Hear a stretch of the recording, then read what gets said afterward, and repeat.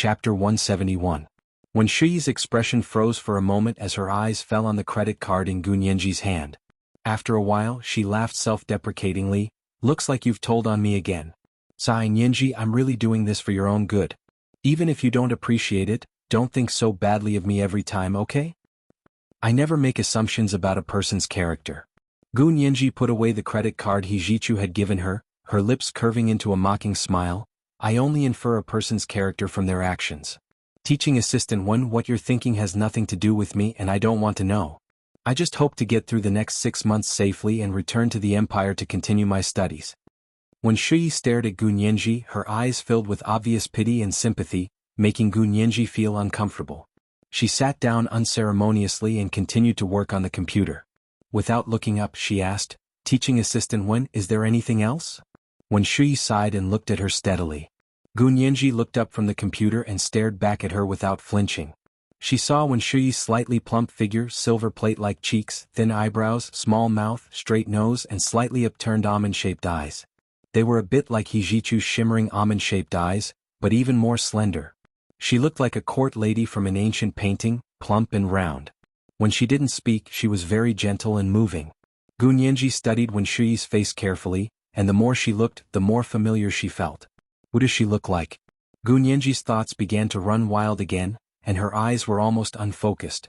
When Shuyi looked at Gunyenji quietly for a while, and when she saw that she was quickly losing focus, she smiled and turned to leave Gunyenji's small office. Gunyenji stared at when Shuyi's back and suddenly remembered. She remembered why when Shuyi looked familiar to her. In her bedroom in the Fengya precinct in Sea City, there were several dolls she had played with as a child. She wore a misty purple princess dress, thick bangs, slender eyes, silver plate-like cheeks and a plump figure. She looked like a little girl from an ancient painting. That feeling was 60 to 70% similar to when Shuyi. Of course, there were many areas where they didn't resemble each other, but the main thing was their temperament.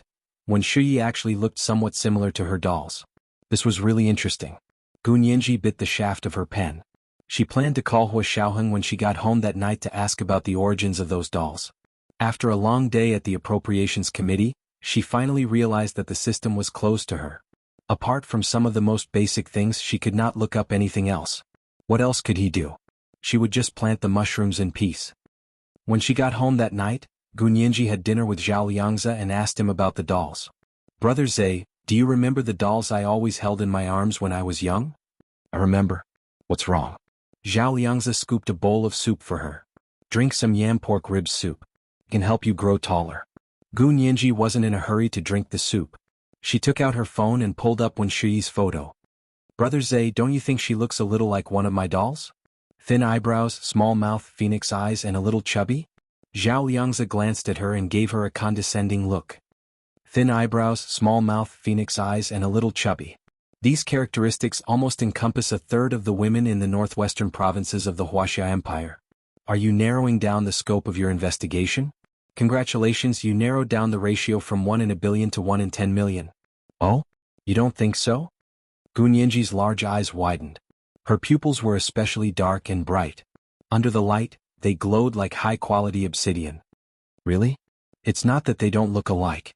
It's just that this similarity is a general similarity in appearance, just like a race. White people are similar to white people and black people are similar to black people. Do you understand? Zhao Liangze patted her shoulder. So this similarity doesn't mean anything. Gunyenji looked at when Shuyi's photo carefully. It did indeed look like what Zhao Liangze had described.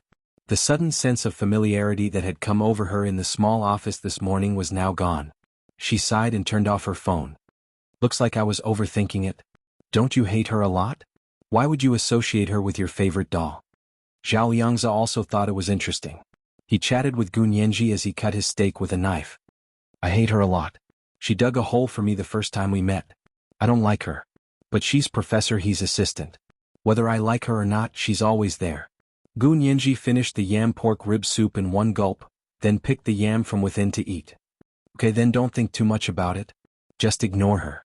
The more you hate her, the more you value her. Why bother making things difficult for yourself? Zhao Liangze cut his steak into small pieces and poured sauce on them. He used a fork to put the pieces into his mouth. His eyes narrowed as he ate. Gunyenji didn't want to eat anymore. She propped her chin on her hand and started talking about the supplier. I could still find out yesterday, but I actually got permission today. I can't see the supplier's details anymore. Zhao Liangzi paused. You got permission? Yeah, I'm pretty sure it was just added today. Because I just pulled up the data and reports yesterday. Gu Nianji nodded with certainty. Zhao Liangzi thought about it. I got it. They probably added a trigger option under the supplier's list. When the supplier was discovered by someone who wasn't on their internal list, the permission was automatically added. It's a very simple smart encryption program. I can only say that there's something wrong with the supplier. Then did you tell Uncle Hua? Gu Nianji looked at Zhao Liangzi eagerly. If you didn't tell him, I can tell him. Zhao Liangzi looked at her and suddenly smiled. I didn't make it very clear. I think it's more appropriate for you to tell him. He winked at her as he spoke. Gu Nianji jumped up happily. I'll go make the call. She rushed to her room and slammed the door shut. She took out her phone and began dialing Hua Xiaoheng's number. Zhao Liangzi was still sitting in the dining room eating dinner.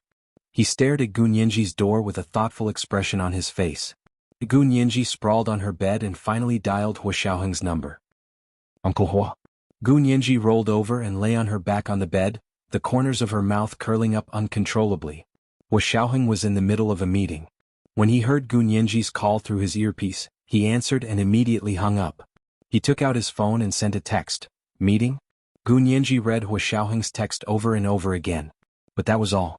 Hua Xiaoheng was currently discussing with his subordinates about sending a research ship to the Gulf of Aden. According to our investigation, Physical World was founded by a Harvard physics professor, but it's only a small limited liability company. It's not a public company, and all of its registration information is highly confidential. Lieutenant Colonel Zhao, who was in charge of North American intelligence, stood on the podium in the conference room and explained the results of their investigation. Bai Yuxing's defection 2 months ago dealt a huge blow to the Secret Service's power in North America. Otherwise, we wouldn't have been able to find so little information. He shook his head regretfully and got down from the podium to sit down in a chair below. Hua Xiaoheng was silent for a moment, then gave the order. Then send a research ship to the Gulf of Aden first, and at the same time, send 2 warships to escort it. Those random pirates in the Gulf of Aden wouldn't dare touch the warships of the regular army. We'll need to coordinate with the Southern Military Region to send the warships. Bai Yueran, the Colonel Director of the 6th Military Region's Legal Department, was also present at the meeting. Or the Eastern Military Region. Only those 2 military regions have a navy. The Southern Military Region. Hua Xiaoheng turned on his computer and looked at the sea map. There are many places in the South China Sea. It'll be easy to provide support. That's true. The South China Sea has a lot of uncanny workmanship.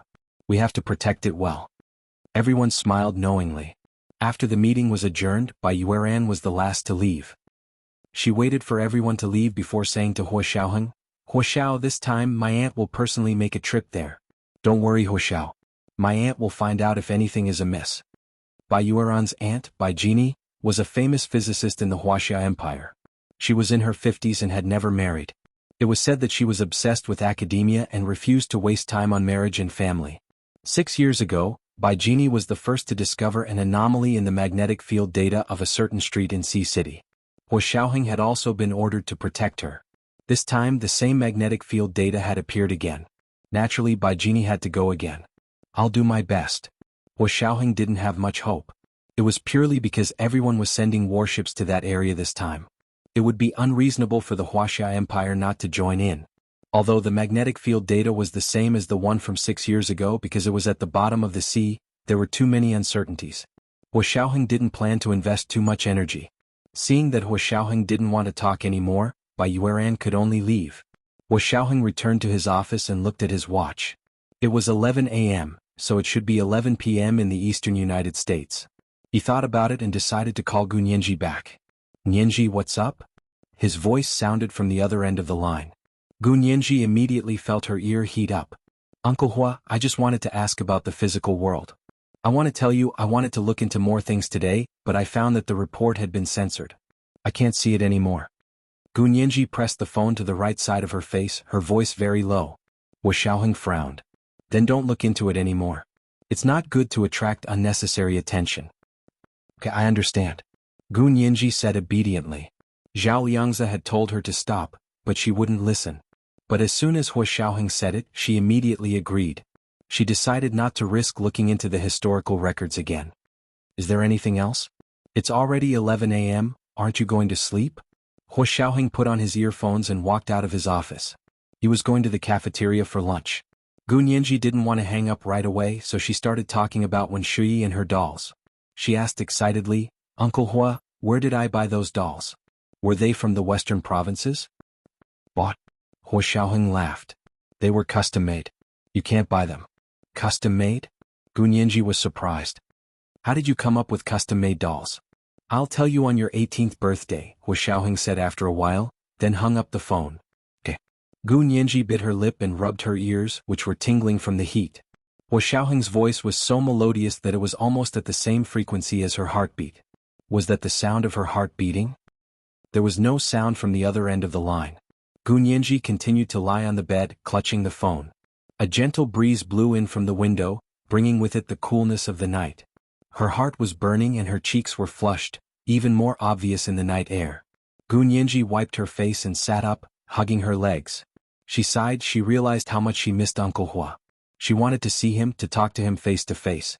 In the future, when he got married and had a child, she wouldn't be able to call him whenever she wanted without any scruples.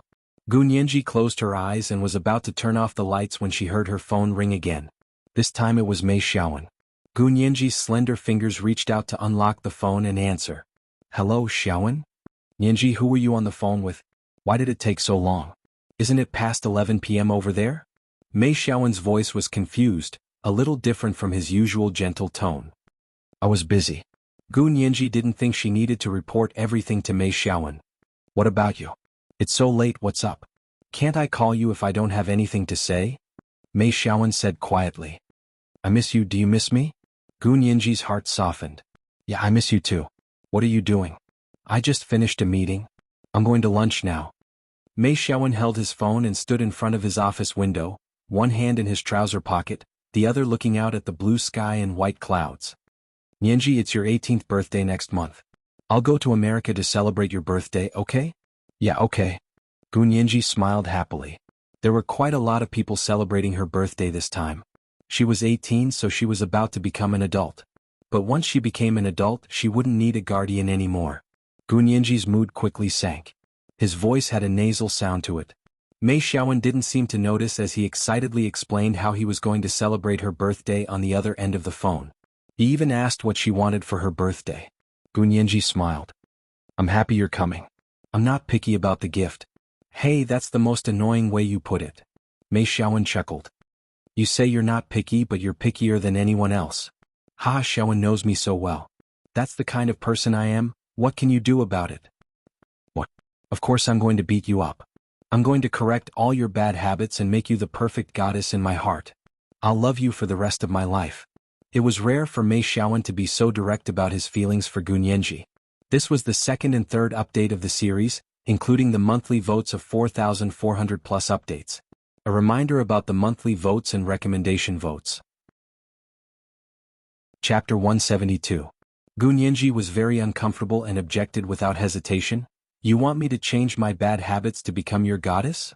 No, Mei Xiaowen, I don't want to be that kind of goddess. Nianji? Mei Xiaowen smiled and said confidently, don't be in a hurry to object. When we fall in love with someone, we want to become a better person for them. Don't you want to do that for me? Gu Nianji was speechless. She thought about it carefully and shook her head. No, you can't ask me to change myself and become what you like. Either you like me the way I am now, or you find a goddess that suits you. Otherwise, you can go find a goddess that suits you. I won't change myself for you. Mei Xiaowen's smile faded, and his downturned lips betrayed his displeasure. Even if she didn't agree with him, couldn't she say it in a tactful way? Jiang Hongcha had obviously done a better job than Gu Nianji in this regard. If Jiang Hongcha didn't agree with some things, she wouldn't openly object. Instead, she would quietly change his views and ideas like a gentle spring breeze. That way, the two of them could reach an agreement without hurting his pride. Gu Nianji, on the other hand, was still too young to understand compromise and obedience. Mei Xiaowen sighed. The little girl still needed to be taught. Although teaching her was tiring, he had molded her exactly the way he wanted her to be. It was much better than Jiang Hongcha's gentle stubbornness. To put it this way, Mei Xiaowen felt that being with Gu Nianji was tiring in the beginning because he had to put in a lot of effort to change her. He had to erase her untimely edges and spoiled personality that was deeply embedded in her bones. But in the end they would get along seamlessly. Gunyenji would become a docile woman who treated him like the sky, listened to everything he said, and loved him for the rest of her life. As for Jiang Hongcha, although he liked her very much, she had betrayed him. This was a flaw that he would never forget. It was difficult to ignore. This flaw was enough to erase many of her strengths. Although Gunyenji had many flaws, she was young, smart, beautiful, and didn't have a strong family background. When she got married, she wouldn't use her family to cause trouble for him. A girl like her was actually the most suitable wife for a scion of an aristocratic family like him. He didn't need to rely on marriage to achieve some kind of benefit. Nianji, don't be so sure. Mei Xiaowen pulled himself together. You don't want to change for me yet because you don't love me that much. When your feelings for me deepen, you will naturally want to change for me. Even if I don't say it, you will want to show a better version of yourself in front of me. Gunyenji grew even more silent after hearing his words. She lay in bed, hugging her panda pillow in one hand and the phone in the other. She stared at the milky white reliefs on the ceiling, and a voice whispered in her heart, "There's only one person in this world that I'm willing to become better for, and that's Uncle Hua." She respected and worshipped him. He was all she believed in and relied on, so she was willing to do her best to be her best self in front of him. But what does this have to do with love? Gunyenji composed herself and said tactfully, "Xiaowen, I think you're mistaken. We want to be better people for the sake of our elders' expectations and concerns. But as a couple we need to be ourselves. If you can't accept the kind of person I am, then I really can't change me to satisfy your needs." She paused, then continued calmly, "Don't waste your time with me." Mei Xiaowen's heart skipped a beat. His voice suddenly grew louder. "Nianji? What do you mean? You want to break up with me just because I made a request? I don't agree. I won't allow it. Listen, I don't agree." Mei Xiaowen waved his arms and spun in circles at the window, venting his anger. Fortunately, the office was on the 30th floor, so he didn't have to worry about anyone seeing him lose his composure. Gunyenji was frightened by Mei Xiaowen's sudden outburst, and could only comfort him. Xiaowen, calm down, calm down. Here, take a few deep breaths and go drink a glass of water. Yes, put down the glass and sit back on the sofa." Her voice was soft and sweet, almost magical. Mei Xiaowen followed her instructions step by step. When he sat back on the sofa and saw a freshly emptied glass of water on the coffee table, Mei Xiaowen smiled wryly. "Nianji, I said I wanted to change you, but you're the one changing me, aren't you?" Gunyenji chuckled. "I'm not that good. Class rep, you've always had strong self-control, I was just reminding you." The words class rep seemed to widen the already close distance between them. Mei Xiaowen was annoyed, he knew he had miscalculated. This girl clearly hadn't fallen head over heels in love with him yet. It was too much of a rush for him to make such a request now, and it almost scared her away. "Nianji, I was wrong just now. You're such a good girl, why would you need to change? Besides, if you really did change you wouldn't be you anymore. I like you the way you are." Mei Xiaowen gripped his phone and wiped the sweat from his forehead. "See, long-distance relationships are so unreliable. We fought and I couldn't even comfort you in person." Gunyenji smiled quietly and corrected Mei Xiaowen. "Xiaowen, we're not in a relationship yet. Don't forget we have a 6-month promise." Their promise was that after she returned to the Empire in 6 months, if Mei Xiaowen still wanted her to be his girlfriend, then she would officially agree to it. "Yes, you see, I love you so much I already see you as my girlfriend. Otherwise, I wouldn't have made such an outrageous request." Mei Xiaowen's words were soft and gentle, his clear baritone voice was very moving. "Nianji, you have to forgive me for losing my head just now. You took psychology as an elective, so you should know that people only seek perfection when they're with the people they're closest to." Gunyenji had taken psychology for half a semester in university to study her own mental state and find a way to recover her memory. She hadn't paid much attention to other aspects. Mei Xiaowen's words reminded her that there was such a saying in psychology. Okay, you don't have to apologize. It's normal for two people to have conflicting views, otherwise why would they need to get along? Don't you think so? It's a long process for two completely different people to become one physically and mentally." Gunyenji analyzed their relationship from a psychological perspective, and was surprised to find that it made sense. She had always been an expert at armchair strategizing. Mei Xiaowen frowned as he listened, but he knew that he had just annoyed her, so he didn't say anything to object. Jiang Hongcha had waited for him downstairs in the dining room for a long time, but he hadn't come for lunch. Her phone had been busy the entire time, so she had no choice but to come up. Xiaowen, do you still want lunch? I brought it for you.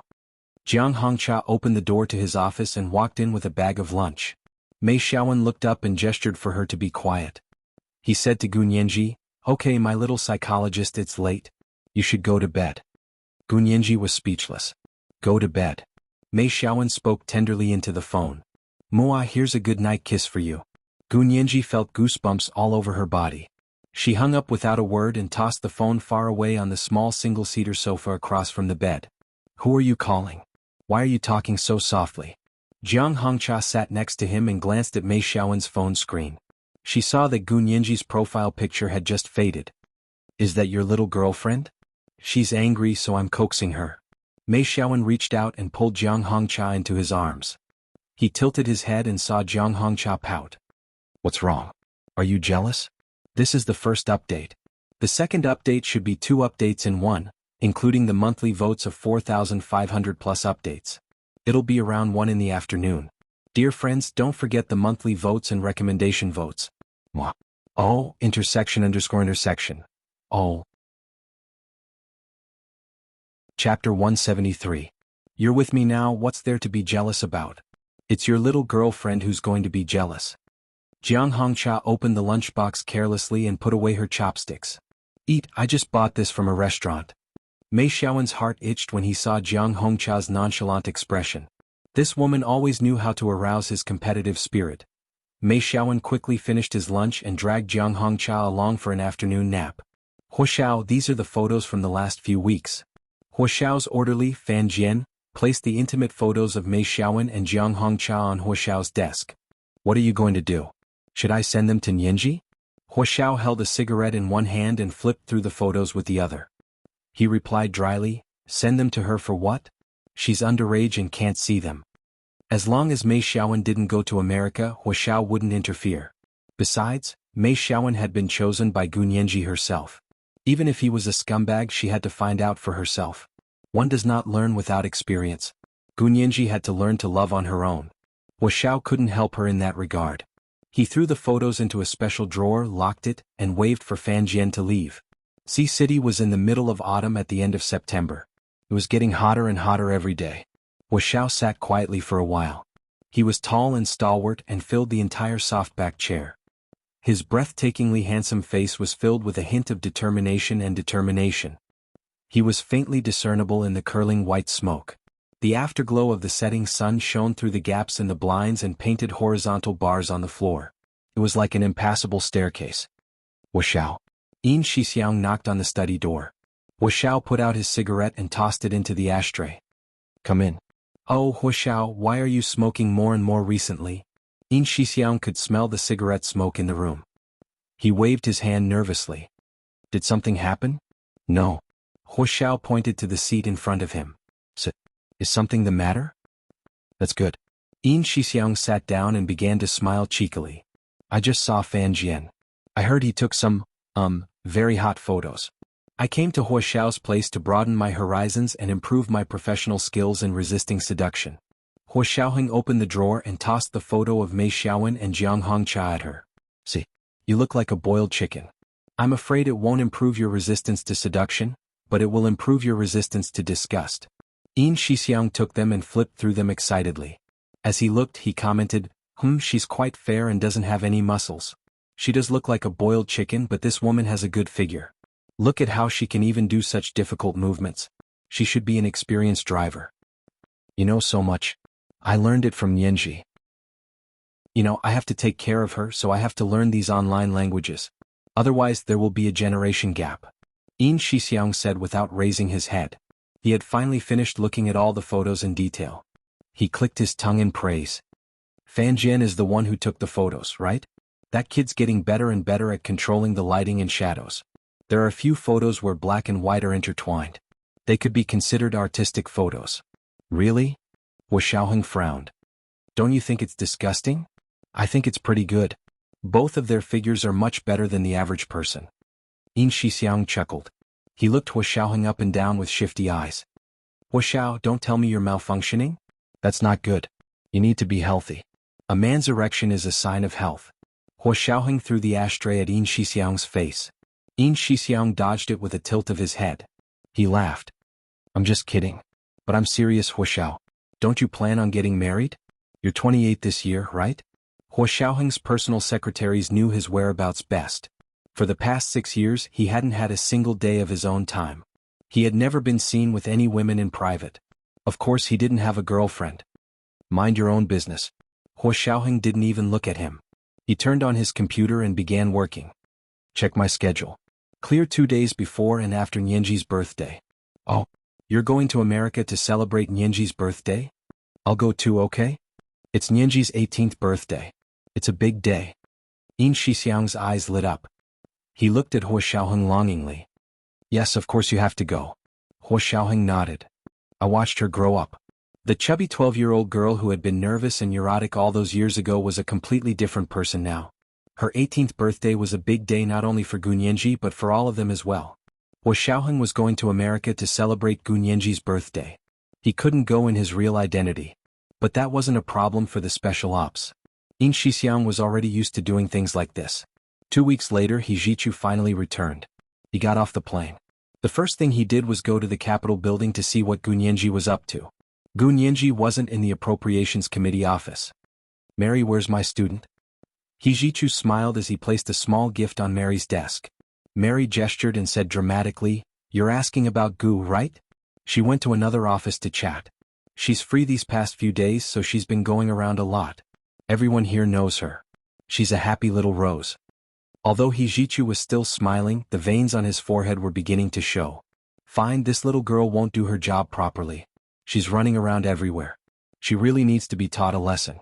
He Zhichu turned and walked out. He stood in the doorway of the Committee for Freedom of Ocean Travel, his hands in his trouser pockets. He looked at a pretty girl in a pink Chanel dress suit. She stood out among the group of senators and staff in black and white suits. It was Gu Nianji. She sat next to John, the chairman of the Committee for Freedom of Ocean Travel, and chatted with him with a smile. For the past 2 weeks, Gu Nianji hadn't been able to work at the Committee of Appropriations. Something had happened to her account, and it was completely unusable. He Zhichu wasn't around and she didn't want to go see Wen Shuyi. She didn't want to do anything so she hung around the committees every day. She learned from Brother Huang's ability to socialize with people and quickly became one with everyone. The counselors and staff members were very happy to have a cute and witty Asian girl to chat with in their spare time. Mr. John, are you sure the United States really wants to withdraw from the International Maritime Convention? But I know that the United States was one of the drafters of the convention. Gu Nianji's large eyes flashed, and she acted as if she didn't have an IQ. Your pretty little brain won't be able to understand this. John chuckled and shook his head. He turned on his computer and showed her a document. Do you know what this is? Gu Nianji frowned and leaned over to see a very old scanned document appear on John's computer screen. The paper was yellowed and she didn't know how long it had been there. She looked at the signature on the document, and her red lips parted. Oh, it's a document from the last century? Yes, you know about the League of Nations, right? The United States was the initiator, but we didn't join because the Senate objected. John laughed. Interesting, isn't it? Let me tell you, international politics is like this. Don't expect so-called law and fairness. Everything is about power and it's all about national interest.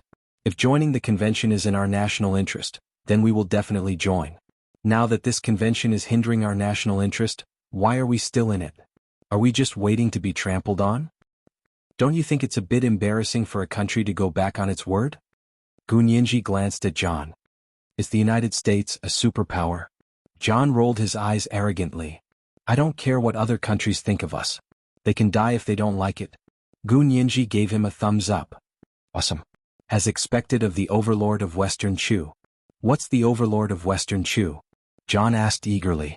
Gu Nianji grunted, and was just thinking about how to euphemistically describe the Overlord of Western Chu's suicide when she heard a familiar cough from the door. Gu Nianji turned around in surprise. He Zhichu stood at the door with a handsome face, but his expression was as cold as Arctic ice. His cold gaze fell on Gu Nianji, as if he wanted to freeze her into a statue. She didn't care at all, nor was she afraid. She giggled and walked quickly to his side. She looked up in surprise. Professor He, you're finally back. I've missed you so much. He Zhichu's anger dissipated at Gu Nianji's excited greeting. He reached out and took her arm. He nodded at the people in the office and led her away. Brother Huang knew Hijichu had arrived and quickly chased after him. However, the hallway was already empty. Hijichu had already left with Gunyenji. Professor He, you're finally back. The last 2 weeks have been like a year for me. Gunyenji's mouth was especially sweet as she poured all sorts of heartwarming words on Hijichu. The corners of Hijichu's lips curved higher and higher, and the frost on his face melted away. They went to Gunyenji's office to retrieve her small backpack and took her to the Rolls-Royce. He ordered the driver, back to the manor. Gunyenji finally said uneasily, Professor He, you just got back? Hijichu nodded. I just got off the plane. He turned to study her delicate, pretty face.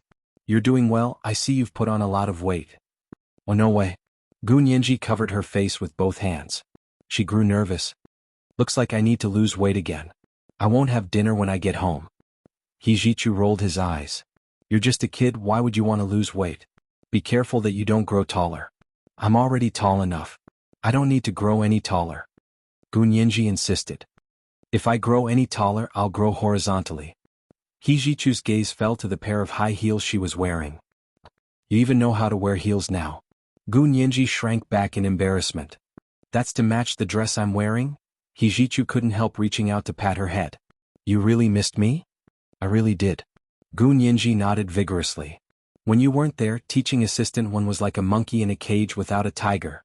Then she blah blah blah blah blah blah blah blah blah. Hijichu's expression grew darker as he listened. Finally he said slowly, You missed me because you wanted me to come back and support you? Professor He, you're so smart. You hit the nail on the head. Gunyenji gave him a thumbs up. If you hadn't come back, I would have wasted the last 6 months. I wouldn't have been able to do anything. She then told him about the problems with her account. Hijichu didn't respond. He leaned against the back seat and rubbed his forehead helplessly. He knew this heartless little girl didn't miss him at all. She just wanted to use him to punish others. Professor He? Are you tired? Gunyenji couldn't sit still. Let me go back. You should rest for a few more days. Hijichu let go of her and pursed his lips. His shimmering, sultry eyes grew colder and colder. It matched perfectly with his cold expression. He looked at her for a while and asked, I wasn't here for 2 weeks and you didn't do anything? I tried. I also found the reason you mentioned, but my account was later demoted to the same level as a wanderer. I couldn't do anything at all. Gunyenji shrugged. If you don't believe me, you can look it up yourself. Without another word, Hijichu took out his phone and made a call to the Congress. Gunyenji's words were quickly confirmed. The person who answered the phone was very polite to Hijichu. He smiled and promised, as long as Mr. He signs, we will immediately release your student's privileges. Okay, I'll sign it tomorrow. Hijichu understood the whole story and didn't scold Gunyenji anymore. He looked at her sideways. Why don't you go to teaching assistant one? She can handle this kind of thing. I don't want to deal with her, Gunyenji said bluntly. Gunyenji said bluntly, you're not here. What if she sets another trap for me to jump into? Who am I going to cry for? Hijichu snorted and continued to rub her head. Now you're taking the opportunity to cry for me? I'm not crying. I'm seriously complaining, okay? Gunyenji turned to avoid his hand. Please don't rub my head anymore. I'm almost 18. Hijichu withdrew his hand. His expression was cold. I know. I don't need you to remind me. Gunyenji actually did have something to remind him about, but he didn't seem to want to talk. She could only shut her mouth and look at the scenery outside the car. The Rolls-Royce drove them quietly and smoothly to Hijichu's manor near the Potomac River. The large iron gate opened to both sides, revealing an asphalt road leading to the white mansion in front. The road was lined with green grass, and there were a few flower beds scattered on the grass. There were Hispanic gardeners trimming the branches in the flower beds. When they saw the Rolls-Royce drive in, everyone stopped what they were doing and waved at the big car. Gunyenji looked at it all curiously. She turned to Hijichu. Professor He, can a lawyer make that much money? Even if it was possible, Hijichu would only have that much money when he was in his 70s or 80s. But looking at his resume, he was only 28 years old. No matter how capable he was, how did he make so much money in just 3 short years? Hijichu could see her doubts but didn't plan on answering them. He got out of the car with a cold expression. He stood beside the car and opened the door for Gunyenji to get out. Whether it was the Rolls-Royce driver, the gardeners in the flower beds, or the housekeeper coming up to greet them, they were all dumbfounded. This is the second and third chapter in a row. It's 4,200 words including the 4,500 monthly votes and chapters. Dear friends, don't forget the monthly votes and recommendation votes. Mwah. Oh, intersection. Oh. Chapter 174. In the eyes of the He family's chauffeur, gardener, and housekeeper, Hijichu was very ostentatious. He rarely even opened the door for himself, much less opened it for others. The Rolls-Royce chauffeur who rushed out was a fat white man in his 40s, but his face was red from the sun, like a cooked shrimp. He rubbed his hands, his face pale as he called out uneasily, "Mr. He, let me do it." The chauffeur came over to open the door for Gunyenji. Hijichu turned to look at him. To others it didn't seem strange, but the chauffeur felt the coldness in his eyes. Even the scorching September sun on the Potomac River couldn't warm him up. Mr. He wouldn't fire her just because she opened the car door one step too late, would he? The chauffeur was sweating profusely. He had been unemployed for many years and had finally found this job 3 years ago. The annual salary was double the market price, and all the benefits were the same as government employees. His entire family had medical insurance, and this was the first time he had pension insurance in his 20 years of work. He couldn't lose a job like this. "Mr. He," the driver begged. His face was so red that it was almost black and he scrunched up his face. Gunyenji got out of the car and curiously turned to look at the chauffeur, then at Hijichu. "Professor He?" She pouted at the chauffeur. Hijichu's expression softened as he nodded at the chauffeur. "It's fine, she's my student. I'll take her inside. You can park the car in the garage and take her home later." The chauffeur sighed heavily and gave Gunyenji a big smile as he bowed deeply. Gunyenji was shocked and quickly moved out of the way. She nodded at him again. "Thank you." The chauffeur smiled sheepishly as he returned to the car and drove away. Gunyenji followed Hijichu to the colonial-style white mansion not far away. "Professor He, is this your home? Are your parents here?"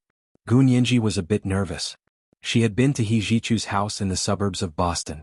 It was much smaller than this manor, and was obviously his temporary residence. As for this manor, it was filled with an ancient aura. It was unknown how many generations of the clan had lived here. Gunyenji felt that this was Hijichu's ancestral home. This was the only reason that could explain how Hijichu was able to have so much wealth and servants at such a young age. He should belong to someone with old money. Hijichu smiled and shook his head. "No, my parents aren't here. This is just a temporary residence." Such a huge manor, and it was still a temporary residence. Gunyenji felt like she had been screwed. She didn't want to talk anymore, so she followed Hijichu up the steps and into the living room.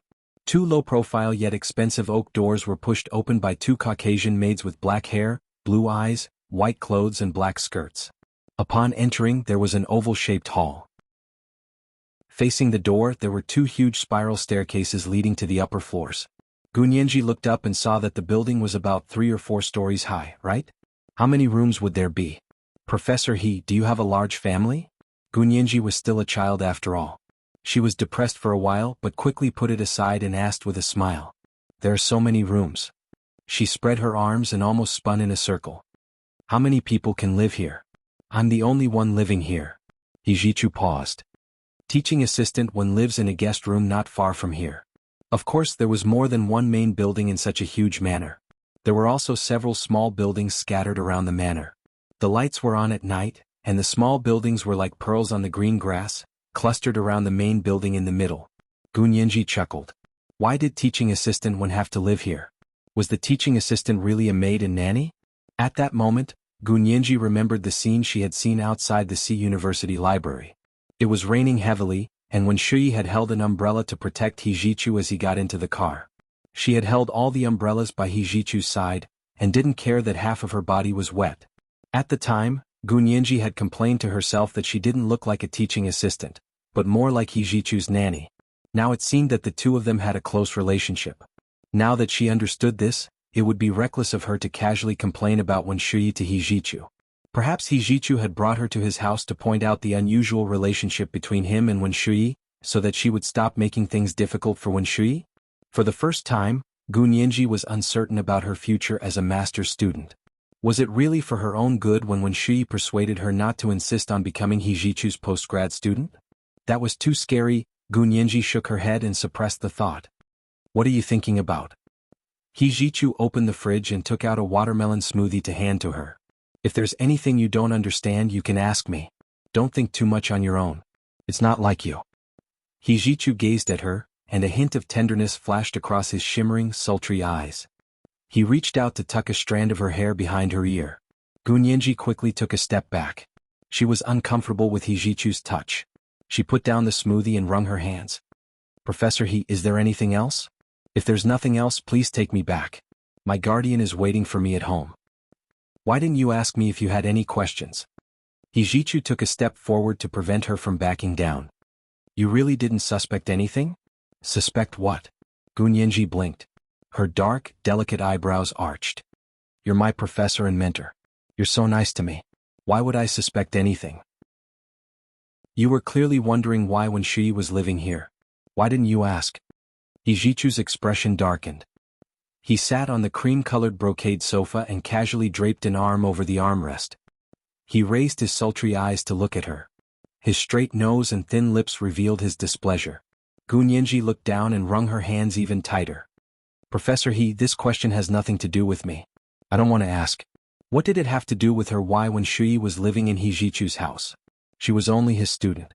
Did he have to check his family's background? Nothing to do with it? Hijichu looked at Gunyenji. He couldn't tell if he was disappointed or confused. Really? As long as you abide by your professional ethics and don't play favorites. Gunyenji looked up and spread her hands. A smile reappeared on her face. She extended her slender right hand and pinched her thumb and index finger together. As your student, I don't dare to ask for too much. This is all I expect of you. Only this. Hijichu laughed in exasperation. Classmate Gu is so humble. You're not greedy at all. Yes. I've always been a good student. I've always been a good student who thinks of others. Gunyenji blushed when she praised herself. Hijichu closed his eyes and rested one hand on his forehead. He crossed his legs and sat sideways on the sofa. He didn't move but waved his other hand. Go back. I'll get the driver to take you to the garage. He didn't even look at her and sent her away. Although Gunyenji was unhappy, she didn't throw a tantrum in front of Hijichu. Who did she think she was? Just because people gave her some respect, she really opened a dyeing house. Gunyenji obediently said to Hijichu, Then I'll be going. Goodbye, Professor He. She turned and left like a model student. Hijichu looked up and watched her walk away without any reluctance to leave. He clenched his fists and called out again. Nyenji. This is the first update. The second update should be 2 updates in one, including the monthly votes of 4,600 plus updates. It'll be around 1 in the afternoon. Dear friends, don't forget the monthly votes and recommendation votes. Mwah. Chapter 175. Gunyenji stopped and turned around with a smile. Professor He, is there anything else? Hijichu was still sitting on the sofa with his hand on his forehead. He didn't move and looked at her quietly. Gunyenji didn't say anything and waited patiently for him to speak. The spacious living room was quiet. The snow-white curtains hung from the tall French windows like a waterfall. There was a clock as tall as a person in the corner of the room. It looked like an antique, but the pendulum was still swinging. The occasional click made the room even more silent. No one knew where the maid and the butler had hidden themselves, and they were nowhere to be seen. They stared at each other in silence. It was like they were separated by mountains and rivers. Hijichu pursed his lips and looked away. His voice was calm as he said, I promised to give you a party for your 18th birthday. Now there are 3 places for you to choose. One is the banquet hall of the capital, another is the rose garden on the south lawn of the White House, and the third place is on a cruise ship in the Caribbean. Tell me tomorrow when you've decided which one to choose. There's not much time left. It's time to prepare. Gunyenji smiled, her eyes drifting. Professor He, you're too kind. I was just joking before. Don't take it seriously. How can I let you spend money on my birthday? It's fine, I'll just eat cake and blow out some candles with my relatives and friends. Although her 18th birthday was important to her, the most important thing was who she was spending it with. If Hui Xiaoheng could personally celebrate her birthday with her, it didn't matter even if there was no cake or candles. As long as she could see him standing in front of her and personally wish her a happy birthday, her 18th birthday would be perfect. Hijichu could clearly see that Gunyenji was distracted. He clenched his fists so tightly that the veins on the back of his hands popped. They were very obvious on his fair skin, like cracks in the ice on exquisite porcelain. You don't have to take it seriously, but I, Hijichu, have never gone back on my word. Hijichu stood up. You don't have to refuse or think too much about it. I always throw birthday parties for my students. If you don't believe me, you can ask them yourself. Gunyenji collected her thoughts and thought about it carefully. She had once heard from her fellow graduate students that the professors would indeed celebrate their graduate students' birthdays, but most of them would go out to a restaurant for a meal and then go to karaoke. She had never heard of Hijichu spending as much as he did. Of course, those people couldn't compare to a mentor as powerful as Hijichu. No matter which of these three choices, it will take time to prepare. You should choose one quickly. Hijichu turned around and walked toward the spiral staircase, leaving Gunyenji with the view of his long and lonely back. Gunyenji bit her lip and could tell that Hijichu was angry. With his ability, these three choices were probably like watching a movie, eating at a restaurant, or going to a karaoke bar for an ordinary person's birthday. Gunyenji asked weakly, "Will it be very troublesome for a cruise on the high seas of the Caribbean?" She had her own selfish motives. If her 18th birthday party was held at the U.S. Capitol or the Rose Garden on the south lawn of the White House, the chances of Hua Xiaoheng attending would be very low. Even if he could overcome all difficulties and really come to see her, Gunyenji couldn't bear to put him in danger. She knew that Hua Xiaoheng's identity was too sensitive. The CIA in the U.S. might have been keeping an eye on him. Hijichu's footsteps stopped. His hand was on the staircase's railing, and his two long legs were one high and one low on the stairs. Without turning around, he said, "Okay, a cruise on the high seas of the Caribbean." His mood improved a little, because he was also willing to go with the third option. On a cruise on the high seas, he could celebrate her birthday without any qualms. But he still didn't turn around. He slowly walked up the stairs alone and left Gunyenji downstairs. Gunyenji sighed and turned to leave the main house. She went to the garage to find the driver from earlier to take him home. The driver was very talkative and chattered with Gunyenji about many interesting things Hijichu and his students had done. It turned out that Hijichu did indeed celebrate the birthday of his graduate students every year, and it was always extravagant. In the past 3 years he had taken his students on a day trip to Las Vegas, booked a movie theater at Universal Studios in Florida, and taken them hunting in Africa. Compared to that, the three choices he had prepared for himself weren't too out of line. Gunyenji breathed a sigh of relief, but secretly mocked herself for being so petty. Hijichu was too far away from her, and a girl from an ordinary family like her couldn't imagine the way these elites spent their money. Returning to her apartment with Zhao Liangzi, Gunyenji told him about her 18th birthday party. "Professor, he gave me three choices: the U.S. Congress, the White House, or a cruise on the high seas of the Caribbean. I chose a cruise on the high seas of the Caribbean for my birthday. Wouldn't it be easier for Uncle Hua to go?" Zhao Liangzi laughed. "The high seas are much easier than entering the U.S. Congress or the White House. I told them that Big Xiong would be coming too." "That's great." Gunyenji's eyes curved with joy, and her thick black eyelashes fluttered on her fair, delicate face like two disturbing butterflies. Zhao Liangzi averted his eyes. "I'll tell them. Hua Xiao, Professor, he plans to celebrate Nyenji's 18th birthday on a cruise on the high seas of the Caribbean." Zhao Liangzi sent the message back without a video call. Hua Xiaoheng's lips curved slightly when he saw the message, but he quickly calmed down. "Big Xiong, don't bother." Hua Xiaoheng called Yin Shixiang. "Nyenji's 18th birthday party will be held on the high seas." Yin Shixiang was delighted. "On the high seas? Ha ha ha, that's great, we can do whatever we want on the high seas, ha ha ha." When Mei Xiaowen received the news about Gunyenji's 18th birthday party, it was only a week away. On a cruise on the high seas of the Caribbean? He looked at the electronic invitation Gunyenji had sent him, and was very surprised. Who's so generous? Jiang Hongcha leaned against his back and hugged his neck, looking at the electronic invitation with him, and was also surprised. Isn't your little girlfriend an orphan? Her guardian is that rich? He's holding a birthday party on a Caribbean cruise? Her guardian is just an ordinary white-collar worker. How could he have that much money? Mei Xiaowen shook his head absent-mindedly, and his expression darkened as he had a bad feeling. Jiang Hongcha paused, her thoughts echoing Mei Xiaowen's.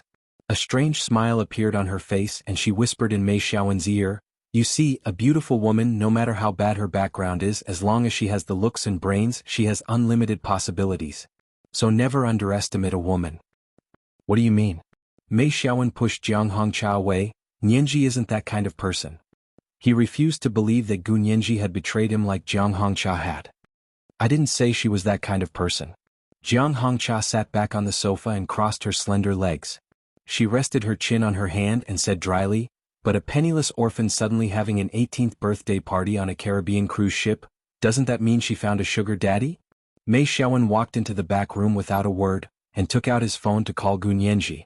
It was 7 or 8 o'clock in the morning on Gun Yanji's side. She had just walked into the Committee of Appropriations office in the U.S. Capitol when her phone rang. Seeing that it was Mei Xiaowen, she happily answered the call. Xiaowen?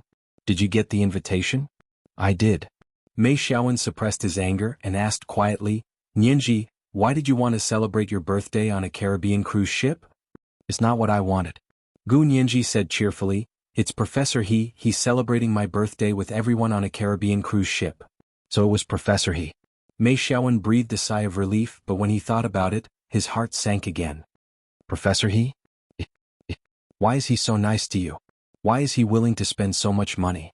Mei Xiaowen's tone made Gu Nianji very unhappy. What do you mean? Make yourself clear. She angrily walked into her small office and shut the door. Mei Xiaowen raked his fingers through his hair in frustration. Don't play dumb, you know what I mean. Tell me, why would a mentor take out so much money to celebrate your birthday? Do you think I'm stupid? Mei Xiaowen.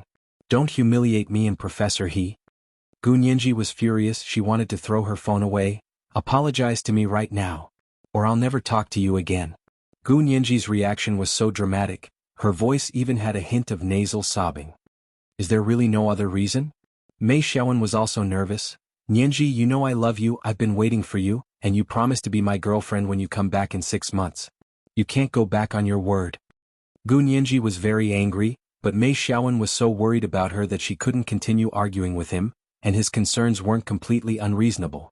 Before Gu Nianji knew about He Jichu's generosity towards his students, hadn't she also cautiously kept her distance from him?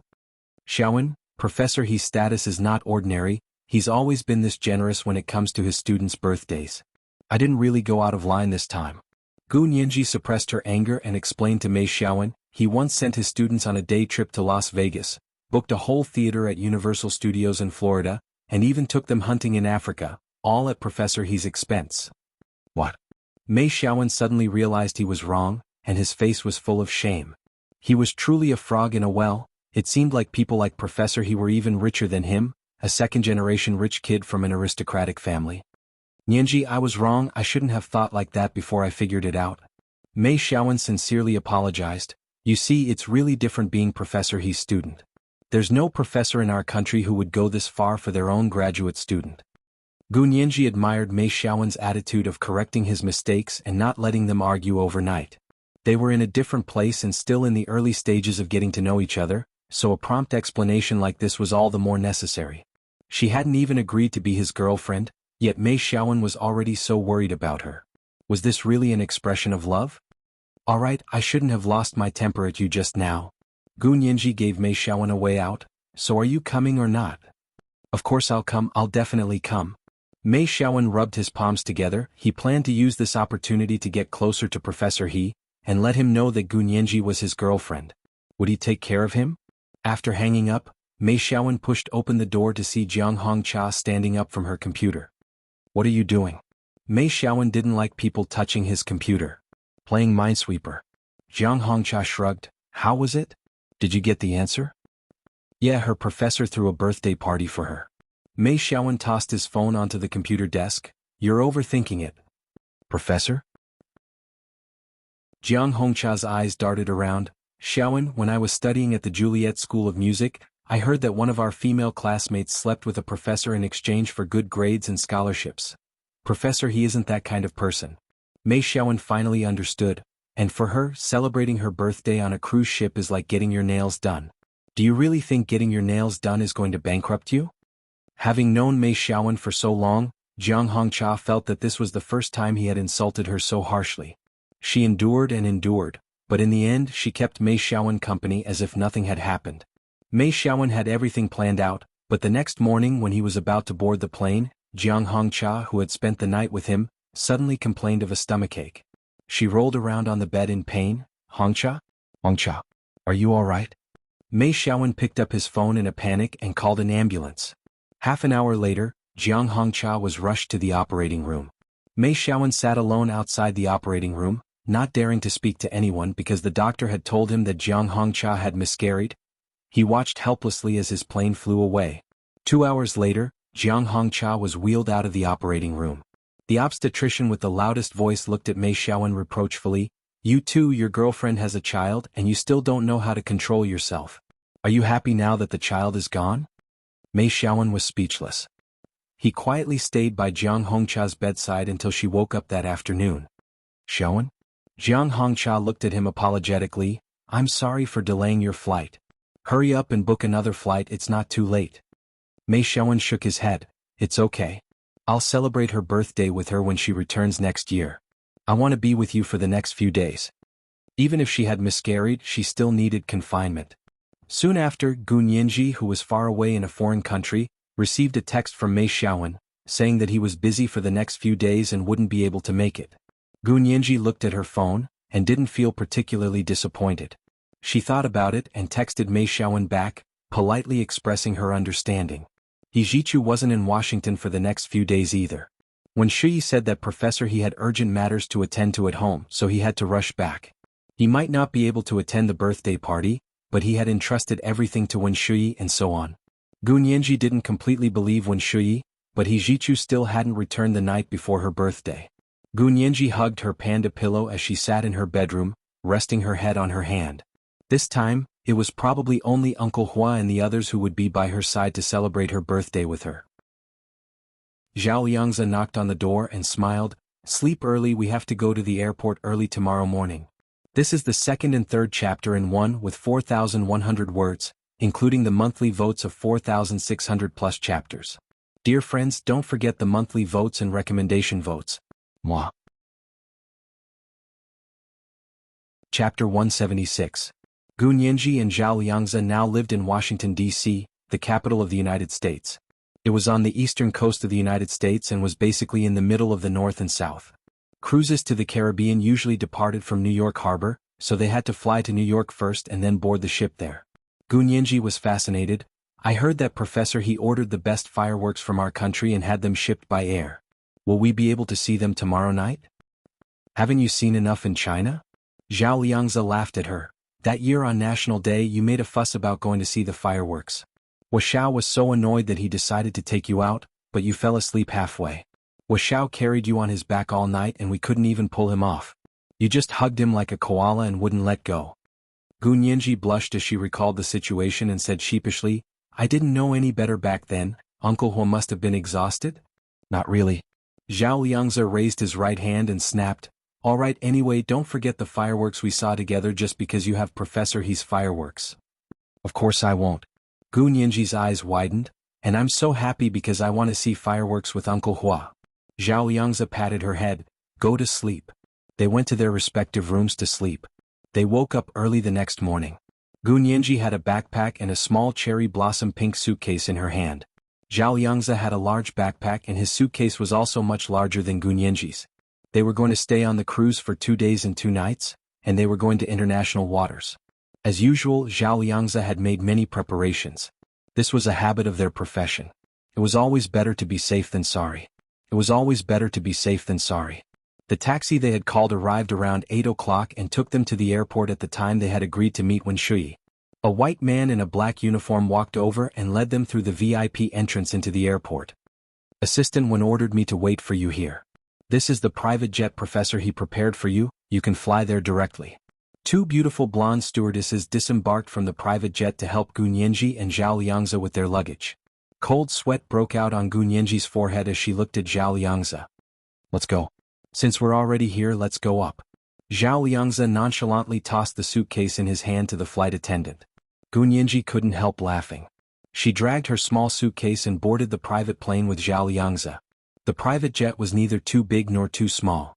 Apart from the pilot, co-pilot and 2 flight attendants, it could carry 8 passengers. Of course, Gu Nianji and Zhao Liangzi were the only passengers this time.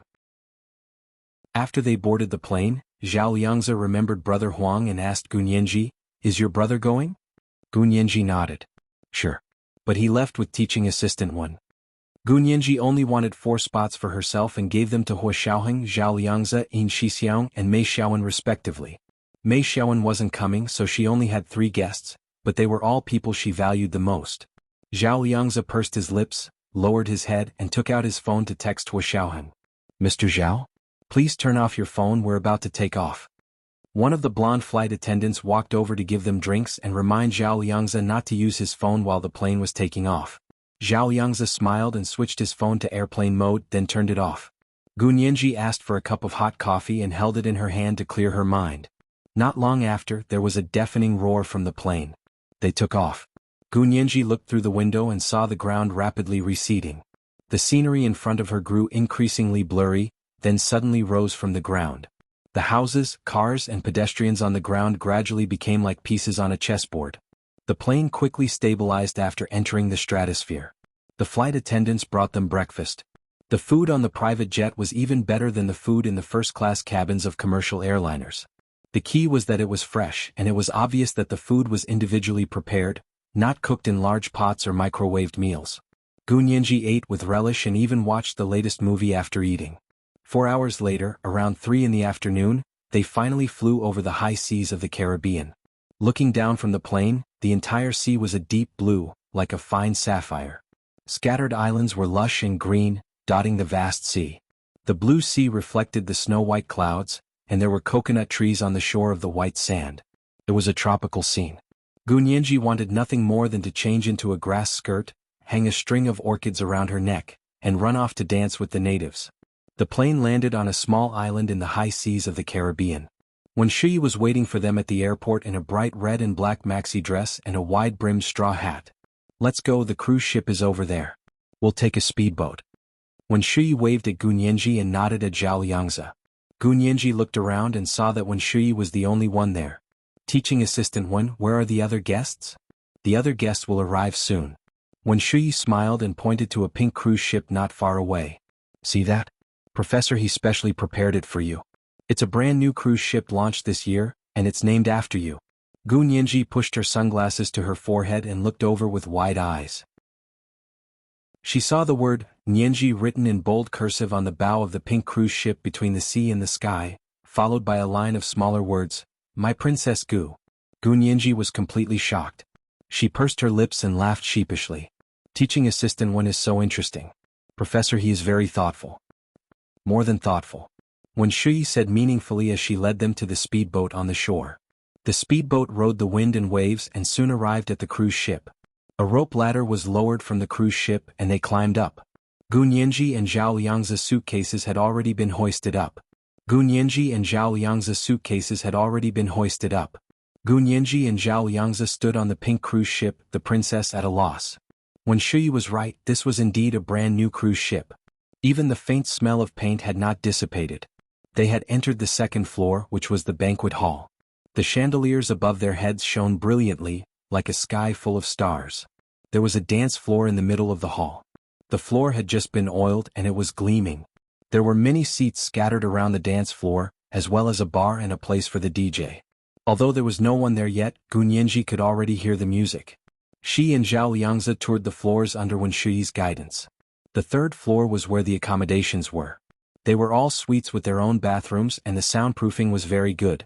As soon as they walked in, they couldn't even hear the sound of the waves. The fourth floor was the highest floor and there was an open-air playground there.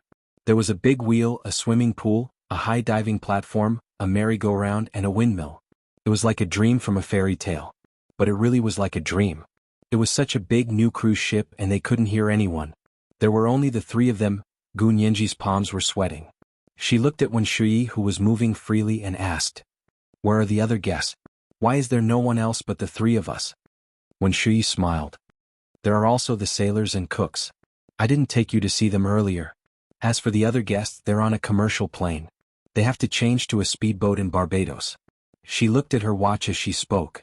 "Soon they'll be here in 2 or 3 hours." She added, "They should be here before sunset. This is the first watch. The second watch should be 2 watches in one, including the monthly votes of 4,700 plus 1 watch. It will be around 1 o'clock in the afternoon. Dear friends, don't forget the monthly votes and recommendation votes. Moi. Chapter 177. The birthday party was being held at night. Gunyanji felt uneasy and took out her phone to call Brother Huang. "Nyenji?" Brother Huang's cheerful voice sounded from the phone. "Birthday girl, have you arrived at the cruise yet?" Gunyanji relaxed and smiled. "I just arrived, what about you guys?" Where are you? We have a lot of people on the plane. We have to go to Barbados first, then change to a speedboat there. Brother Huang's words were the same as when Shuyi's, and Gu Nianji relaxed a little. She remembered He Jichu calling her before he left and promising that he would be back in time to celebrate her birthday. At the time, she had politely told him that if Professor He's family was in an emergency, it would be best to take care of them first. But she also knew that He Jichu wouldn't go back on his word. He had an air of authority about him that was similar to Hua Xiaoheng's to a certain extent. Gu Nianji had known him for so long that she felt she should trust him. Okay, I'll wait for you guys then. Gu Nianji hung up with a smile. Okay, let's go back to our room and get ready for the grand birthday party tonight. When Shuyi winked at Gu Nianji forced a smile back. Gu Nianji knew that she wasn't as cultured as when Shuyi. She couldn't conceal her true feelings so well. Gu Nianji knew that she wasn't as cultured as when Shuyi. She and Zhao Liangzi returned to the third floor of the cruise and found a suite in the middle. Nianji, let's not be pretentious. Can you stay with me? Zhao Liangzi opened his suitcase and took out his electronic equipment and instruments as he spoke to her. Gu Nianji nodded. Even if Zhao Liangzi hadn't suggested it, she would have suggested it anyway. She only felt safe when she was with people she knew on the vast ocean. Brother Zhe, where are Uncle Hua and the others now? Do they know this place? Gu Nianji was a little uneasy. Don't worry, I've already sent them the coordinates. Zhao Liangzi recalled Hua Xiaoheng's trip and couldn't help laughing. He looked up to see Gu Nianji's concerned eyes and tossed his iPad to her. Hua Xiao always makes a big scene when he travels. See for yourself. After saying that, he made a face at her. Gu Nianji took the iPad suspiciously and swiped it open. She saw that the homepage was the famous American news website CXX. The words "Breaking News" were written in big red letters. Under the headline was a clear photo taken by a satellite. Waves rolled on the blue sea and a long black ship emerged from the water. On the ship, a bright red flag fluttered in the wind. The resolution of the satellite photo was extremely high, and Gu Nianji could even see the 5 red stars on the flag. Below the photo was clearly written, "The Wuxia Empire's Qing-class nuclear submarine has suddenly appeared in Guam. What is its purpose? Our country's Ministry of Foreign Affairs has already issued a serious note to the Wuxia Empire. We've been treated unreasonably by the Wuxia Empire's officials." Gu Nianji's heart jumped. Looking at the time of the news, it was actually 6 days ago. Guam was a territory of the United States and the most important military base in the Western Pacific. In order to deal with the Wuxia Empire, the United States had built Guam into an unsinkable aircraft carrier. They had spent $12.6 billion to build the most advanced nuclear-powered aircraft carrier dock, the most sensitive missile defense system, and the most powerful combat training ground. However, such a huge and advanced military base had been secretly snuck under by the Wuxia Empire's nuclear submarine. It had even surfaced to greet them. Brother Zhe, could this be? Her eyes sparkled as she looked at Zhao Liangzi, her heart pounding. Could it be that Uncle Hua had come on a nuclear submarine this time? Zhao Liangzi nodded slightly and smiled. Hua Xiao happened to be on his way here, so it was on the way. You know that thing doesn't move very fast. The speed of a nuclear submarine wasn't its advantage. Its advantage was that it carried missiles that could directly attack the enemy's coast. It was an important strategic weapon that guaranteed a second nuclear strike. Hua Xiaoheng and the others had set off a few days ago. They had reserved 2 days to celebrate Gu Nianji's birthday in the Caribbean. 6 days ago at this moment, Hua Xiaoheng looked at the U.S. military base in Guam and gave an order with a half-smile. "Since we're here, let's say hello." Then the nuclear submarine slowly rose from the bottom of the sea, the Wuxia Empire's flag fluttering in the wind. It appeared in the waters near Guam. When the personnel on duty at the U.S. military base in Guam saw the huge object appear on the radar screen, he hurriedly took off his glasses and wiped them repeatedly, afraid that his eyes were playing tricks on him. However, his companion tapped him on the shoulder and pointed to the sea outside the window. He said expressionlessly, "What are you rubbing? Look outside, we're already at the door. Do you think your eyes are playing tricks on you?" Soon after, an ear-piercing alarm sounded at the U.S. military base in Guam. The radar spun rapidly as fighter jets took off from the airport, closely monitoring the nuclear submarine that had silently snuck under their noses. The U.S. military's highest-resolution satellite quickly captured countless photos and sent them to the National Defense Building in Washington, D.C. The U.S. military experts quickly discovered that this was the Qing-class nuclear submarine that the Wuxia Empire had just successfully developed. It had actually silently entered the water and was cruising with missiles. However, as the Americans shouted, protested, and stomped their feet, the Wuxia Empire's Qing-class nuclear submarine silently sank to the bottom of the sea and quickly left the U.S. military base in Guam. Gu Nianji was wearing a snow-white bikini and a navy maxi dress. She was lying on a lounge chair next to the swimming pool on the 4th floor of the cruise ship. She was sunbathing as she flipped through the news on her iPad.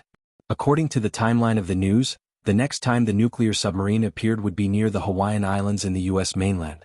Gu Nianji felt a sense of pride as she watched the Wuxia Empire's Qing-class nuclear submarine occupy the major news section of the CXX website for 6 days. She hugged the iPad and kissed the screen. Zhao Liangzi wore a pair of flowery mid-length swimming trunks and sunglasses as he lay on the lounge chair next to Gu Nianji, also sunbathing. Wen Shuyi was still wearing her bright red and black maxi dress as she lay on the lounge chair across from Gu Nianji and Zhao Liangzi. They were separated by a swimming pool that was so clear it was almost blue. Gu Nianji's fingers gently stroked the photo of the nuclear submarine on the iPad. She thought of He Xiaoheng's breathtakingly handsome face, as well as his silent companionship and protection. Her heart warmed up. He was on his way. Gu Nianji's heart was filled with endless courage. As long as he was by her side, she wasn't afraid of anyone. What was Wen Shuyi to her? Gu Nianji picked up her red wine and raised it to Wen Shuyi with a smile as she toasted her. Wen Shuyi was obviously shocked by her actions. She froze for a moment before raising her glass to return the toast. The waiter on the cruise ship brought them tropical delicacies: fried frangipani, fresh and sweet oysters, steamed prawns, cheese crab soup, lobster dip, potato chips and vegetable salad. It was accompanied by a colorful cocktail with a miniature bamboo umbrella on top. Gu Nianji never mistreated her stomach. She and Zhao Liangzi ate heartily together. As time passed, the sun gradually set in the west. The cruise ship slowly moved forward. The sunlight had changed from the scorching heat of the day to a dark gold, a bit like a ripe ivory. It was yellow and no longer hot. Instead, it carried a warm and sweet fragrance. Gu Nianji took off her sunglasses and looked at the setting sun. The afterglow danced in the water like shards of gold. As far as the eye could see, a speedboat was rapidly approaching. Gu Nianji stood up. Is that Brother Huang and the others? Wen Shuyi also stood up and looked for a while before nodding with a smile. It should be them. He Xiaoheng and Yin Shixiang had followed the Qing-class nuclear submarine to Cuba. It had set sail from Heludio in the El province of the Empire 6 or 7 days ago. It had been stealthily sailing the entire way, first appearing in Guam then Hawaii. Finally, it had dove underwater and sailed at full speed from Cape Horn, the southernmost tip of South America. It had been stealthily sailing north along the entire South American continent. Finally, on Gu Nianji's birthday, it had arrived in Cuban waters and surfaced again. This time he had come with the Wuxia Imperial Navy's senior admiral on a visit to Cuba. Of course he wouldn't appear in Cuba. It took less than an hour to travel from Cuba to the Caribbean Sea where the cruise ship was located by speedboat.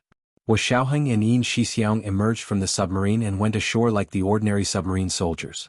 At the same time, on a nearby island in Bermuda, Bai Shuang sat on the balcony of a luxurious villa and texted her cousin, Bai Yueran, who was far away in the Wuxia Empire. "Sis, I found my dad." Bai Yueran couldn't fall asleep at 4 or 5 in the morning. Ever since He Xiaoheng had insisted on visiting Cuba with the senior admiral of the nuclear submarine force, her eyelids had been twitching and her mind had been restless. She got up to look at the time and saw a text from an unknown number on her phone. She swiped open the phone and her heart suddenly skipped a beat. Her gaze was somewhat blank. She sat quietly for 5 minutes before making up her mind. Bai Shuang's father was the deputy minister of Secret Service of the Wuxia Empire, Bai Yuxing, who had recently defected to the United States. Although the Bai family was powerful and intertwined with the major families through marriage, Bai Yuxing's defection had dealt a huge blow to the Wuxia Empire's intelligence system in North America. There had been countless losses, so even with the Bai family's power, they couldn't hold on much longer. The members of the Bai family were investigated one by one, removed from their positions and transferred. Bai Yuxing's daughter, Bai Shuang, directly fell from her position as the spokesperson of the Ministry of Foreign Affairs, so she had to resign and no longer hold public office. After she left the Ministry of Foreign Affairs, she began to work in the Bai family's own family business, but after a while she also left. It wasn't good to be looked down upon by outsiders, and it was even worse to be looked down upon by one's own family. She also wanted to find her father and ask him in person why. After all, he was her biological father who had doted on her since she was a child.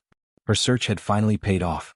Her father, Bai Yuxing, was very happy to see her and pulled her aside to ask all sorts of questions. However, he still avoided her questions. He had indeed defected, but he had only done it to pursue his own values and to live a better life. Was he guilty of such a heinous crime? Bai Yueran looked at the text and dialed a number. Bai Shuang was sitting alone on the balcony, bored, when she suddenly heard her phone ring.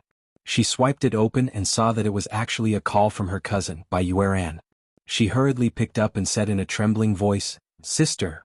"Shuang, listen to me. Where are you?" Bai Yueran's voice was calm as she called Bai Shuang to calm her down. She also began to use satellite positioning to determine Bai Shuang's specific location. 5 minutes later, the satellite positioning was completed and showed that Bai Shuang was on the other side of the blue planet, on the island of Bermuda. Bai Yueran looked at the mark displayed on the computer. Her heart skipped a beat and she continued to ask, "Shuang, have you found second uncle?" Bai Shuang's father, Bai Yuxing, was the younger brother of Bai Yueran's father. "I found him. Thank God he's still alive and he's doing well." Bai Shuang patted her chest. She had been so afraid that her father had disappeared without a trace. Bai Yueran smiled. "Where's second uncle? Can he come to the phone?" "I'm afraid not now. He went out to sea with someone and said he would only be back tonight." Bai Shuang looked at her watch. "It's still early. Then how are you going to contact second uncle? Why don't you give me his phone number and I'll ask my father to call second uncle and persuade him. We're all family. With the power of our Bai family, it's not impossible to settle his matter." Bai Yueran calmly stalled for time as she passed the news of Bai Yuxing's discovery to General Ji, the supreme commander of the Wuxia Imperial Army. At the same time, the director of the Secret Service, Speaker Long of the Senate, and the commander of the 6th Military Region, Major General Hua, also received her message. Bai Shuang was so excited that she gave Bai Yuxing's current phone number to Bai Yueran. She also wanted her uncle to intercede on her father's behalf and let him return to the Wuxia Empire and not die. Bai Yueran immediately passed the message to the professionals of the 6th Military Region and asked them to start the Nandu satellite navigation system to begin locating Bai Yuxing's current phone. 15 minutes later, Bai Yuxing's current location was also located. "General Ji, Speaker Long, I think this is a great opportunity. Major General Hua happens to be near that area, so we should authorize him to act immediately," Bai Yueran said calmly. Bai Yueran said calmly, "As far as we know, Bai Yuxing hasn't told us everything he knows. It's not because he's shameless, but purely because he wants to maximize the benefits of the information he has. Because if he tells us everything, he'll be useless. The Americans are the best at turning their backs and selling out their underlings." General Ji, Speaker Long, and the director of the Secret Service unanimously agreed to immediately act against Bai Yuxing. This person couldn't be left alive. Every minute he stayed was another minute of damage to the national interests of the Wuxia Empire. General Ji and Speaker Long's top-secret authorization was transmitted to the Wuxia Empire's Qing-class nuclear submarine docked in the waters near Cuba 5 minutes later. Hua Xiaoheng and Yin Shixiang had just gotten ashore and found a speedboat to sail when they were quickly called back. Major General Hua, secret message from the military. Hua Xiaoheng looked down and read the message word by word. He didn't speak for a long time. "What's wrong?" Yin Shixiang asked worriedly. "Something happened? It can't be Nianji, right?" Hua Xiaoheng shook his head and looked up at the vast ocean between the sea and the sky. Gu Nianji's cruise ship was in that direction. He sighed softly and finally made up his mind. "There's a mission. Let's carry it out first." If he acted quickly, he should be able to get to the cruise ship in the middle of the Caribbean Sea before the banquet started. This was the second chapter of 2 chapters in one, including the monthly votes of 4,700 plus chapters. Dear friends, don't forget the monthly votes and recommendation votes. Moi. Chapter 178. Bai Yuxing put on a ginger diving suit, a wide monocle, a pair of flip-flops and a scuba gear on his back. He flipped over from a white speedboat in the Bermuda Sea and plunged into the water. He was less than 50 years old and had maintained his figure well. He looked like he was in his 30s at most. He had fallen from a high-ranking official of the Wuxia Empire to a fugitive traitor. Although he tried to act tough, he was still depressed. The Wuxia Empire's Special Operations Forces had been chasing him relentlessly. In order to survive, he had been protected by the CIA from the most prosperous metropolis in the United States all the way to Central America, a small British island with only 60,000 people. It was less than the population of a county in the Wuxia Empire. After arriving here, he didn't interact with others. The CIA agents protecting him didn't talk to him much either. He was bored and later became addicted to diving, especially deep diving. It was as if he could isolate himself from all the troubles of the world by diving to the bottom of the sea. Because the Bermuda Triangle was a famous death zone in the world, ships and planes often disappeared for no reason, so the waters of the Bermuda Islands were rarely visited. The natural landscape was well preserved, and it was a paradise for diving enthusiasts. He carried the scuba gear and dove continuously in the sea. Schools of colorful tropical fish swam past him, not afraid of him at all. Instead, they swam around him curiously. The sun was particularly strong in the afternoon, but it wasn't hot at the bottom because of the sea. It was warm near the surface, but it got colder and dimmer the deeper he went. Bayushing turned on the yellow diving flashlight in his hand and observed the strange underwater flora and fauna. He was immersed in the tranquil water. He felt very safe here and wasn't afraid at all. He knew there were 3 very powerful CIA agents protecting him on the speedboat on the surface. There were even CIA agents lurking in places he couldn't see. No matter how powerful the Wuxia Empire's Special Operations Forces were, they wouldn't expect him to be hiding thousands of miles away at the bottom of the sea and enjoying life. If he could, he wanted to go back to college and study marine biology to become a marine biologist. His daughter, Bai Shuang, was already by his side. The CIA had agreed to help them change their names and start a new life. Bayushing held the diving flashlight and looked at the rare white coral in front of him. He couldn't help but smile. Swinging his frog shoes, he stopped sinking and swam forward. Just then, 2 people in dark blue diving suits suddenly appeared from behind a coral reef nearby. Bayushing was stunned. He had never met another diver in this part of the sea. They were the first pair of tourists he had met in the 2 months he had been here. Their swimming postures were very standard. They also carried scuba gear on their backs and wore waterproof goggles that covered their entire heads and faces. They also wore large diving goggles. They were tall and agile like 2 fish. They swam towards him. Bayushing raised his diving flashlight to greet them. However, the 2 of them shot over like arrows, creating bubbles on the seabed as they arrived at his side from the left and right. Bayushing suddenly understood, and a great fear suddenly gripped him from head to toe. In an instant he found it difficult to even breathe. It was the Wuxia Empire's Special Operations Forces. It was the Wuxia Empire's Special Operations Forces. In the end, they still managed to catch up. Bayushing threw away the diving flashlight in his hand and wanted to press the alarm on his arm so that the 2 CIA agents on the surface would know he was in danger and would immediately come to his rescue. However, he still underestimated the ability of the 2 people, especially the more stalwart man on his right. His hands and feet were almost as fast as lightning, and he immediately grabbed Bayushing's right arm. The man's grip was so strong that it was like an iron clamp clamping down on Bayushing. At the same time, one of his hands reached out and yanked off Bayushing's diving mask, then unplugged his breathing device. The other man grabbed Bayushing's other arm from behind. Bayushing couldn't even scream. Soon, his heart was squeezed by the water coming from all directions, and blood flowed from the corner of his mouth. He twitched like a pendulum in the hands of the 2 men, kicking up a series of splashes. Unfortunately, they had dived too deep. More than 100 meters under the sea, the splashes couldn't cause any ripples on the surface. The 2 divers who swam over from behind the coral reef were He Xiaoheng and Yin Shixiang. With the help of the Nandu satellite navigation system, they found Bayushing's exact location. It wasn't easy to get rid of the CIA agents protecting Bayushing, but they hadn't expected Bayushing to dive to the bottom of the sea alone.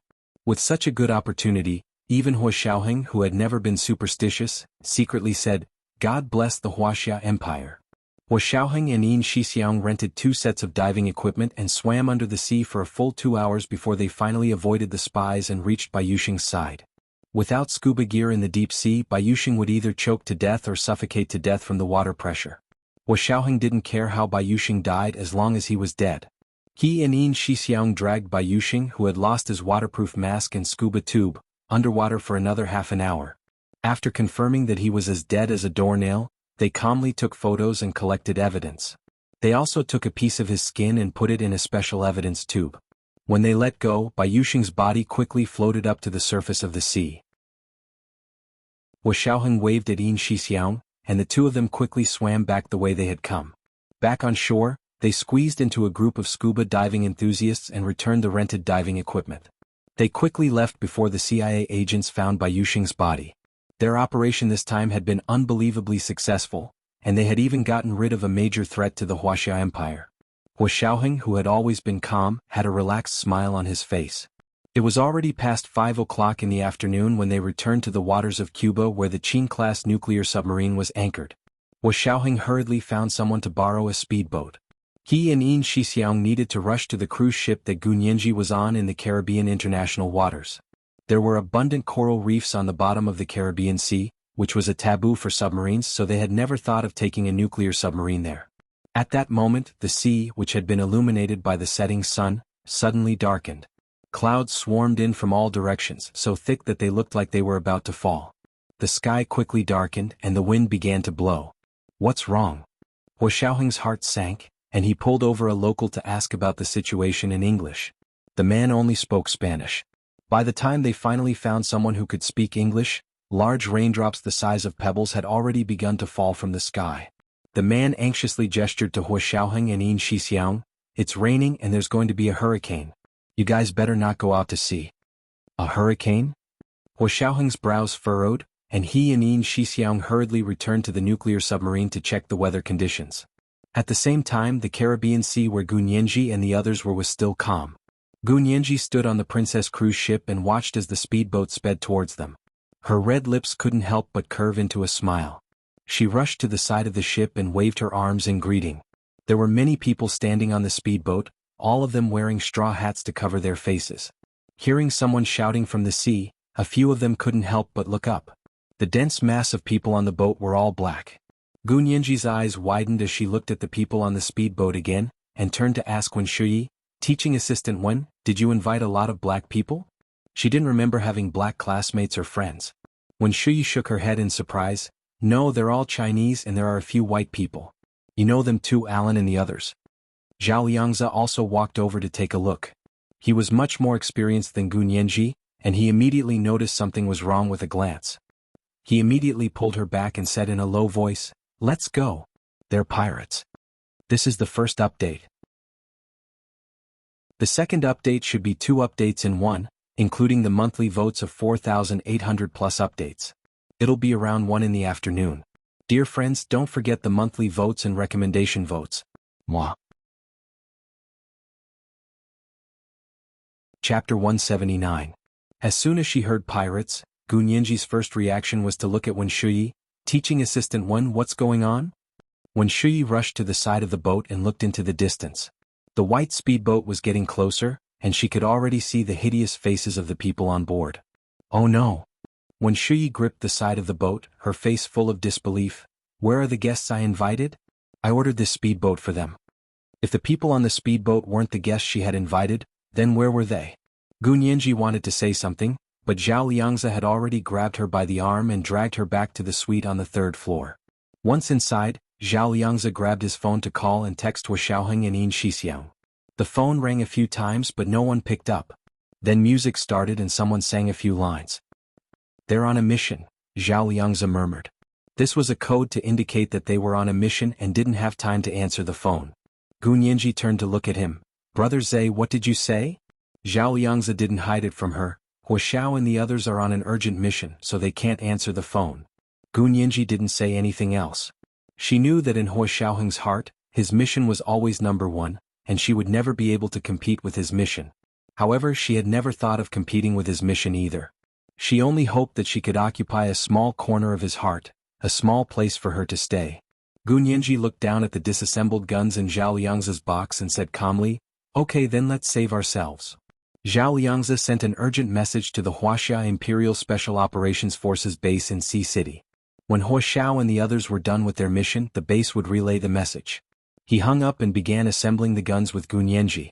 The parts he had brought this time could be assembled into an M16 sniper rifle and an M1941 semi-automatic submachine gun.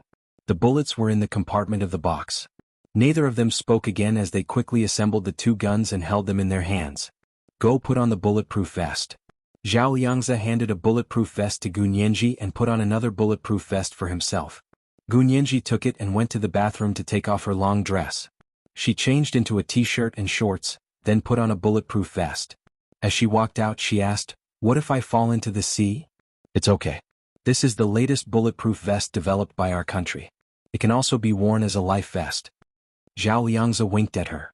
Gunyanji had to hand it to the elites of the Special Operations Forces for being able to laugh at a time like this. However, her own restless heart also calmed down. Zhao Liangzi took the bullets out of the suitcase and put them into the magazine. He wrapped it around Gunyanji's waist like a belt. Use them sparingly. There won't be any left after you use them. Gunyanji was holding an M16 sniper rifle. It was a type of gun that she often practiced with Huo. Zhao Liangzi held a more lethal semi-automatic submachine gun. Clips were wrapped around his waist and shoulders. He looked insufferably arrogant and awe-inspiring. Let's go and see which pirates are so blind. Zhao Liangzi and Gunyanji walked out. When Shuyi wandered in front of their door. When she saw the two of them walking out fully armed, her jaw almost dropped. You actually have guns. My hobby is shooting. Gunyanji said casually. I originally wanted to shoot sharks on the cruise ship. When Shuyi glared at Gunyanji. She didn't believe a word she said, but at this time, they should be united against a common enemy. She composed herself and said, since you have weapons, that's much better. Let's go to the banquet hall. The chefs and sailors are all there. We can mobilize them to fight the pirates with us. As soon as she finished speaking, they heard the sound of bullets hitting the side of the cruise ship. Let's go. Zhao Liangzi walked out first. The three of them went to the banquet hall on the second floor. 7 or 8 chefs and a dozen sailors were waiting there with terrified expressions.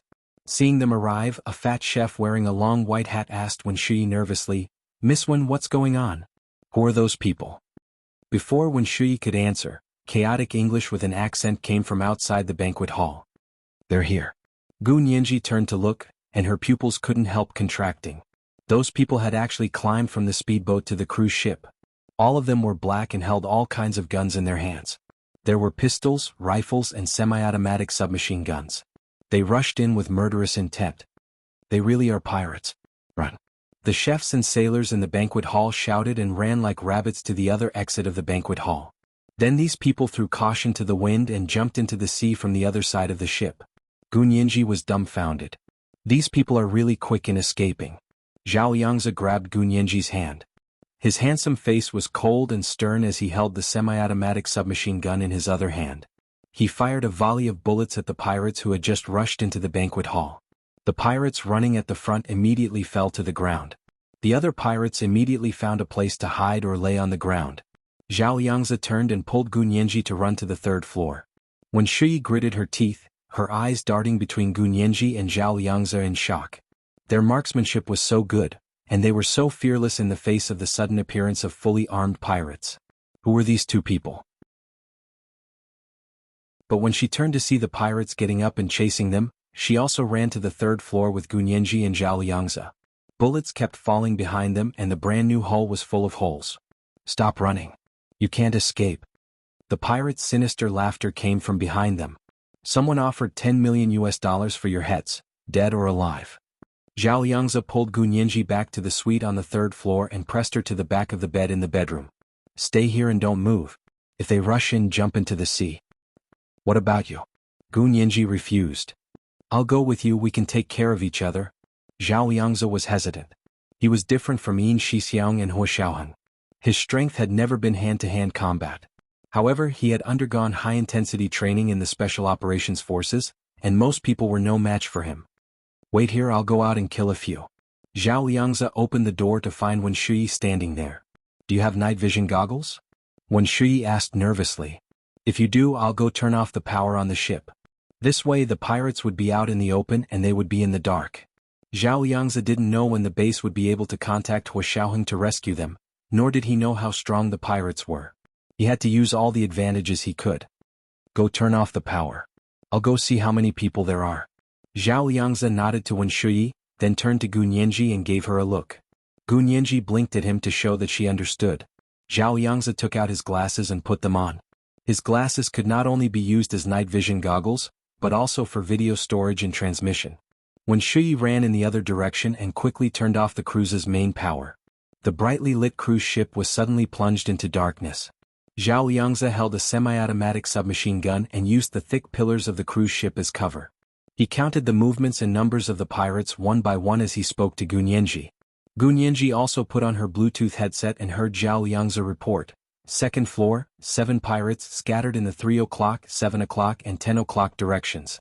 Third floor, 9 pirates, scattered in the 5 o'clock and 9 o'clock directions. Fourth floor, no pirates.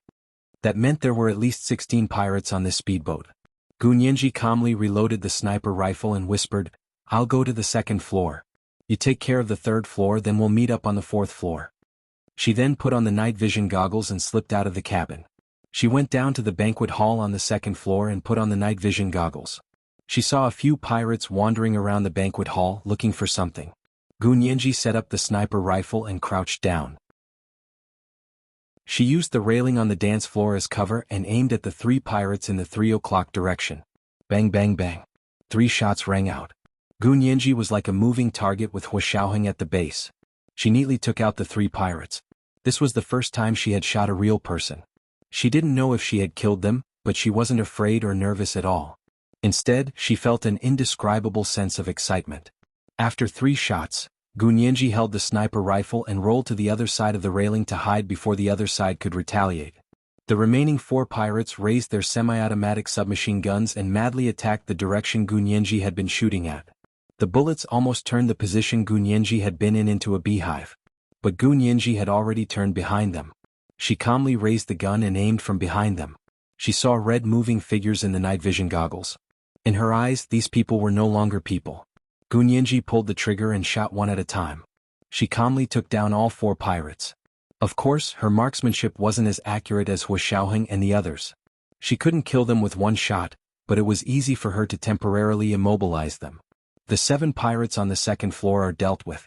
Over, Gunyenji said quietly. Zhao Yang's voice came through the earpiece. The 9 pirates on the third floor are all killed. Over. He paused. Meet up on the 4th floor. Gunyenji nodded. Right away. She ran to the stairs and quickly reached the 3rd floor. She glanced around and saw that there were indeed a few people lying in the hallway. Gunyenji didn't stop and ran up the stairs to the 4th floor. The 4th floor was the highest floor of the cruise ship. It was also an open-air playground. As soon as Gunyenji stepped out of the stairwell, she was almost swept away by a gust of wind. She quickly grabbed the railing and whispered, "Brother Zhe, where are you?" Behind the swimming pool diving platform. Gunyenji looked up. There was originally a round moon in the sky. The moonlight was beautiful and covered the surface of the sea in silver. But now the wind had swept in dark clouds and covered the entire moon. The surface of the sea was extremely dark and turbulent. There was a sense of urgency as if a storm was brewing. Gunyenji's eyelids twitched uncontrollably. She crouched down and felt her way in the direction of the swimming pool diving platform. Fortunately, she and Zhao Yangzi had been there all afternoon and had memorized the location. The 2 of them met up. Zhao Yangzi patted her head and asked quietly, "Are you scared?" "No." Gunyenji shook her head. "I can't embarrass Uncle Hua. You did well. If you were one of us, you'd have already done a good job." Zhao Yangzi praised her softly and pulled her to stand beside him. Gunyenji was still a bit uncomfortable. She couldn't believe it was over just like that. If the pirates were telling the truth and someone had offered $10 million for their heads, then it wouldn't be just these amateur pirates. "Gunyenji? Gunyenji? Aren't you here?" When Shi's voice suddenly sounded from the stairwell. Gunyenji and Zhao Yangzi opened their night vision goggles and looked over. There was a glimmer of light from the stairwell. When Shi walked over with a flashlight. Zhao Yangzi frowned and said coldly, "Turn off the flashlight. Do you want to be a target?" When Shi quickly turned off the flashlight and ran in their direction. She said, "I see you've already killed all the pirates. I was just about to ask if you wanted to turn on the power." When Shi ran to their side and said, "I've already called the police, but this place is a bit far from the United States. The Coast Guard won't be able to get here anytime soon." Gunyenji looked at her coldly and said disdainfully, "You sure ran fast, teaching assistant 1. The pirates were killed but you're unscathed. That's because you're good." When Shi smiled at Gunyenji fawningly. "I didn't know you had such a great hobby. Professor He will be so happy when he gets back and hears about this." Gunyenji was about to speak when the cruise ship suddenly jolted. She lost her balance and quickly grabbed the pole of the swimming pool's diving platform. Zhao Yangzi stood behind her to protect her. "What happened?" When Shi looked back in surprise. Just then a figure darted out from the stairwell. He was so dark that they didn't notice him immediately. By the time they noticed him, the person was already not far in front of them. He raised his gun and fired several shots. It all happened too quickly. In a flash, when Shuyi flew in front of Gu Nianji to shield her, Zhao Liangzi raised his semi-automatic submachine gun and fired a burst of bullets. The person turned into a beehive and fell into the swimming pool. Blood quickly dyed the pool red, but the night was too dark for them to see anything. Gu Nianji's heart tightened as she watched when Shuyi sway and fall in front of her. She quickly bent down to support her. Teaching Assistant 1? Teaching Assistant 1? What happened to you? Zhao Liangzi turned on the small flashlight and was shocked to see when Shuyi's left chest near her shoulder. She had been shot. Gu Nianji laid when Shuyi flat on the ground and said to Zhao Liangzi, "I'll go get the first aid kit." Zhao Liangzi always brought these things with him when he went out, but they were in the cabin on the 3rd floor. He nodded. "Be careful. That person just now was probably the fish that escaped the net." He then asked Gu Nianji, "Did you not kill all the pirates on the 2nd floor?" Gu Nianji said sullenly, "I don't know if they're dead or not, but I took them all out." Zhao Liangzi sighed. "Go get the first aid kit on the 3rd floor. I'll go to the 2nd floor." He then walked ahead of Gu Nianji. Gu Nianji looked back at Wen Shuyi and saw that she was unconscious. She should be fine for now. She hurried back to the 3rd floor cabin and found the first aid kit in Zhao Liangzi's suitcase. When she returned to the 4th floor, she saw that Zhao Liangzi had already returned. He nodded to Gu Nianji. There were 7 people on the 2nd floor. 3 are dead and the other 3 are still alive. I shot them all. 1 person is missing. It should be the one who chased us to the 4th floor. I don't know why he took it so hard. If he had played dead on the 2nd floor, Gu Nianji and Zhao Liangzi wouldn't have thought of shooting him again. Gu Nianji didn't say a word and half knelt down to treat Wen Shuyi's wound. She definitely couldn't remove the bullet now, but a simple bandage was enough to stop the bleeding. As she bandaged Wen Shuyi's wound, the sea breeze grew stronger. The entire cruise ship rocked in the wind and waves like a small boat in the middle of a vast ocean. Zhao Liangzi stood up and walked to the side of the ship to look out. In the wind and waves, several speedboats were approaching them from all directions. As expected, they hadn't killed all the pirates. The more powerful ones were still to come. Zhao Liangzi pursed his lips tightly. His palms were sweaty. Suddenly he heard his phone ring. He quickly answered the call with his Bluetooth headset and lowered his voice. "We're in danger. We've encountered pirates." It was Hu Xiaoheng who had called after completing his mission. He stood on the coast of Cuba and looked at the stormy waters. The haze in his heart was heavier than the storm before him. This is the 2nd chapter of 4,600 words, including the monthly votes of 4,800 plus chapters. Dear friends, don't forget the monthly votes and recommendation votes. Mwah. Chapter 180.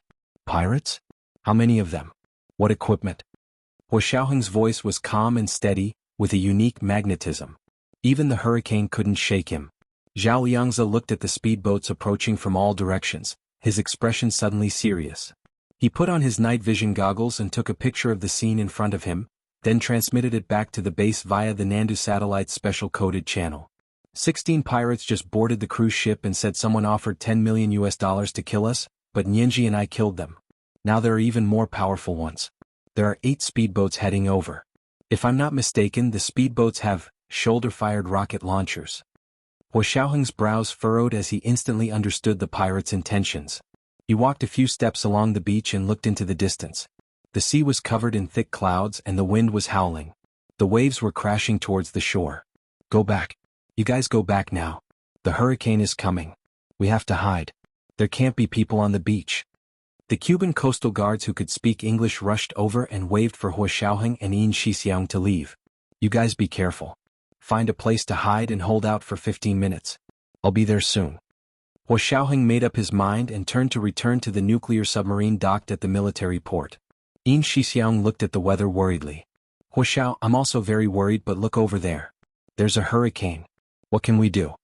Hu Xiaoheng ignored him and strode into the nuclear submarine's command cabin. He ordered the communications personnel there, "Connect me to the Army's Supreme Commander, General G. Also give me a channel. I want to connect to the 6th Military Region." The communications personnel quickly gave him a seat. Hu Xiaoheng sat down and connected to the 6th Military Region's base. He saw the video Zhao Liangzi had just sent back to the base. The waves on the dark sea were turbulent, and the 8 white speedboats were particularly eye-catching. They cut through the waves and someone on the speedboats was carrying a shoulder-fired rocket launcher aimed at the camera. F***CK. Hua Xiaoheng punched the control panel. His jaw tightened as he snatched the communications personnel's headset. He spoke to General G, the Army's Supreme Commander. General G, I request permission from the Army to borrow the Cuban military's latest MiG-35 fighter jet. You even know about Cuba's best fighter jet. General G was exasperated and amused at the same time. But don't try to play the, when a general is out in the field, he doesn't obey the emperor's orders. You better give me a reasonable reason. Although Hua Xiaoheng was anxious, he didn't lose his composure. He said word by word, our people are trapped in the high seas of the Caribbean. I want to save them. There's a hurricane in Cuba, so ships can't pass through. I need the best fighter jets to pass through the center of the hurricane. Are you crazy? General G was furious. Looking at the news from his secretary and the weather report of the Caribbean Sea, he reprimanded Hua Xiaoheng with his hands on his hips. There's a hurricane and you still want to fly. Do you know that the record for a fighter jet flying through a hurricane was set by the United States Air Force's Hurricane Hunters? That time, the hurricane's highest wind speed was only level 3. But the hurricane at the Caribbean Sea was already a Category 4 hurricane. Might even reach level 5. Do you want to die? The highest level of hurricane was level 5. General G, to me, American records are meant to be broken, not looked up to, Hua Xiaoheng said lightly. His fingers tapped lightly on the console. If General G agrees, this time, not only can we obtain precious flight data from passing through the eye of the hurricane, but we can also test the feasibility of the pilot flying with zero visibility and relying entirely on the Nandu satellite navigation system. General G didn't particularly care about saving people. Although Gu Nianji's background was unknown, she wasn't that important to him. Compared to Hua Xiaoheng, who he had high hopes for as his successor, Gu Nianji and Zhao Liang's lives weren't on the same level. Therefore, General G was absolutely unwilling to let Hua Xiaoheng risk his life to fly through the eye of the hurricane just to save these two people. However, Hua Xiaoheng said that he could use this opportunity to test the navigation mode of the Nandu satellite navigation system and provide data on the fighter jet flying through the hurricane in all directions without visibility. General G found that he couldn't refuse. General G, time is running out. Please make a decision immediately. Hua Xiaoheng watched as time passed. The pirates on the Caribbean seaside were actually equipped with shoulder-mounted rocket launchers. If he delayed on his side, Hua Xiaoheng suddenly didn't dare to think about the possible consequences. Okay. General G finally made up his mind. Hua Xiaoheng hung up without another word and went straight to the Supreme Commander of the Cuban Revolutionary Army to borrow the plane. He didn't even hear the last part of General G's sentence. You're too bold.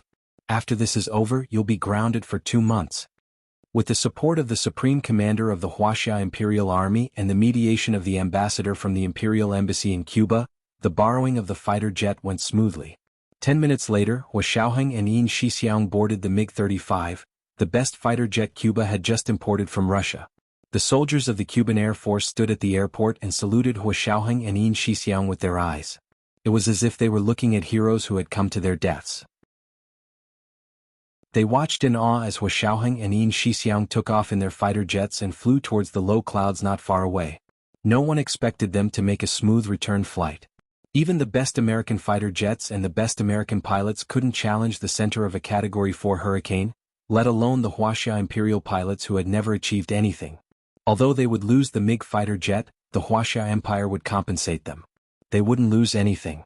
Above Cuba's waters, Hua Xiaoheng gripped the control stick tightly as he continued to increase the altitude of the fighter jet. The strong wind mixed with the large raindrops smashed into the fighter jet. His vision was getting blurry. The fighter jet flew into the hurricane clouds, and it was like diving into a thick pile of paste. Black clouds surrounded him from all sides, and his visibility was zero. The compass on the fighter jet spun, and the body of the plane tilted and rolled in the wind. Yin Shixiang felt like he was going to throw up his dinner. Hua Xiaoheng connected to the Nandu satellite navigation system and connected all the data to the Wuxia Empire's Nandu satellite command center. At this point, he was completely relying on the Nandu satellite navigation system to fly the fighter jet. His eyes were useless. Gu Nianji watched as Zhao Liangzi hung up and asked nervously, "Will they come to save us?" Because when Shuyi was by their side, Gu Nianji and Zhao Liangzi didn't mention Hua Xiaoheng's name. Gu Nianji didn't even say, "Uncle Hua." It was fine as long as they knew who the other was talking about. Yes, but let's hold on for 15 minutes. Zhao Liangzi looked anxiously at the rising waves and the approaching speedboats. Hide, they have shoulder-fired rocket launchers. As soon as he finished speaking, there was a loud whooshing sound from the sea. A rocket cut through the rain and hit the engine room on the lowest level of the cruise ship. Seawater gushed in and the cruise ship began to tilt and sink. Gunyinji grabbed Zhao Liangzi's arm, her voice hoarse. Oh no! They're going to sink the ship. It turned out that the pirates didn't want to climb onto the cruise ship and fight them face to face. They chose to sink the cruise ship. Let's go. Zhao Liangzi carried the unconscious Wen Shui on his back and left the open-air amusement park on the 4th floor to run to the 3rd floor. More rockets hit the Princess cruise ship and more seawater poured in. The 2nd floor was quickly submerged and seawater slowly rose to the 3rd floor. This is the first update. The second update should be 2 updates in one, including the monthly votes of 4,900 plus 1 update. It'll be around 1 in the afternoon. Don't forget the monthly votes and recommendation votes, dear friends. Oh, intersection. Oh. Chapter 181. The huge waves from the hurricane affected their area of the sea. Fortunately, they weren't in the eye of the storm and were only at the periphery, but it was still very frightening. Such a large cruise ship was tossed about in the face of the storm like a toy in the hands of nature, unable to control its own fate. Gunyinji looked through the window and saw the dark water approaching them. She quickly said to Zhao Liangzi, the ship might sink. What should we do? Let's go to the 4th floor. Zhao Liangzi looked at his watch. They should be here soon. They were only 1 minute away from the 15 minutes, Hua Xiaoheng said. This was indeed the best they could do. Now the cruise ship was surrounded on all sides by the pirates' white speedboats. These people were well armed and even had shoulder-mounted rocket launchers. They might as well have jumped off the ship with the chefs and sailors. Gunyinji smiled bitterly and ran to the 4th floor behind Zhao Liangzi. They had just reached the 4th floor when the 3rd floor was flooded. The ship gradually sank, but the pirates still held their weapons and glared at them. Someone set up a shoulder-mounted rocket launcher and aimed it in the direction of the 4th floor. Zhao Liangzi carried Gunyinji in his arms. Are you scared? No. Gunyinji raised the sniper rifle in her hand and said coldly, we're going to die anyway. Let's take out a few first. She aimed at the guy with the rocket launcher and pulled the trigger without mercy. A sniper rifle was still faster than a rocket launcher. The man was shot between the eyebrows and his entire body stiffened. With a splash, he fell into the sea with his rocket launcher. The pirates on the speedboat saw this and jumped up in anger. They pointed at Gunyinji and cursed and fired at them at the same time. Zhao Liangzi quickly pulled Gunyinji to the deck. At this moment, a fighter jet emerged from the center of the hurricane not far away and flew toward them at lightning speed. It was as fast as lightning and almost flew close to the surface of the sea like a gray sparrow hawk. The plane flipped in midair, turned 90 degrees, and flew a circle around Gunyinji's cruise ship at high speed. Bullets rang out from the fighter jet and strafed the speedboats. Shells were dropped from the fighter jets onto the speedboats. The latest MiG-35 fighter jet against the unknown passenger speedboat was a crushing massacre. It just so happened that the pirates on the speedboat had brought a lot of rockets with them. When they were hit by the shells from the fighter jets, all of them exploded. At this time the pirates were all hit. The speedboats exploded one after another, sending flames, smoke and huge waves into the sky. The pirates who were not killed on the spot jumped into the sea. The fighter jet did not intend to let them go. Hua Xiaoheng pulled up the control lever to increase their visibility. Yin Shixiang operated the machine gun in the fighter jet as he expressionlessly chased after the pirates who were trying to escape in the sea. As long as someone stuck their head out, a string of bullets would immediately follow. This change happened so quickly that the entire process took less than 10 minutes, and the 8 arrogant white speedboats were all buried in the sea. Gunyinji raised her head and stared intently at the fighter jet flying from the center of the hurricane. She watched as it spun and flipped in the air. She watched as sparks shot out of the fighter jet's muzzle. Her emotions surged. She knew that this had to be Uncle Hua's fighter jet. He was the best fighter jet pilot in the Huaxia Empire. She had seen him train before, there was no mistaking it. Gunyinji broke free from Zhao Liangzi's arm and stood up from the deck. She jumped and screamed at the sky, her soft voice rising to a high pitch, but dissipated in the fierce wind. Hua Xiaoheng saw the delicate figure bouncing on the deck and smiled. He was about to instruct Yin Shixiang to lower the rope ladder when he suddenly saw several tiny red dots appear on the plane's radar screen. It was a signal that a plane was approaching from the north. Xiaoheng quickly pulled up the plane and flew backwards in a combat stance. The planes from the north did not attack them. They circled the cruise ship once and flew away. It turned out to be 2 drones. Xiaoheng looked up and saw the tracks of a large ship in the northern waters. Upon closer inspection, he saw that it was no ordinary ship, but a military vessel. There were cruisers, destroyers, and even a few well-equipped speedboats flying the American flag. They were speeding towards Gunyenji's cruise ship. The person standing on the fastest speedboat was Gunyenji's professor, He Jichu. Yin Shixiang also saw it and asked urgently, "Huoxiao? What should we do?" As he spoke, the military vessel's radar had already detected Huoxiaoheng's fighter jet and immediately responded with a missile lock. Huoxiaoheng made a snap decision and jerked the control stick to turn the plane 180 degrees. He flew straight into the hurricane's center. As soon as they entered the center of the hurricane, the U.S. military vessel's missile lock failed because the thick clouds and heavy rain had completely paralyzed the enemy's radar. Huoxiao. Those people. Yin Shixiang was so anxious he forgot to feel dizzy. The plane shook like a patient in the middle of the hurricane, and the fuselage was dented in several places. Huoxiaoheng said calmly, "He Jichu must be here to save them." He couldn't let the U.S. military lock onto them, and he couldn't let them think that the Cuban military was trying to provoke them. Yin Shixiang didn't say anything else and focused on the navigation as he flew the fighter jet out of the hurricane center with Huoxiaoheng. When they appeared on the Cuban Air Force's radar, everyone was stunned.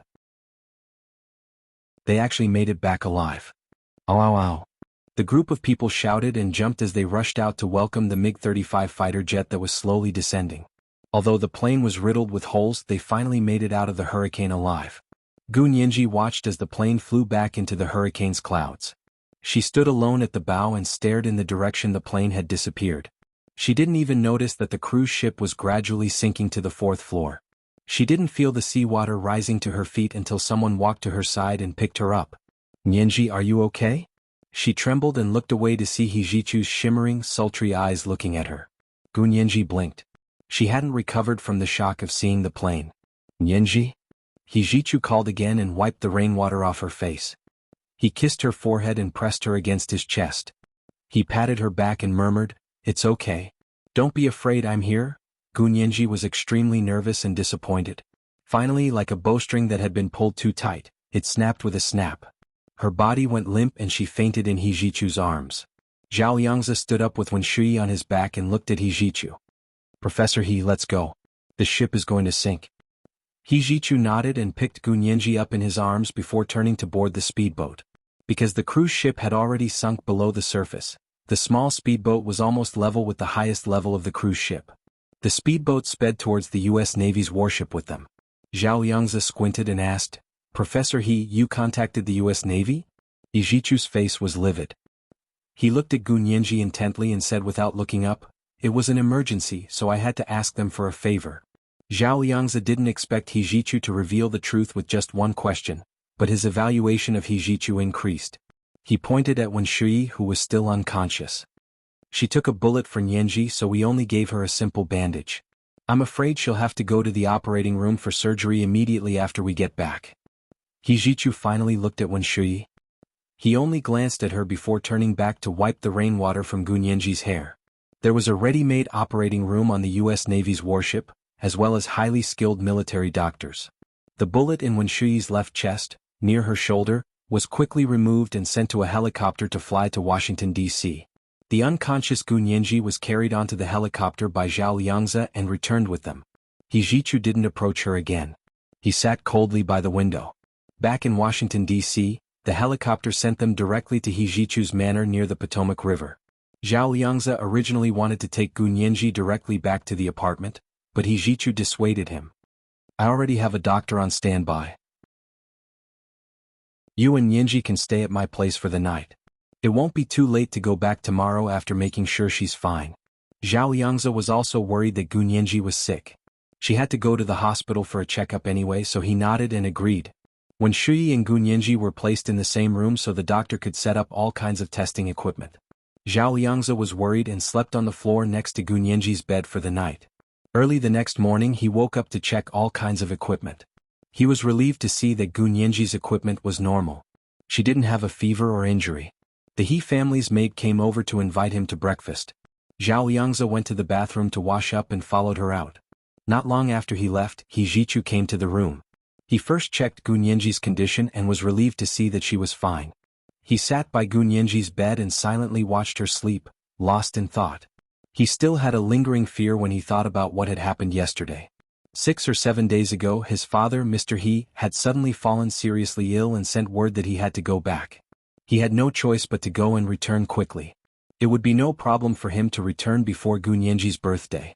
He didn't expect to find his father's condition more serious than he had imagined when he returned. He was delayed for 2 more days. Fortunately, Auntie Chin was taking care of his father, so he could return with peace of mind. Thinking of Auntie Chin, he let out a long sigh and looked down at Gunyenji as he adjusted her blanket. As soon as he returned from his hometown, he rushed to the Caribbean Sea. When he discovered that all communications on the Princess cruise ship had been cut off, he knew something must have happened. He didn't want to remember how he felt when he received the news. That chaotic, anxious, regretful, and helpless feeling. He didn't expect to experience it again after 6 years. Driven by this extreme emotion, Hijichu used his connections at the highest level to borrow a warship from the U.S. Navy to go to sea for rescue. Fortunately, he arrived in time and didn't cause a bigger disaster. If he had arrived a minute later, Hijichu thought of the floating bodies on the sea and the fighter jet that had disappeared into the center of the hurricane. His face turned ashen again. "Professor He?" When Shuyi's voice sounded from the other side of the room, Hijichu turned to look and got up to walk over. "You're awake?" He put his hands in his trouser pockets and stood in front of Wen Shuyi's bed. "How are your injuries?" His tone was so gentle and his greeting was so caring that Wen Shuyi trembled with excitement. She struggled to get up from the bed. "I'm much better. Professor He, thank you for your hard work. How is Mr. He?" Slap. Hijichu suddenly slapped Wen Shuyi hard in the face. The slap was so hard that Wen Shuyi rolled off the bed and onto the floor. Her head tilted to one side and she couldn't get up. "You've grown up." Hijichu squeezed out the words from between his teeth. He suddenly took out a gun and pointed it at Wen Shuyi's temple. "What did I say? Did you forget? I think you want to die." Gunyenji's eyes widened as she watched the usually elegant and refined Professor He reveal his violent side. She was so shocked that she couldn't close her mouth. She had woken up when Hijichu came in but didn't want to open her eyes, so she pretended to be asleep. It wasn't until she heard the slap that she opened her eyes to see Hijichu still pointing a gun at Wen Shuyi. No matter what, Gunyenji had to admit that Wen Shuyi had saved her this time. Although she was wearing a bulletproof vest, who knew where the pirate would hit? What if he hit her in the head? She wasn't wearing a bulletproof helmet. Wen Shuyi stood in front of her and took the bullet for her. She didn't know why Hijichu wanted to kill Wen Shuyi, but she knew she couldn't just sit back and watch. "Professor He," Gunyenji called weakly. "What are you doing?" Hijichu looked up at her with his shimmering, sultry eyes. His gaze immediately softened. "Professor He, teaching assistant, once saved my life. I haven't thanked her properly." Gunyenji slowly sat up. Hijichu put away his gun and walked over to sit on the bed beside Gunyenji. He held her shoulders and said with concern, "Happy birthday. Nyenji, I owe you a grand birthday." Gunyenji shook her head with a smile. "Professor He, you don't owe me. I'll never forget this birthday." The corners of Hijichu's mouth twitched as he continued to ask her, "How are you feeling? Are you feeling unwell? Are you hungry? Do you want to get a doctor to check you again?" He was able to control his emotions so easily that Gunyenji shrank into the bed uncomfortably. "I'm fine, I don't feel unwell. I'm just a little hungry." She looked at Wen Shuyi lying on the floor and felt sorry for her. She bit her lip and asked again, "Professor He, where are Brother Huang and the others?" Hijichu already knew from Zhao Liangzi that Gunyenji was pleading for Wen Shuyi. He patted her head and sighed. "Little Huang and the others were found. They're fine. Go wash up. I'll get someone to send some food over." Gunyenji smiled and lifted the blankets to get out of bed. She went to the bathroom to wash up. Wen Shuyi struggled to get up from the floor. Hijichu didn't even look at her and walked past her calmly. This is the second chapter of 4,000 words, including the monthly votes of 4,900 plus chapters. Dear friends, don't forget the monthly votes and recommendation votes. Mwah. P.S. Congratulations to the China women's volleyball team for winning the Olympic gold medal after 12 years. Chapter 182. Gunyenji ran into Zhao Liangzi at the breakfast spot. "Come and sit." Zhao Liangzi pulled out a high-back chair for her. "Breakfast is good. Have some corn chowder and crab cheese chowder." Gu Nianji's stomach growled when she saw the delicacies. Zhao Liangzi patted her head with a smile. Hurry up and eat. You're so hungry you can't even talk. After breakfast, they bid farewell to He Zhichu and left. He Zhichu was in the study dealing with business and didn't see them. He only sent a butler to get a driver to take them back. After Gu Nianji and Zhao Liangzi left, He Zhichu ordered someone to call Wen Shuyi over. Wen Shuyi wore a baggy white striped hospital gown. She had changed into it on the Navy warship. Her face was pale, and her right cheek still had a handprint from He Zhichu's slap.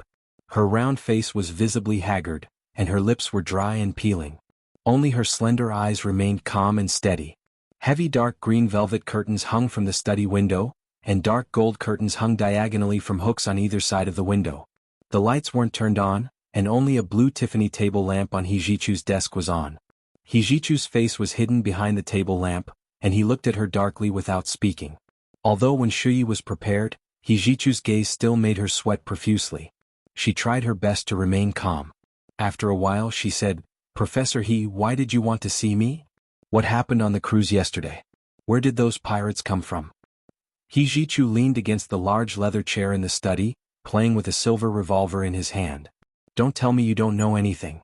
Wen Shuyi's eyes suddenly reddened. She closed them and choked out, "I really don't know anything. If Professor He doesn't believe me, you can kill me. My whole family is from the He family. My family won't complain if you kill me." "You think I wouldn't dare?" He Zhichu spun the gun in his hand and aimed it at Wen Shuyi. He said coldly, "Who do you think you are? Don't think I wouldn't dare to touch you just because my father sent you to me." Wen Shuyi's tears flowed uncontrollably, but she still kept her eyes closed. She did not open them, nor did she argue. She looked like she was ready to be beaten and killed. He Zhichu pointed the gun at her for a long time but didn't fire. "Remember this. If Nianji hadn't interceded for you, you would have been carried out and buried a long time ago." He Zhichu put the gun away and tossed it into the drawer. He leaned back against the back of the chair. "Tell me, if it wasn't you, then who was it? Who dares touch my ship? Who wants their lives?" He Zhichu had bought the cruise ship specifically for Gu Nianji's 18th birthday. Unfortunately, it had been destroyed by the pirates. Wen Shuyi's eyelashes fluttered and she slowly opened her eyes. She touched the wound on her chest and thought for a moment before saying in a low voice, "Professor He, I really don't know who did this to me. But I found something even more interesting." "What's more interesting? Don't try to change the subject." He Zhichu looked at her without moving, his voice cold and distant. Wen Shuyi lowered her eyes and went through the entire sequence of events in her mind. She said, "It's about Gu Nianji." "Speak." "This happened so suddenly that I thought we were all doomed. In the end, Gu Nianji and her guardian really opened my eyes. Their marksmanship was just too good. You only invited them to the cruise ship for your birthday, but they actually brought sniper rifles and semi-automatic submachine guns. Think about it, what kind of person would bring these things on a trip?" He Zhichu was taken aback. They brought their own guns? He had seen the guns in Gu Nianji and Zhao Liangzi's hands yesterday and thought they had gotten them from the pirates. After all, they were all American brands, so he didn't think of anything else. He wasn't surprised that Gu Nianji and Zhao Liangzi knew how to play with guns. Shooting was indeed a sport and many people liked it. Of course, shooting was not a sport that everyone could afford to play. "Yes, I saw them take it out of the suitcase with my own eyes." Wen Shuyi's nervous mood finally relaxed. Also, her resume states that her parents died and she grew up with a guardian. However, her guardian had changed in such a short period of time. Tell me, what kind of family would have two grown men as their guardians? He Zhichu leaned forward and clasped his hands together on the desk. His brows furrowed. "Also, we ran a check on her according to her resume. Since her birth, it's been flawless. There's no abnormality at all. Everything has witnesses and physical evidence. Don't you think it's funny? It's obvious that none of it is real, but it's made to look like it is. If we hadn't obtained her blood sample and investigated her background, it would have been impossible for anyone else to know that the evidence was fake. What kind of person could fabricate something like this?" Wen Shuyi's lips finally revealed a trace of mockery, but she quickly suppressed it and resumed her respectful demeanor. "I just want to remind Professor He not to be blinded by the past. The power behind her is unimaginably powerful." "So what?" He Zhichu didn't find it strange at all. Someone like Nianji can be protected by someone with no background at all? Speaking of which, I have to thank the power behind her. If it weren't for them, I can't imagine what Nianji has gone through in the past 6 years. When Shuyi didn't expect Hijichu to be so protective. Her heart ached and the wound on her chest seemed to hurt even more. She pressed her hand on the wound and forced a smile. Of course. I know she's very important to you, so I protected her at all costs. I was even willing to take a bullet for her. Professor He, you don't have to worry about me saving Nianji. She never liked me. No matter what I do, she thinks I have ulterior motives. I'm used to it. Really? Hijichu looked at her deeply, as if he wanted to see through her facade and see what she was thinking deep in her heart. When Shuyi tried her best to remain calm. She frowned occasionally, but that was because her wound hurt too much. Hijichu looked at her quietly for a while and finally waved her away. Go back. Rest well for the next 2 months. Don't go to school. Send me a list of what you're doing. I'll ask the school to find me another teaching assistant. When Shuyi didn't dare to say no. In addition, she was seriously injured and needed to recuperate. She didn't want to become disabled because of this. Gu Nianji and Zhao Liangzi returned to their apartment and could finally relax and talk. What a shame. So many of my favorite things sank to the bottom of the Caribbean Sea. Gu Nianji said regretfully. She took out a box of yogurt from the fridge and opened it to eat. Zhao Liangzi rolled his eyes at her. Those things are nothing. I'm the one who lost a lot of good things. Alright, I need to contact Big Xiong and ask him to get me another set. Without those things, I feel like I'm running around naked online. The only things they had on them were their phones and nothing else. Gu Nianji giggled and pointed at Zhao Liangzi. You're used to being a hacker. Of course you're afraid of someone snooping on your computer. She looked around and glanced at Zhao Liangzi's computer. Don't even think about it. Zhao Liangzi patted her head. Go wash up and sleep. I think you didn't sleep well. How can I sleep in someone else's house? Gu Nianji shook her head self-deprecatingly. I'm going in. She walked into her bedroom and closed the door. However, she wasn't in a hurry to go to the bathroom. She took out her phone and dialed Hua Xiaoheng's number. This was the first update. It should be 2 updates at noon, including 5,000 monthly votes and updates. It should be around 1 in the afternoon. Do you want the 4th update at 7 in the evening? Please answer with monthly votes and recommendation votes, okay? Mwah. Oh, intersection. Oh. Chapter 183. Hua Xiaoheng's phone rang for a long time, but no one picked up. Gu Nianji didn't hang up as usual but left him a message. Uncle Hua, it's Nianji. I had my 18th birthday yesterday. Did you come yesterday? After leaving the message, Gu Nianji went to the bathroom to shower. She hadn't showered at Hijichu's house yesterday, and had only dried her hair and washed her feet. After showering, she blow-dried her hair and went to sleep. She was fully recovered the next day, and woke up early to work at the Appropriations Committee. At noon, she went to see Brother Huang at the Committee for Freedom of Ocean Travel, only to discover that he was on sick leave. Gu Nianji was speechless. Even her direct confrontation with the pirates hadn't called in sick, but Brother Huang had. She gave him a call. Senior Brother Huang, what's wrong? I heard you're sick? Brother Huang was sleeping in his apartment, wrapped in blankets. He heard his phone ring and picked it up, groaning, Nianji? I did all of this for you. I almost lost my life for your birthday, do you know that? Gu Nianji remembered the speedboat and was surprised. What's wrong? I heard from Professor He that you're okay?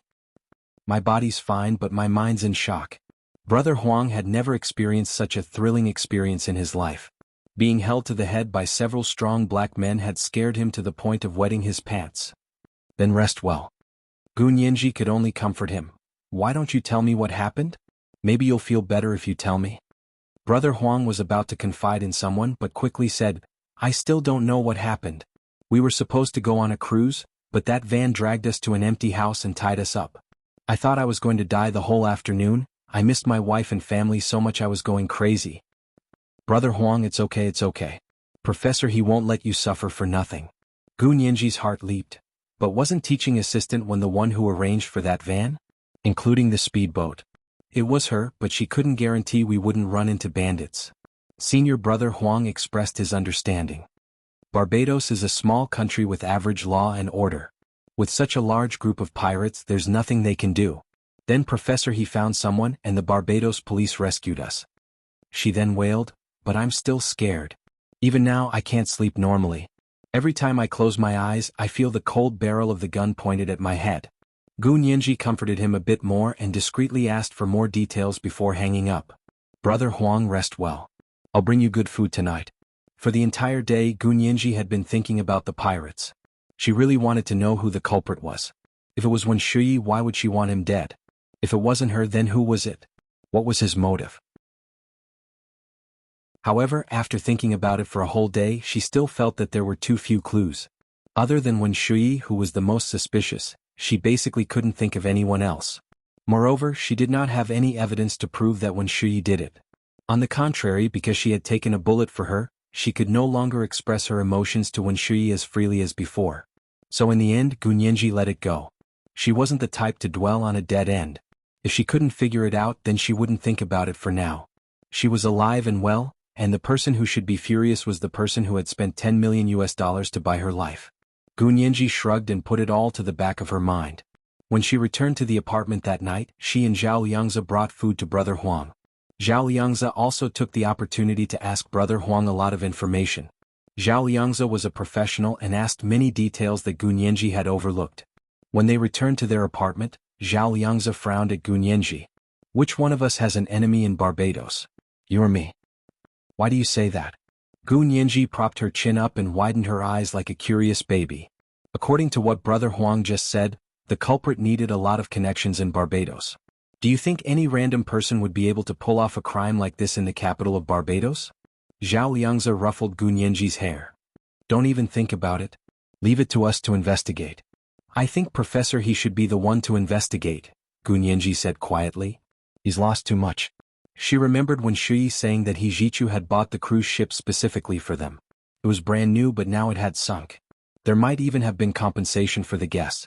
No matter how she looked at it, Hijichu should be the most furious. He'll definitely investigate it too. Zhao Liangzi returned to his computer desk. I'll tell Big Xiong about the new situation. Gunyenji refused to leave and dawdled for a while.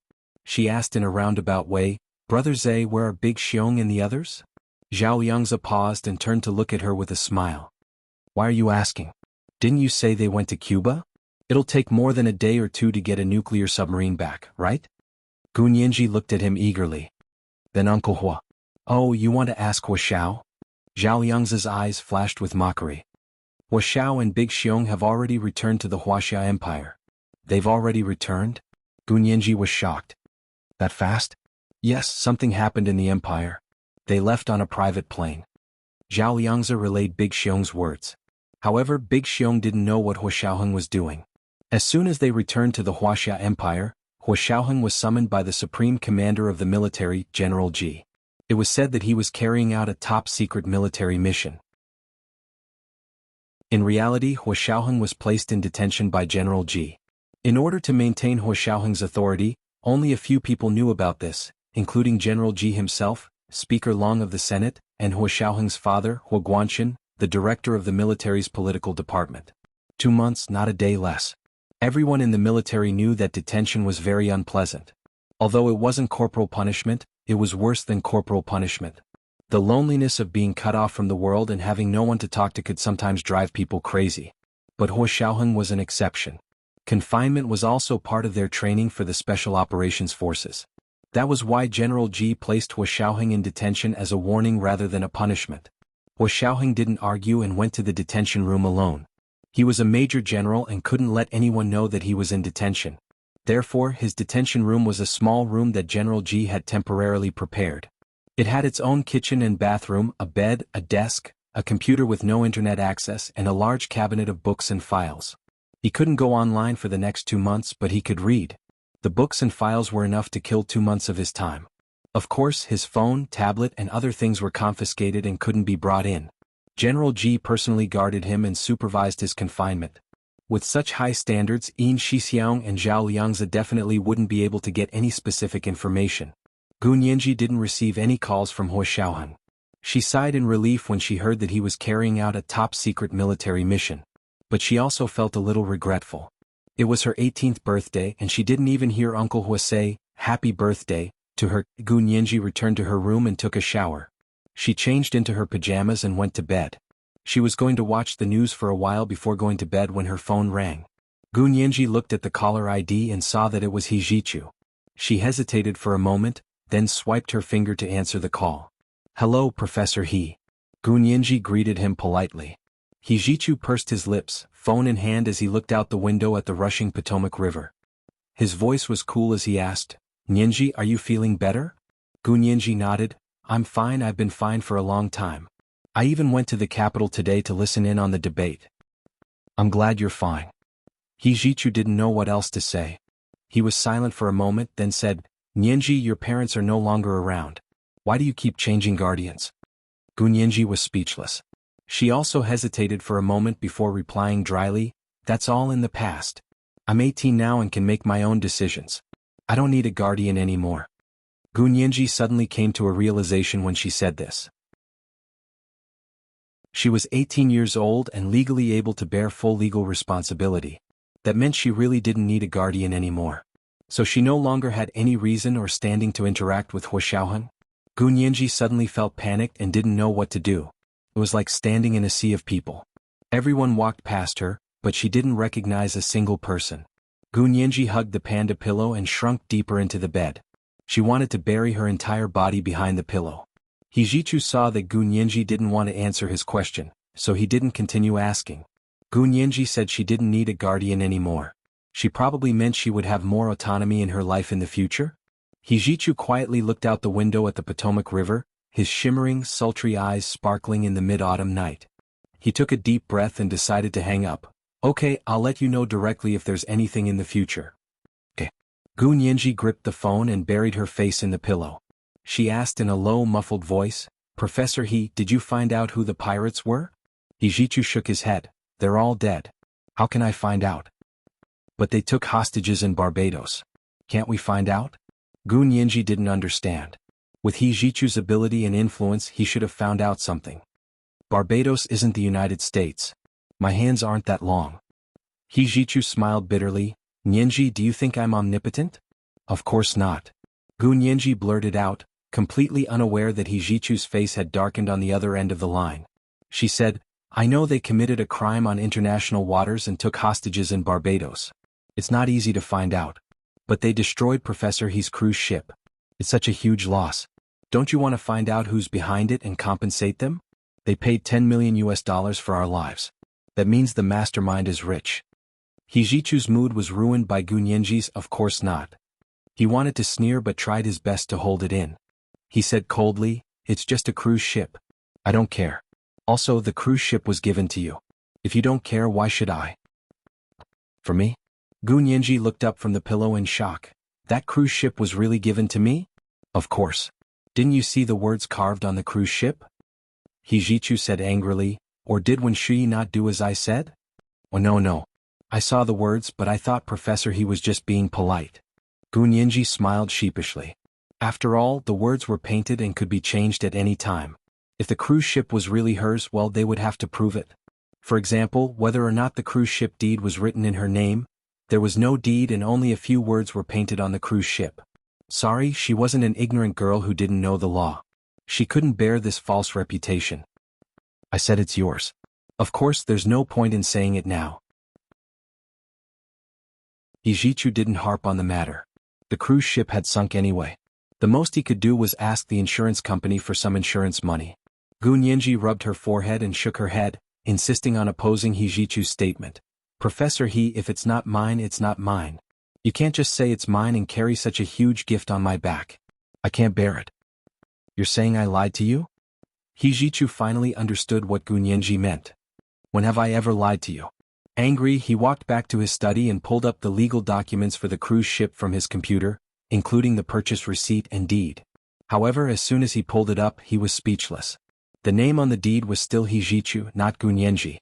In other words, Gunyenji wasn't wrong. She didn't want to bear this false reputation. This cruise ship only had her name painted on it. Hijichu couldn't take it anymore. He hung up and kicked over his desk. He immediately called Wuxia, who was already recovering in Boston. "Wuxia, I asked you to transfer the ownership of the cruise ship to Nyenji. How dare you disobey?"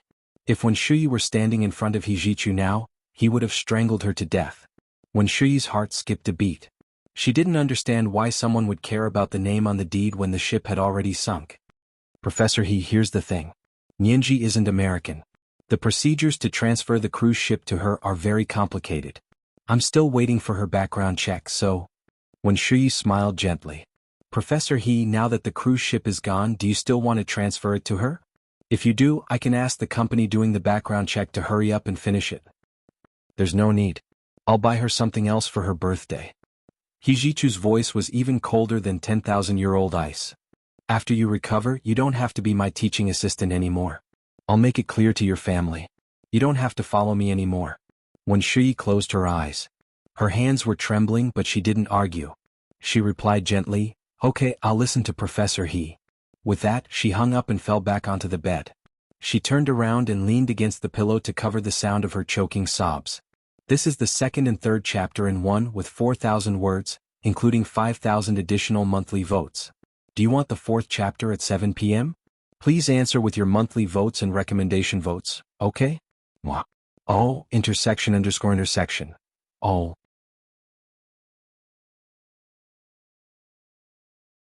Chapter 184. Every time Gunyenji thought back to what had happened on her 18th birthday, the one that left the deepest impression was the silver-gray fighter jet roaring through the wind and rain. Although it was a pity that Hua Xiaoheng hadn't come in person, Gunyenji stubbornly regarded it as beauty without regret. The pinnacle of beauty was beauty without regret, such as Venus' broken arm and the unfinished dream of the Red Chamber. Hijichu had not hesitated to repair his relationship with the U.S. military and borrow a Navy warship to rescue her. She was grateful, but she had never thought to accept such a big gift from him. After that, she kept her distance from Hijichu and devoted herself to her work and studies. Hijichu sensed her alienation, and although he felt bad, he knew he couldn't force her too much. He had to give her time to slowly adapt, so he temporarily put Gunyenji's matter aside and traveled between Harvard University in Boston and B University in the capital of the Huaxia Empire, teaching and mentoring graduate students. Time always passed the fastest when one was working hard. Soon it was December and winter had arrived in Washington. In the evening, Gunyenji walked out of Capitol Hill in a delicate silver-gray cashmere horn-button coat and walked to her apartment hotel. Because her apartment was very close to Capitol Hill, she had insisted on walking back for the past 2 months and considered it a form of exercise. When she arrived at the door, she saw a voluptuous Chinese-American woman in a dark red coat standing there, talking to the hotel doorman. The doorman recognized Gunyenji and quickly waved when he saw her. "Miss Gil, someone's looking for you." Gunyenji looked at the woman. She had a fair complexion and eye-catching arched eyebrows. Beneath the arched eyebrows was a pair of almond-shaped eyes that were kind and gentle. She had a dainty nose and a pair of similarly dainty lips that were lightly colored. She looked like she was in her 20s and was very calm and steady. She was very beautiful and refined, but Gunyenji was sure she didn't know this woman. Gunyenji nodded to her. "Hello, may I ask who you are?" The woman smiled as she looked at Gunyenji, her eyes filled with amazement. She quickly walked over and introduced herself to Gunyenji. "I'm Jiang Hongcha. I don't know if Mei Xiaowen mentioned me to you." The Weibo name Black Tea Sky flashed across Gunyenji's mind. This woman must be Mei Xiaowen's first girlfriend? I don't remember if he mentioned it or not. Gunyenji smiled. She hadn't been in much contact with Mei Xiaowen lately. Mei Xiaowen felt that he was always the one taking the initiative to approach Gunyenji. It had already been half a year, but Gunyenji was still lukewarm. He was unwilling to give up and decided to leave Gunyenji out in the cold for a while, playing hard to get. When she couldn't take it anymore and came to him, he would treat her well. That was the only way he could truly win over this little girl's heart. Gunyenji knew that she would be going back at the end of the year, but she hadn't figured out how to face Mei Xiaowen, so she didn't take the initiative to contact him. Now that she saw Jiang Hongcha, Gunyenji couldn't help but sigh inwardly. "Did you need something from me?" Jiang Hongcha felt uneasy seeing Gunyenji like this. She had seen Gunyenji's face and thought that she was just a pretty and smart commoner girl. She could do whatever she wanted to her. However, the woman in front of him had just passed her 18th birthday, and the aura she exuded was clearly the elegance and restraint that could only be nurtured in the upper-class society. Could it be that she had been reborn in just half a year in the U.S. Congress? Jiang Hongcha suppressed the bitterness in her heart and smiled warmly at Gunyenji. "I do have something to tell you. It's about me and Mei Xiaowen. Would you like to have a cup of coffee with me?" Seeing Gunyenji's hesitation, Jiang Hongcha immediately said, "We're not going anywhere else, just here. This is a hotel, so there should be a coffee shop, right?" "Yes, come with me." Gunyenji didn't want to talk to Jiang Hongcha at first, but when she heard that it was about her and Mei Xiaowen, she didn't want to refuse. Most importantly, she was very hesitant. She couldn't see any way out of her relationship with Mei Xiaowen, so she needed to listen to other people's opinions. Jiang Hongxia was Mei Xiaowen's first girlfriend, so she should have the right to speak. They went to the Capital Hotel's coffee shop and found a corner to sit down. Large pots of green plants formed a small, secluded space. Gu Nianji ordered a cappuccino and slowly swirled the spoon in her coffee cup. She propped her head up with one hand and looked calmly at Jiang Hongxia, who sat across from her. Jiang Hongxia didn't order coffee but a glass of warm milk. I can't drink coffee right now. She smiled gently at Gu Nianji. Gu Nianji thought that Jiang Hongxia's smile was filled with the radiance of motherhood. She looked down and tossed the spoon away, then took a sip of the warm cappuccino. Jiang Hongxia held the warm milk in her hands and looked as if she didn't know where to start. After a while she said, "Nianji, can I call you Nianji?" "Whatever." Gu Nianji smiled and looked up at Jiang Hongxia. Her voice was soft and slightly raspy. She'd been debating with people on Capitol Hill all afternoon about appropriations, and her voice was now hoarse. "My family and the Mei family are family friends. We were childhood friends." Jiang Hongxia was lost in fond memories. "But we were only together in high school." Gu Nianji frowned slightly. She was getting impatient. She had been busy with work and hadn't had lunch today. She was in a hurry to go home for dinner. If Jiang Hongxia continued to tell her story from the beginning, how long would it take? Gu Nianji coughed lightly and said, "Xiaowen mentioned that he had a first girlfriend who went abroad after high school. They broke up later. That was you, wasn't it?" Jiang Hongxia hadn't expected Gu Nianji to tell her all about her beautiful first love in one sentence. She felt a little uncomfortable. Gu Nianji had brought up the beautiful memories of her first love with Xiaowen in such a way. As expected, this girl had grown up without parents. Her upbringing wasn't good. She must have felt bad for rudely interrupting others like this. Jiang Hongxia's smile grew wider as she thought about it. She nodded leisurely. "You could say that. But after I graduated from university 4 years ago and returned to China, Xiaowen and I met again." Gu Nianji raised an eyebrow. "Miss Jiang, please get to the point. If you keep stuttering, I'll regret coming here to have coffee with you." "Okay, Miss Gu, I'll cut to the chase." Jiang Hongxia sat up straight and leaned forward slightly. "The thing is, I wanted to ask, are you Mei Xiaowen's girlfriend?" Gu Nianji closed her eyes. "Not yet." "Then you're not, are you?" Jiang Hongxia smiled good-naturedly. "Then I don't feel so guilty anymore. The thing is, Xiaowen and I can't forget our first love, but there's a barrier in our hearts that we can't get over if we want to be together. Therefore we made an agreement to give each other another chance to have a try. However, this time there are no restrictions. Don't worry, Miss Gu, we are in an open relationship. Even if I can date someone else, he can also court other women, such as you."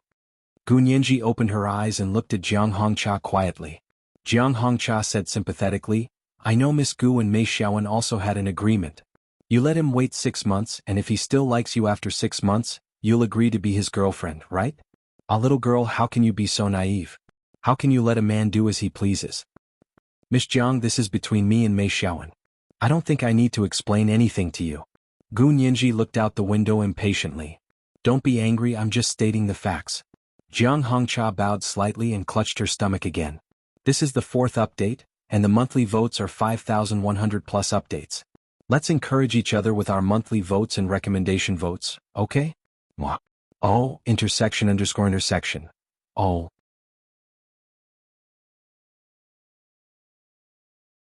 Chapter 185. Unfortunately, Gu Nianji ignored her and only took a sip of her cappuccino. "I hope Miss Gu doesn't misunderstand. I'm not Xiaowen's girlfriend, and it won't affect your relationship in the future." Jiang Hongxia had no choice but to put on a sincere face and tell the truth, like a caring sister. Gu Nianji remained unmoved. She wondered why her emotions didn't fluctuate at all. Perhaps Gu Nianji's expression was too calm, and didn't contain the indignation, grievance, or anger that she had expected.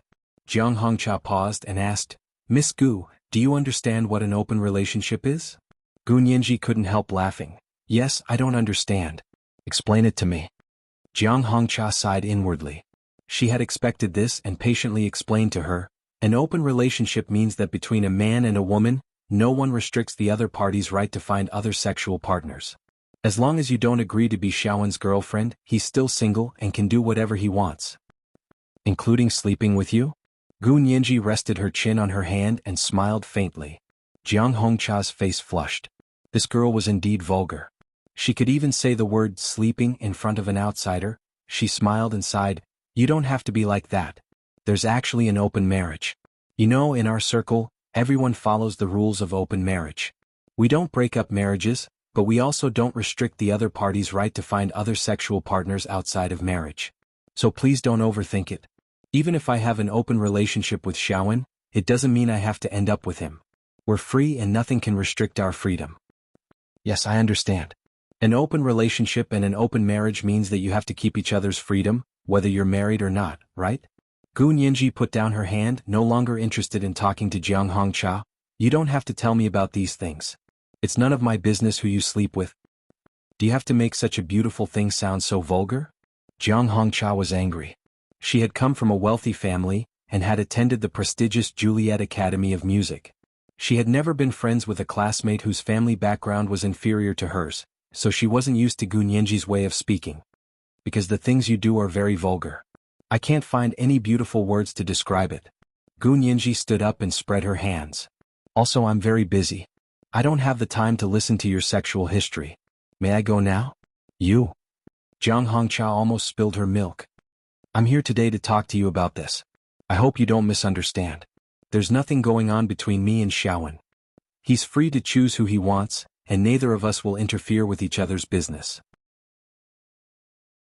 When Gu Nianji heard this, she sat back down and said with interest, Miss Jiang, the first thing you did was tell me that you and my suitor were in a sexual relationship, and then you told me not to misunderstand your relationship. Are you stupid, or do you think I'm stupid? Can't you accept the truth? Jiang Hongcha shook her head and smiled. That won't do. In our circle, you have to turn a blind eye to this kind of phenomenon. If you can't get used to it, then you don't belong in our circle. Gu Nianji feigned a look of realization. I finally understand. So you're here to persuade me to leave Mei Xiaowen? Jiang Hongcha snorted. She didn't reply, but her expression said, You finally understand. I can leave him, but how much are you willing to pay me? Gu Nianji rested her chin on her hands. Her large eyes sparkled like gems as she stared at Jiang Hongcha. Jiang Hongcha's eyes widened in shock. She said incredulously, I respect you and reason with you, but you're talking about money with me? Gu Nianji raised her eyebrows playfully. You don't have to respect me. Also, what part of what you said just now was respect for me? So don't talk about these things. I'm an ordinary citizen, and ordinary people care about material benefits the most. You're so high and mighty and you keep saying it's your circle, your circle. May I ask why your circle wants to break me up? Are you trying to reason with me? Shouldn't you be throwing me a check with an astronomical amount of money? That's what they say on TV. Jiang Hongcha's lips trembled. She was beginning to feel like her balls were about to explode. Why was this girl so difficult? You really don't intend to pay me to leave Mei Xiaowen? Gu Nianji clicked her tongue. Looks like your circle is really cheap. They can't even compare to the nouveau riche on TV. They'd have to throw at least $1 million to get rid of an unsuitable girlfriend. What's wrong with that? Are you trying to get something for nothing? Anger flashed in Jiang Hongcha's eyes, but she quickly calmed down. She discreetly turned on the recording function on her phone, and said kindly to Gu Nianji, Miss Gu, I'm just trying to persuade you out of goodwill. How could you ask for money? I didn't ask for money. Gu Nianji never gave herself away. You were the one who told me that Mei Xiaowen and I weren't right for each other, and that you wanted me to leave him. That's why I asked you how much you were going to pay me. I was just following the unspoken rules of your circle. Then how much do you want to leave him? Jiang Hongcha asked with a smile. She was beginning to entice Gu Nianji. That depends on your sincerity. Gu Nianji nodded slightly. How much you're willing to pay will show how important Mei Xiaowen is to you. Money is a tacky thing, but it's a common currency and can be used to measure many things. So you're really with Xiaowen because of his money. Jiang Hongcha felt that she had enough evidence to kick Gu Nianji out. That's enough, Miss Gu. Let's not waste any more time talking to each other. I've recorded everything you've said today. She waved her phone at Gu Nianji. If you don't contact Xiaowen again, I'll pretend this never happened. No one will know about this recording. But if you continue to have an affair with Xiaowen, then don't blame me for being rude. Not only will I show this recording to Xiaowen, but I'll also post it on your school's forum. Let's see if you still have the face to be a graduate student at B University. Jiang Hongcha declared the end of the conversation in a triumphant tone. Gu Nianji looked at her phone and held out her hand. Give it to me. Give me your phone. Give it to you? Do you think I'm stupid? Jiang Hongcha laughed heartily, her long wavy hair bouncing in the wind. She looked incredibly seductive. I've already synced it to the cloud. It's no use even if you take my phone. Gu Nianji looked at Jiang Hongcha like she was an idiot. When she was done laughing, she said dryly, Miss Jiang, first of all, you've already violated my privacy by secretly recording my conversation without my permission. Second, you've used my privacy to threaten me for your own personal gain. Based on the extent of your personal gain, you'll be punished from a fine, detention, or jail time. Third, I'm not afraid of you releasing these recordings. If you do, it won't affect me in any way. You, on the other hand, will probably go bankrupt and go to jail. Miss Jiang, please think about it. I'm a law student and my mentor is He Jichu. If you want to sue me, go home and ask your family. See if they'll agree. Jiang Hongcha's pupils shrank. She hadn't expected this little girl to be able to calmly discuss legal issues with her at this point. Jiang Hongcha stared at Gu Nianji for a long time. She suddenly recalled Ai Weinan's words. Gu Nianji didn't love Mei Xiaowen at all. I understand now. You really don't love him. Jiang Hongcha shrugged. I've been a villain for nothing. She unlocked her phone and deleted the recording right in front of Gu Nianji. She even logged into the cloud and deleted the backup. Look, it's all deleted. There's no more. Jiang Hongcha stood up and grabbed her Hermes platinum bag. She nodded at Gu Nianji and turned to leave. Gu Nianji called out to her, Miss Jiang, what's your phone number? This is the first update. The fourth update from last night at 7 o'clock p.m. has been revised. Everyone please refresh and see. Oh, intersection. Oh. The second update today should be 2 updates in one, including 5,200 monthly votes and updates. It'll be around 1 o'clock p.m. It's the end of the month. Everyone, please vote for the Major General. Chapter 186. Jiang Hongcha turned around and frowned. Why are you asking for my phone number? To verify your identity, Gu Nianji said with a half-smile. Gu Nianji said with a half-smile, you say you're Jiang Hongcha, but I don't know Jiang Hongcha. I have to prove it, right?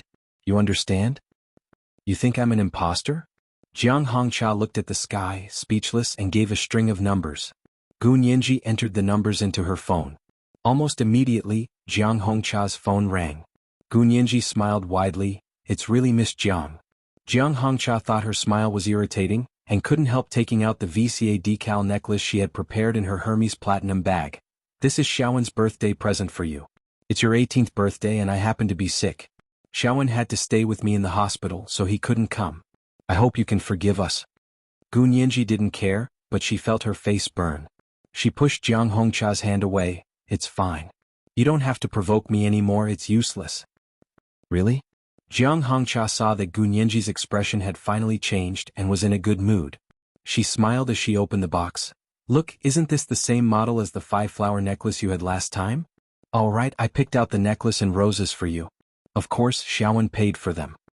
Gu Nianji nodded expressionlessly. Got it. Is there anything else? She had been skeptical of Jiang Hongcha's words, but now that she saw the VCA decal necklace, she was at least 70% convinced. However, she didn't want Jiang Hongcha to be smug, so she didn't say anything. Jiang Hongcha shook her head regretfully. Of course there's something else. She put her hand on her stomach and looked down, then looked up at Gu Nianji with a sweet smile. But I don't think there's a need to say it now. Since you don't love him, then stop hanging on to him. I'm hanging on to him? Gu Nianji asked in surprise. When was I hanging on to him? You already said that I'm not his girlfriend, and he has the right to pursue and sleep with other people.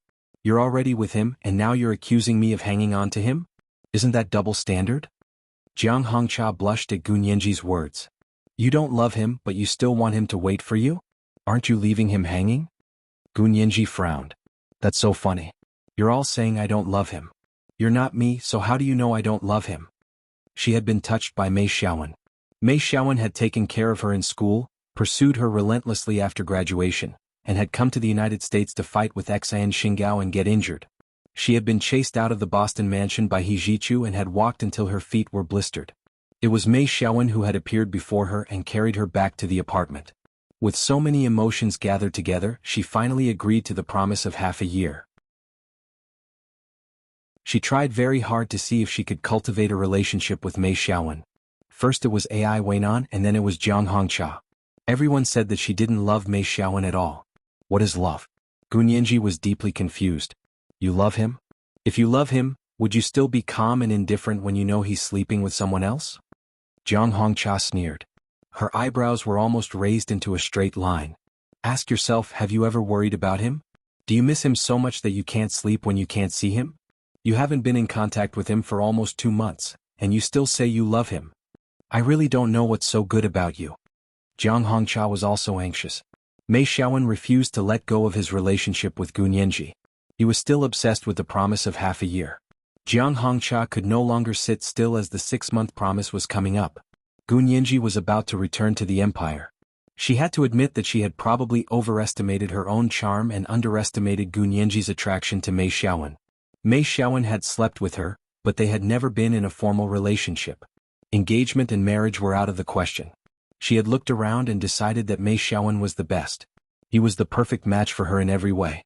He was also her first love. She didn't want to let go of him again. Gunyanji was flabbergasted. She was suddenly speechless. I don't have anything good to say. After a while, she lowered her eyes and said coldly, if you want to play tricks, go find Mei Xiaowen. Don't look for me. I don't have time to play games with you. Goodbye. Gunyanji called the waiter to pay the bill and left. She stood in the elevator and stared blankly at the slowly ascending floor. She kept thinking about what Jiang Hongcha had said. Mei Xiaowen had done a good job when Ai Weinan had pestered him. Gunyanji trusted him in that regard. But this Jiang Hongcha was different from Ai Weinan. Because of the Weibo post Red Tea Sky, Gunyanji felt that Jiang Hongcha was different from Ai Weinan. She wasn't sure now. Jiang Hongcha's words about whether or not she loved him made Gunyanji tremble with fear. She even felt a little guilty. Yes, she didn't have those feelings for Mei Xiaowen. But she did have those feelings for someone else. When she saw him smile at someone else, she felt as if the sky had collapsed. She was so angry that she wanted nothing more than to take revenge on society. When she couldn't see him, not only did she worry about him, but she also couldn't eat or drink. When she saw a similar figure on the street, she would stare at it for a long time. If she found out he was sleeping with someone else, Gunyanji swayed. She took a deep breath and held the elevator railing. Not only was it difficult to breathe, but her heart was about to stop. No, she couldn't think about it anymore. Stop, please stop. She was going to commit a crime if she kept thinking about it. Back at the apartment, Gunyanji was listless. She didn't chatter like usual during dinner. Zhao Liangzi was not used to it and glanced at her several times. What's wrong? Are you not feeling well? Gunyanji was only the most obedient girl when she was sick and in front of Huoxiao. They already knew that. Gunyanji shook her head. No. I'm feeling very well. Zhao Liangzi was speechless. He pulled up a chair and sat next to Gunyanji. He propped his head on his hand and looked at her. Quick, tell Brother Zhe what happened? Is it that obvious? Gunyanji put down her bowl and chopsticks and wiped her face. You have the words I'm very annoyed written all over your face. Zhao Liangzi pinched her ear. Is there anything you can't solve? It's like that. Gunyanji thought for a moment, then told Zhao Liangzi about her encounter with Jiang Hongcha. She then gave Jiang Hongcha's phone number to Zhao Liangzi. Brother Zhe, can you help me check if she really deleted the recording? Zhao Liangzi was furious and slammed the table. How dare she? How dare she secretly record it? Who does she think she is? The CIA. He returned to his room and opened his app to connect to the internet. He quickly found Jiang Hongcha's phone and searched it. The recording had indeed been deleted, and so had the cloud backup. However, Zhao Liangzi saw some embarrassing photos in Jiang Hongcha's cloud backup account. What the F***CK? Mei Xiaowen, how dare you? Zhao Liangzi looked through the photos one by one. He was furious. How dare you cheat on Yanji? He stormed out of his bedroom and went to Gunyanji's room. What's your relationship with Mei Xiaowen? We were classmates. Gunyanji straightened her clothes in front of the closet.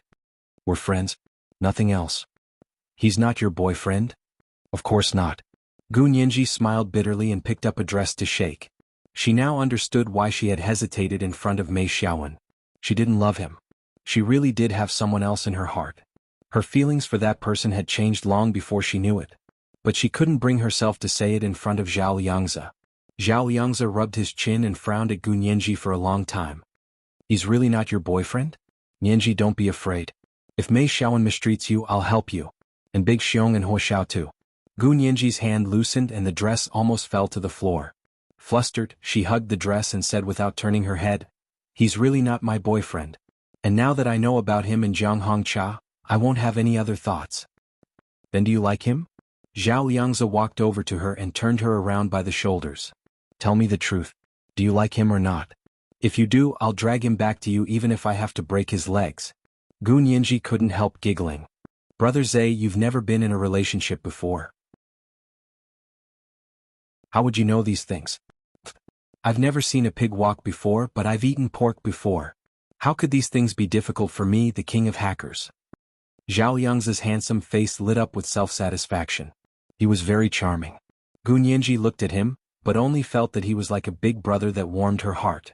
It was completely different from the way she felt when she thought of Huo Xiaoheng. She closed her eyes and leaned against the door of the closet. I really don't like him. It's time to end things with him, she said in a low voice. Didn't you give him 6 months? If he doesn't change his mind within 6 months, you'll be with him? Zhao Liangzi remembered clearly. What if he has a change of heart within 6 months? If he has a change of heart, then of course it doesn't count. I didn't promise to be with him. Gu Nianji shook her head. Besides, I don't love him. Why should I force myself to be with him? To Gu Nianji, this matter couldn't be simpler.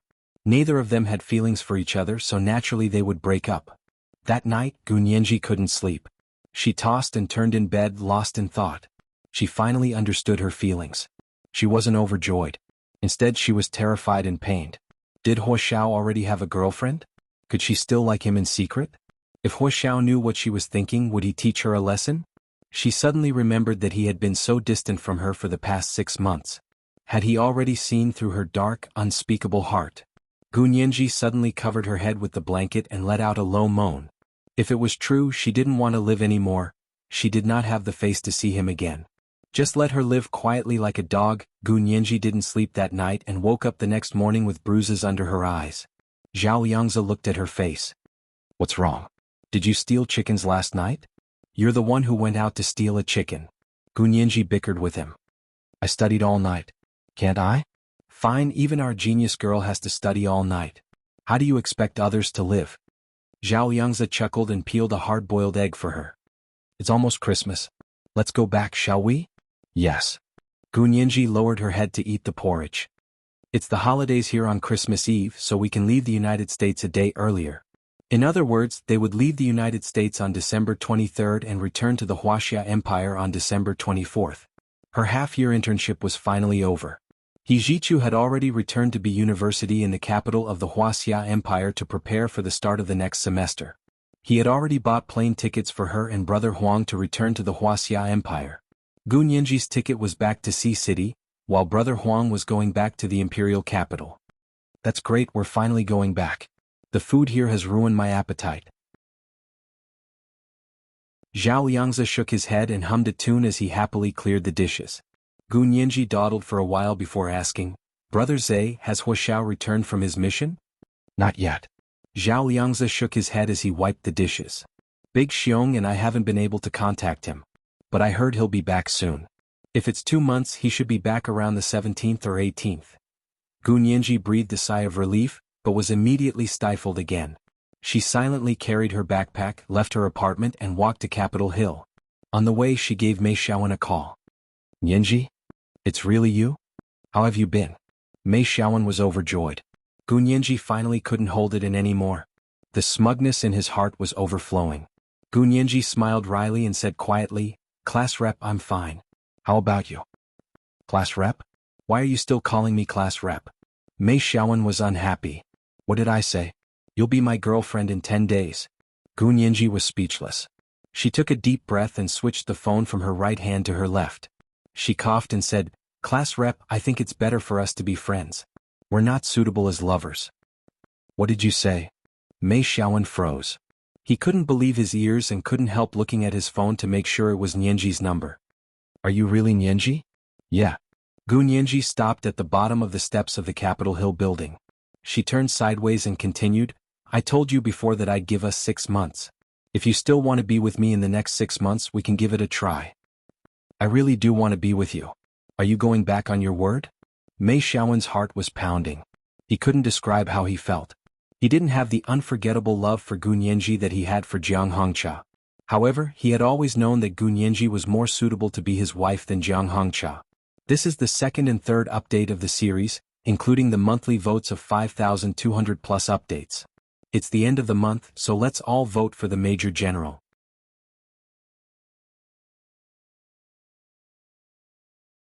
Chapter 187.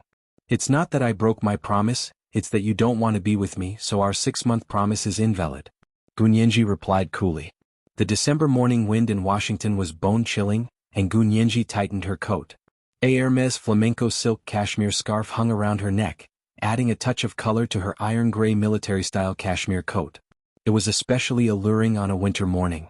Familiar congressional staff and congressmen greeted her one after another. Good morning. Gu, I like your outfit today. Gu, do you want me to bring you breakfast? Gu Nianji waved at everyone with a smile, then pointed to her phone. Everyone looked at each other and smiled, indicating that they understood. She turned around and didn't stand by the steps. Instead, she went to a barren tree on the street and put her hands in her coat pockets as she sat on a bench by the street. Mei Xiaowen obviously didn't accept her explanation and sneered, "You're still saying you didn't break your promise? When did I say I don't want to be with you? I just said you'll be my girlfriend soon and you've already forgotten? Can't our straight A student be so forgetful? Mei Xiaowen, you really want to be with me?" Gu Nianji was very calm. When she spoke, her red lips, which were like water chestnuts, turned into frost. Her manga-like face was shrouded in white mist, and she had the hazy beauty of a soft mirror. How many times have I said that I want to be with you? I want you to be my girlfriend, I even want to marry you. Why don't you believe me? Mei Xiaowen stood on his balcony and looked at the lights of the city. He was furious. Why was this girl so stubborn? Gu Nianji sighed and said hoarsely, Mei Xiaowen, your words and actions are completely different. Who do you think I should believe? Do you believe in empty words or do you believe in what you have done? Mei Xiaowen clearly didn't expect Gu Nianji to say this. He was silent for a moment. Nianji, what do you mean? My meaning is very clear. Since neither of us has the heart, we don't have to force ourselves to be together. Her hands and feet were starting to feel cold after being outside for a long time. Gu Nianji got up and walked to the Capitol building. She didn't expect that such a simple phone call would drag on for so long. Mei Xiaowen paced back and forth on the balcony. How am I careless? I've been longing for your return with all my heart, and you treat me like this? Have you had a change of heart? Was it you? I haven't had a change of heart. Gu Nianji's voice was very calm. There had always been only one person in her heart, and that had never changed. Since you haven't changed your mind, why did you say that? I like you and you like me. What else do you want? Nianji, stop fooling around and come back. I'll treat you better when you come back. I'll make you the envy of all the girls. Mei Xiaowen took a deep breath and began to persuade Gu Nianji. Little girls could not stand this kind of words of love with the nature of promises. Gu Nianji knew she had to be harsh. She walked up the steps and said quietly, No, you don't like me and I don't like you, so I don't understand why you want me to be your girlfriend. Mei Xiaowen was very uncomfortable when he heard this. He liked Nianji, although not that much. It was still difficult for him to accept that Gu Nianji clearly said she didn't like him. He had been the Prince Charming of all girls since he was a child. Even a proud goddess like Jiang Hongcha had to bow her head to him in the end. He didn't believe that he couldn't handle a little orphan girl. Nianji, you like me? Mei Xiaowen was full of confidence. Maybe you don't even know it yourself, but you really like me. Gu Nianji was speechless. She opened the door to her small office and threw her backpack on the sofa. She took off her coat and wore only a thin cashmere cardigan and a silk scarf. She put her phone in her trouser pocket and put on her earphones. She continued to talk to Mei Xiaowen as she made herself coffee and bought breakfast. Mei Xiaowen, let's not waste any more time. You and I already know this and it's very awkward to say it out loud. Gu Nianji didn't want to tell him about Jiang Hongcha. In her opinion, that was the evidence that would only be revealed when they fell out. For now, she wanted to end things with Mei Xiaowen politely. You're determined to break up, aren't you? Mei Xiaowen couldn't help being sarcastic when he saw that she wouldn't listen to him no matter what he said. Why don't you just say that you had a change of heart, that you cheated on me and that you had an affair? Why do you have to put the blame on me and say that I don't want to be with you? Don't you think you're distorting the truth? Gu Nianji walked back to her small office with coffee and a plate of muffins. She laughed when she heard this. Mei Xiaowen, you and I are both law students and we need evidence for everything we say and do. Subjective assumptions will always be subjective assumptions. They don't represent objective facts. First of all, we've never been together, so how can we break up? I'm warning you, if you dare distort the truth and exaggerate in public, I won't laugh it off. You know that I'm a very serious person. Don't blame me for being ruthless when you're embarrassed. Besides, do I need to remind you who broke our 6-month promise? Of course not. Because you're the one who broke your promise. You don't want to be with me. Mei Xiaowen's guilty conscience made him appear even more fierce. I'm telling you, I don't agree. Mei Xiaowen, actions speak louder than words. When it comes to sentencing, the consequences of actions are the basis for sentencing. The legal consequences of words must be judged by the consequences of actions they lead to. You keep saying that you want to be with me, but in the past 6 months, you've been in a de facto relationship with someone else. Your actions have proven that you don't want to be with me, so our 6-month promise is no longer valid. Gu Nianji put down her coffee and muffin, and sat down to turn on her computer. She began wrapping up her internship and writing her internship report. Mei Xiaowen was speechless by Gu Nianji's words, which sounded like a courtroom argument. He froze for a long time before asking incredulously, "Nianji, what do you mean? What do you mean by de facto relationship? I'm telling you I'm not." "No. You're saying that you've been clean for the past 6 months, and haven't had anything more than a friendship with another woman?" Gu Nianji frowned. Mei Xiaowen was really difficult to deal with. Perhaps she should say Jiang Hongqia's name? But saying Jiang Hongqia's name would make it seem like she was jealous and trying to catch her cheating boyfriend. She didn't want to give Mei Xiaowen that impression at all. Mei Xiaowen wasn't her boyfriend, so she didn't really care who he slept with. But Mei Xiaowen kept saying that he wanted to be with her, while he slept with another woman. This was challenging Gu Nianji's bottom line. As Jiang Hongqia had said, Gu Nianji really couldn't adapt to the unwritten rules of their circle. Mei Xiaowen understood what Gu Nianji was trying to say, but he didn't want to admit his relationship with Jiang Hongqia. He was sure that no one else knew about their special relationship, so he kept insisting that Gu Nianji had a change of heart. Gu Nianji was annoyed and busy writing her internship report. She said to Mei Xiaowen, "All right, class rep, I've never liked you, so there's no such thing as a change of heart. I tried my best to like you, but I couldn't do it. It's a mistake to continue doing things that I can't do, and it's irresponsible to others and myself." Mei Xiaowen's face paled at Gu Nianji's words. He slumped on the sofa, his lips trembling. He wanted to lash out, but when he remembered the legal consequences Gu Nianji had mentioned, he regained his rationality. This was the first update. Today's second update should be 2 updates in one, including 5,300 monthly votes and updates. It'll be around 1 p.m. It's the end of the month, so let's all vote for the Major General.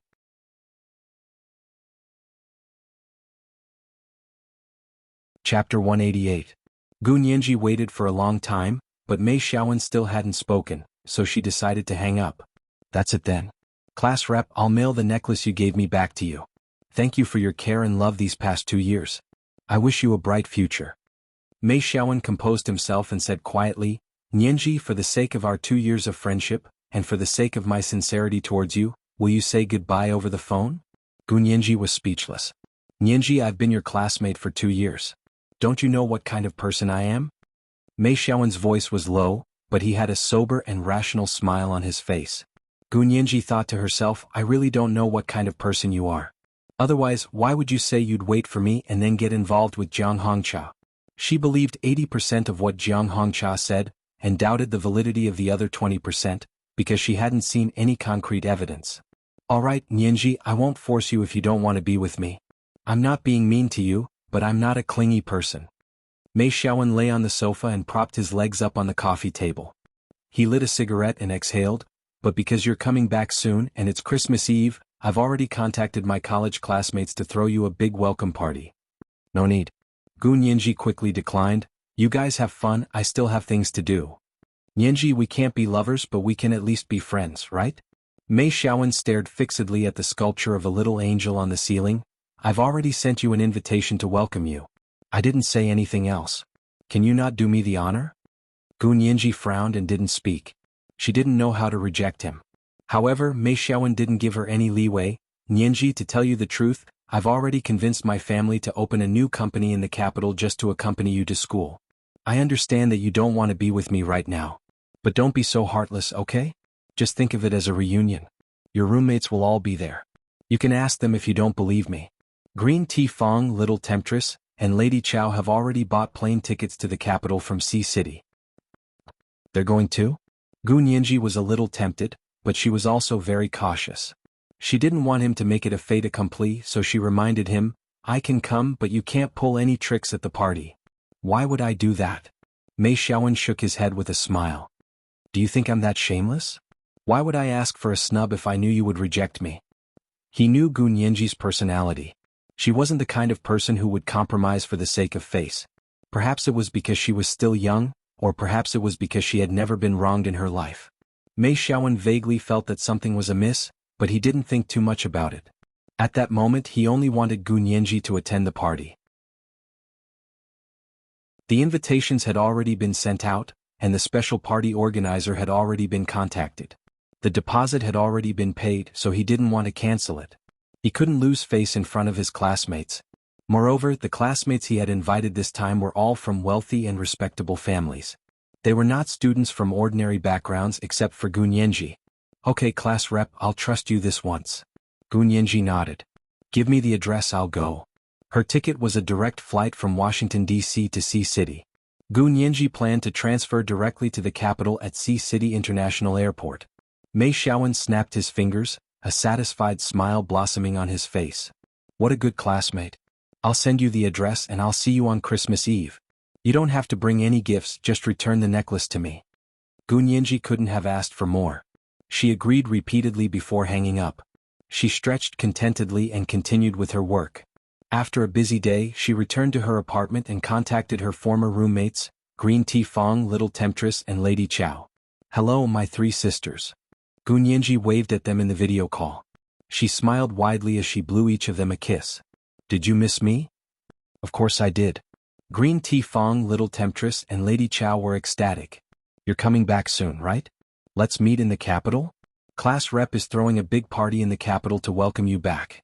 Gu Nianji saw that what they said matched up with what Mei Xiaowen had said. She was relieved. As long as her three roommates were there, she wouldn't be at a disadvantage. During dinner that night, Gu Nianji also told Zhao Liangzi that she would be going to the capital for a reunion after returning to the empire. When Zhao Liangzi heard that Mei Xiaowen had organized it, he mused. He still hasn't given up? No, I've made it clear to him. Although he's not happy, he's not an unreasonable person. Gu Nianji carefully sought Zhao Liangzi's opinion. Brother Zhe, to be honest, I was in the wrong too. I shouldn't have been so impulsive and agreed to his 6-month appointment. Although it's over now, but...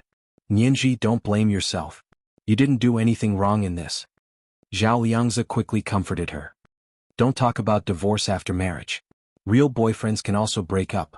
You're not even close to him, so why are you talking about who's in the wrong? What right does he have? Just because he's prettier than everyone else? Gu Nianji couldn't help laughing. Brother Zhe, I didn't know you had such a sharp tongue. My sharp tongue? That's because you haven't heard Hua Xiao's sharp tongue. Zhao Liangzi clicked his tongue as he savored the aftertaste. Alright, you can go if you want to have a gathering with your classmates. Don't be afraid. Although Zhao Liangzi said she didn't have to be afraid, he still prepared everything for Gu Nianji.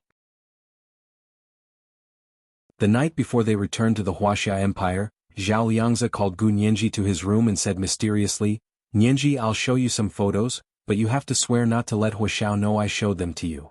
What photos? Gu Nianji was very curious but still said honestly, if Hua Xiao asks, I won't lie to him. Zhao Liangzi rolled his eyes. Do you have to be so obedient? I risked my life for you, and you won't even give me this little bit of face? Brother Zhe. Gu Nianji hugged Zhao Liangzi's arm and shook it vigorously. She dragged out her voice and said coquettishly, You know I listen to Hua Xiao the most. I promise as long as Hua Xiao doesn't ask, I won't tell. Zhao Liangzi looked at her sideways. Swear. I swear if I tell you I'll... Zhao Liangzi didn't have the heart to continue before Gu Nianji could finish. Fine, I believe you. This has nothing to do with Hua Xiao, that's why I'm telling you. As Zhao Liangzi spoke, he opened the folder containing the photos of Mei Xiaowen and Jiang Hongcha in bed. These photos weren't the ones they had sent someone to take, but the ones in Jiang Hongcha's cloud account on her phone. They were all taken by Jiang Hongcha herself. Each photo had been photoshopped to make her look stunning. However, the photoshopped photos had been restored by Zhao Liangzi, a computer expert, to their original appearance. In order not to poison Gu Nianji's eyes, Zhao Liangzi had censored the key parts. Gu Nianji gaped at the photos, then quickly covered her eyes and stomped her feet. Brother Zhe, why are you showing me these photos? Did you deliberately make me get a needle eye? I've censored it, why would I get a needle eye? Zhao Liangzi quickly closed the folder. But it really doesn't look good. The photoshopped photos were fine, but I'm disgusted when I restored them. You actually looked at them carefully? Gunyanji covered her eyes with one hand and reached out with the other to grab Zhao Liangzi's arm and pinch it hard. Zhao Liangzi looked tall and handsome, but his body was actually all lean muscles and hard muscles. Gunyanji's fingers hurt from the pinch, so she quickly let go and shoved Zhao Liangzi. Brother Zhe, you're so bad. Zhao Liangzi chuckled and handed her an envelope. Take this. If something happens to Mei Xiaowen, throw these photos in his and his lover's faces in front of your classmates. Gunyanji squinted and saw that there were no photos on Zhao Liangzi's computer screen. She opened her eyes and took the envelope from Zhao Liangzi's hand. She said fawningly, Brother Zhe is so thoughtful. With these amulets, she wouldn't have to worry about anything going wrong at the party. After packing everything that night, she received a call from He Jichu before she went to bed. He Jichu had rarely contacted her over the past 2 months. Most of the time they communicated via email and rarely called. When Gunyanji picked up the phone, she thought He Jichu's voice was unfamiliar. However, He Jichu said a few words and she quickly became familiar with him.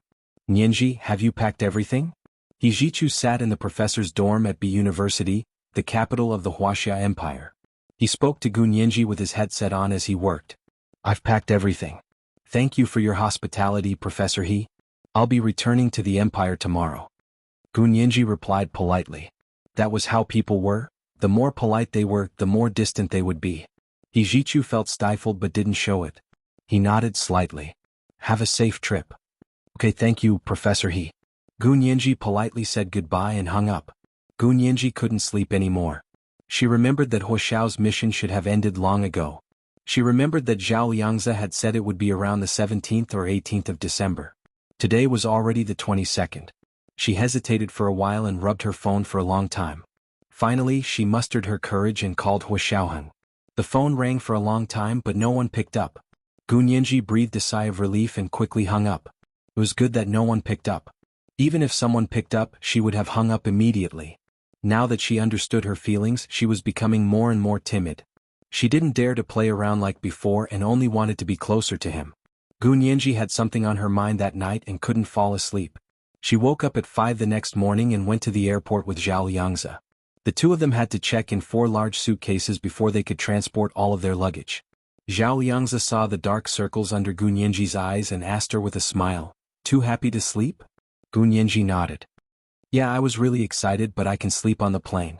The flight from the United States to the Wuxia Empire was 12 to 14 hours. It was really boring and could sleep the whole way back. He Jichu had bought a first-class ticket for Gunyanji, and Zhao Liangzi had reimbursed his travel expenses. He had originally been in business class, but after speaking to the stewardess with his handsome face, the stewardess took the initiative to upgrade his cabin for free and moved him to first class. Gunyanji watched Zhao Liangzi walk proudly to the seat across from her and asked in surprise, "You paid for the ticket yourself?" "I paid for my face." Zhao Liangzi touched his face and winked at Gunyanji. Gunyanji made a nauseous expression and then happily fell asleep. With Zhao Liangzi by her side, she slept especially peacefully. She didn't speak during the flight and really slept for 10 hours before waking up. Zhao Liangzi was also sleeping. Under the dim lights, his face was handsome and bright. Gunyanji saw several flight attendants come over to cover him with a blanket from time to time. Gunyanji secretly smiled and took out a facial mask from her backpack to apply. The plane would land in 2 hours, so she had to dress up and return to the Wuxia Empire to meet her friends. Zhao Liangzi also woke up and opened his eyes to see a woman with a pale face sitting across from him. He was shocked but quickly realized it was Gunyanji putting on a facial mask. "You're putting on a facial mask on a plane?" Zhao Liangzi snorted.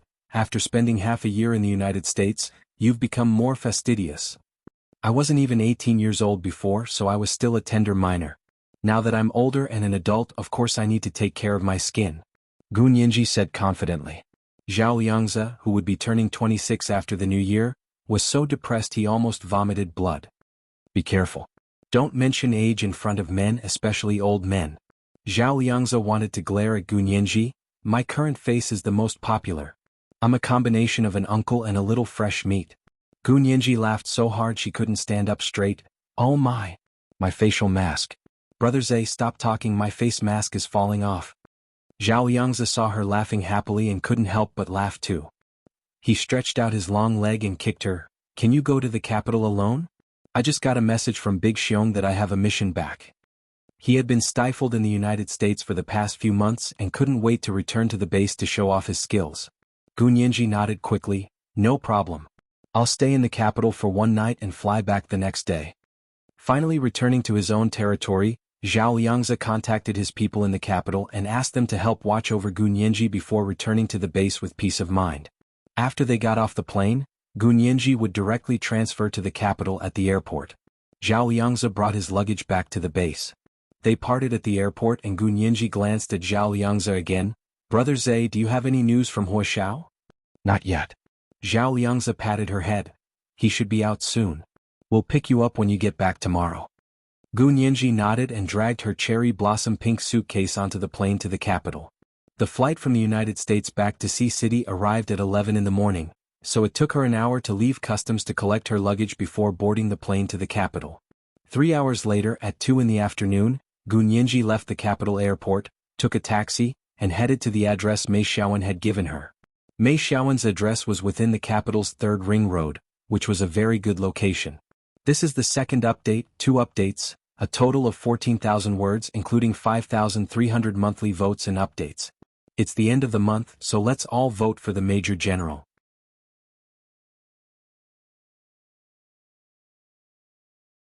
Chapter 189. Gu Nianji got out of the taxi and looked up at the high-rise neighborhood. The houses within the capital's 3rd ring road were about the same price as her apartment in Sea City's Fenyao precinct. The property management and exterior looked similar. The neighborhood was enclosed and there was a security guard on duty at the entrance. The surroundings were beautiful and the roads were clean and tidy. It was far away from the main road outside, so no noise could be heard. It was obviously a high-class residential area.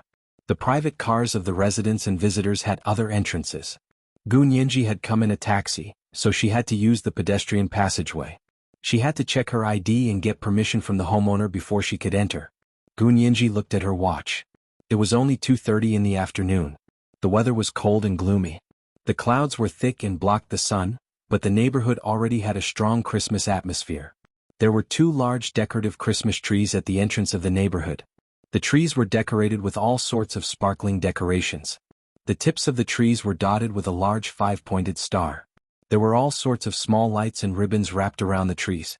When the sky turned dark, the lights would light up for the most beautiful time. Gu Nianji looked at the 2 Christmas trees with a smile and dragged her suitcase into the reception room. She said to the security guard at the front desk, "Hello, I'm here to attend the party in room 138, building 5. This is the invitation." As she spoke, she handed over the invitation in her hand. The security guard took the invitation and looked at it. Then he raised his head and looked at her with great surprise. The look in his eyes made Gu Nianji feel a little strange. "Is there a problem?" Gu Nianji asked politely. "Can I go in now?" "Oh no, please wait a moment." The young security guard blushed and quickly went inside to make a phone call. He must have gone to ask for permission from the homeowner. Gu Nianji wasn't in a hurry. She stood alone in front of the reception room. She was wearing a classic Burberry horn-button jacket, a Hermes blue and violet cashmere silk scarf, tailored wool pants and knee-high boots. Her long legs were as straight as a line, and she was slender and elegant, with picturesque features. The security uncle and auntie in the room exchanged a tacit look. After a while, the young security guard came out and murmured to Gu Nianji, "The owner of the house is not answering the phone. Please wait outside for a moment." Gu Nianji blinked her watery eyes. Her natural contact lens made the security guard's head spin. He didn't even remember what he had just said. "No one's picking up? That's impossible." Gu Nianji took out her phone and dialed Mei Xiaowen's number. Soon Mei Xiaowen's voicemail replied, "Hello, this is Mei Xiaowen. I'm busy right now, so it's not convenient for me to answer your call. Please leave your phone number and something important. I'll get back to you shortly." Gu Nianji, as expected, no one picked up the phone. What happened? Gu Nianji looked at her phone in confusion, then looked up at the security guards. "May I ask if you can make another call? Look at the invitation, it says that the party will start at 2 o'clock. It was already 2:30. How could there be no one here? The security guard was shy. Seeing that the other guards pretended not to hear, he went in alone and made another call. This time he came out after 15 minutes and spread his hands at Gunyenji again. I'm sorry, still no one's picking up. Then can you let me in? Gunyenji was displeased. Why don't you send someone in with me? Then you'll know if I'm really a guest. That invitation isn't fake. The security guard smiled good-naturedly. Miss, that's against the rules. We'll get a complaint if we do that. Please don't make things difficult for us, okay? The rules in this area were very strict. If the owner of the house didn't agree, outsiders would never be allowed in. When Gunyenji had been unconscious for a week, Mei Xiaowen had repeatedly gone to see her. However, he had been stopped by the security guards in her neighborhood. Chunlai had ordered the guards not to let anyone in to see Gunyenji. Gunyenji pursed her lips and didn't make things difficult for them. She turned around to find a place to sit down. A chubby middle-aged security guard walked over and shoved her roughly. Get out, get out. This isn't a place for you. The security guard couldn't bear to see her like this. He turned around and went inside. The security guard uncle crossed his legs and picked up a newspaper with both hands to cover himself. Gunyenji glanced at them and didn't say anything else. She turned around and left the reception room. A row of holly trees surrounded the perimeter wall of the neighborhood, separating the road from the sidewalk. Gunyenji dragged her suitcase and waited near the holly tree not far from the entrance. This road was relatively secluded, and there weren't many people coming and going. Most of the people who lived there had their own cars and entered from another entrance. Gunyenji stood there for a long time and only saw 2 people enter, neither of whom she recognized. After standing there for almost half an hour, Gunyenji was starting to get annoyed. She took out her phone to call Green Tea Fong, but her phone was turned off. Then she called Little Temptress, but her phone was also turned off. Finally she called Lady Chow, but she still got nothing. What the F***ck, Gunyenji grumbled silently to herself. She took out her phone and started playing games. Time passed quickly when she started playing games. When she looked up again she realized it was getting colder. Her hands and feet were numb from the cold, and the sky was gradually darkening. The weather in the north darkened early in winter. She looked at her phone and saw that it was already 5 o'clock. She waited for more than 2 hours. Unbeknownst to her, as she waited by the wall at the entrance of the residential area, she could see this location from the bedroom window of Mei Xiaowen's apartment. Mei Xiaowen stood in front of the floor-to-ceiling window in the corner of the room with a cup of hot coffee in his hand. He silently stared at the tall, beautiful figure standing at the entrance of the neighborhood, a trace of indignation and pride flashing in his eyes. Haha, I'll wait at the gate for 2 hours first. He looked at his watch and saw that it was already 5 o'clock. If he didn't let her in soon, Little Temptress and the others would go out to look for her. Mei Xiaowen picked up his phone and called the security guard at the entrance. He asked pleasantly, "Is this the security office? I'm at room 138, building 5. Is my guest here yet?" The security guard answered the phone, sweating profusely. She's here. I couldn't get through to you so I didn't let her in." "Thank you, please let her in." Mei Xiaowen put the phone away and turned to find Jiang Hongcha. "Gunyenji is here." Jiang Hongcha nodded knowingly. "I'll go get ready." Mei Xiaowen turned and walked to the living room. He smiled at his classmates who were having fun playing games. "Keep your voices down, everyone. Nianji is here." "Oh, Nianji is finally here." Little Temptress jumped up. Where is she?" "She'll be right there. I'll go get the door myself." Mei Xiaowen smiled as he walked to the entrance and gestured for everyone to be quiet. Gunyenji took the VCA necklace Mei Xiaowen had given her and walked to his apartment. The gift box on the necklace was intact. It was the same box Mei Xiaowen had sent her. It had been wrapped in another box on top of the VCA necklace. She entered the elevator and walked out to room 138. Gunyenji tidied her hair and pressed the doorbell. The doorbell chimed and the door opened quickly. Mei Xiaowen was wearing a cashmere cardigan and gold-rimmed glasses. He stood at the door with a smile and nodded at her. "Nianji, you're here?" They hadn't seen each other for half a year and Gunyenji had grown up. The trace of childishness on her face had disappeared, and her comic book-like face had gained an air of calmness. However, when she smiled, her red, curvy lips curled up like a seductive kiss. Mei Xiaowen turned his head away. "Come in." Gunyenji handed the gift box to him and smiled. "Hello, Class Republic, you're so polite. You're even giving me a gift?" Mei Xiaowen snapped out of his daze when he saw the gift box. He reached out to take it and teased her. Gu Nianji realized that his voice was unusually loud. She couldn't help but look at him but didn't say anything. She left the suitcase in the corner of the room. Mei Xiaowen turned around with a smile and waited for her to enter the hallway before closing the door. Nianji. Gu Nianji's 3 roommates ran over and held her hand as they entered. Green Tea Fong, little temptress Lady Chow. I haven't seen you in 6 months and you've all become more beautiful. Gu Nianji smiled as she hugged each of her sisters and kissed them. A boy from her class rushed over and opened his arms to Gu Nianji.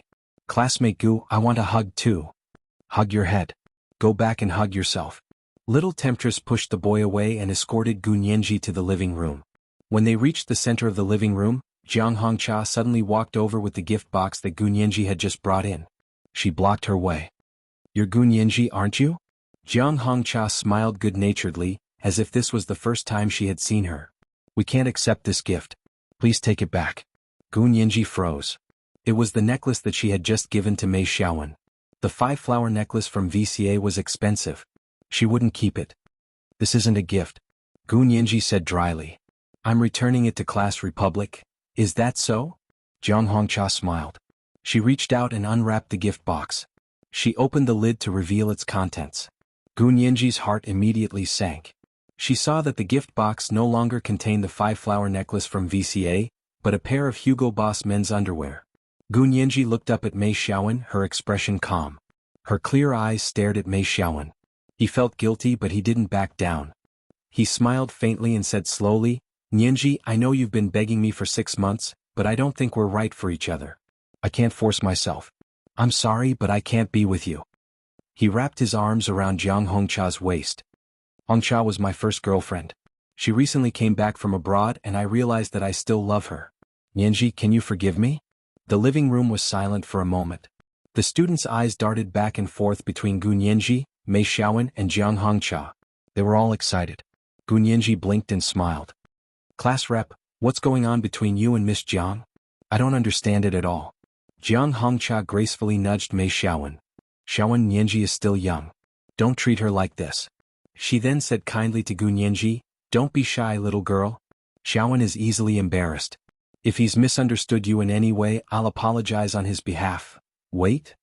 Gu Nianji made a pause gesture and looked directly at Jiang Hongcha. Miss Jiang, are you the one who misunderstood me or am I the one who misunderstood you? Don't pretend that this is the first time you've seen me. When you went to the United States on December 16th to look for me, and showed me photos of you and Mei Xiaowen in bed, I already made it clear to you that Mei Xiaowen and I were never a couple. If he misunderstood me as pursuing him, then it was purely a ploy to boost his social status. You wouldn't be so stupid as to believe it, would you? As she spoke, she took out an envelope and shook it. A stack of photos fell out of the envelope. This was the first chapter. The monthly votes for the second chapter today were 5,400 plus updates.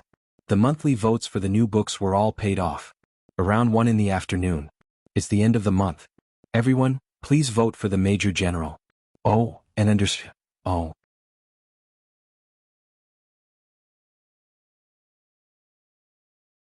Chapter 190.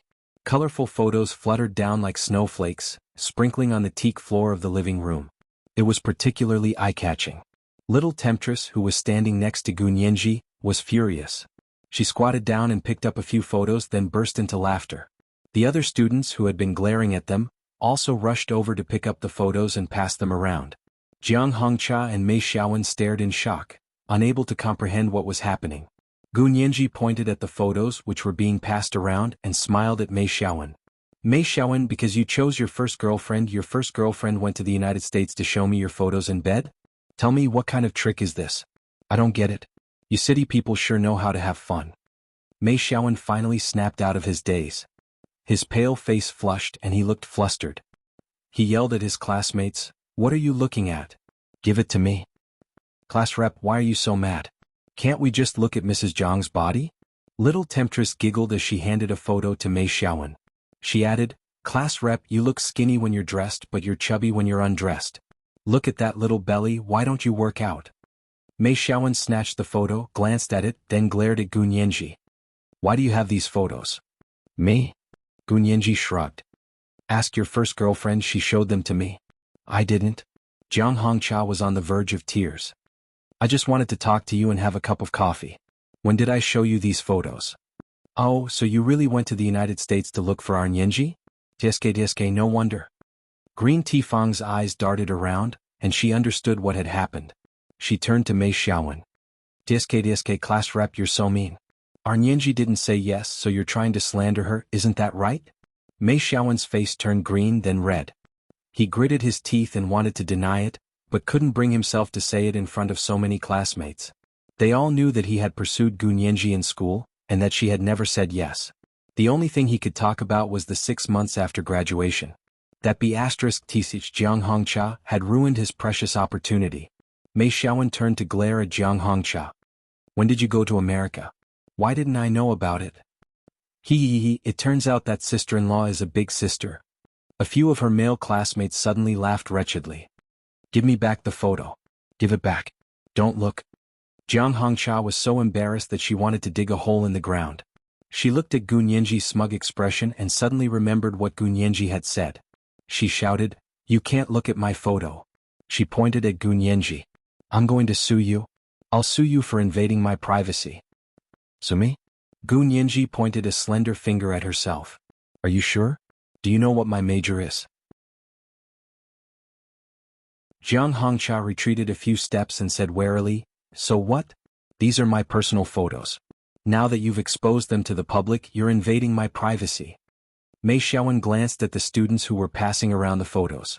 Although they were reluctant, they still arranged the photos and placed them on the coffee table. Mei Xiaowen grabbed them and glanced at them, then turned to glare at Jiang Hongcha. He suddenly raised his hand and slapped her across the face. Jiang Hongcha stumbled and almost fell to the ground. She covered her face and sobbed at Mei Xiaowen. "Why did you hit me? She's invading my privacy." "I'm invading your privacy?"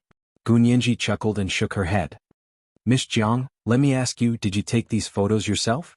Jiang Hongcha covered her face and said nothing. "It's useless even if you don't tell me. You have a backup on your phone or in the cloud, so we'll know as soon as we check. Even if you delete them, the technicians can still recover them." Gu Nianji said nonchalantly. "So what if I took them? That's between me and Xiaowen." Jiang Hongcha put down her hand indignantly and glared at Gu Nianji. "Does that prove that you're in the right?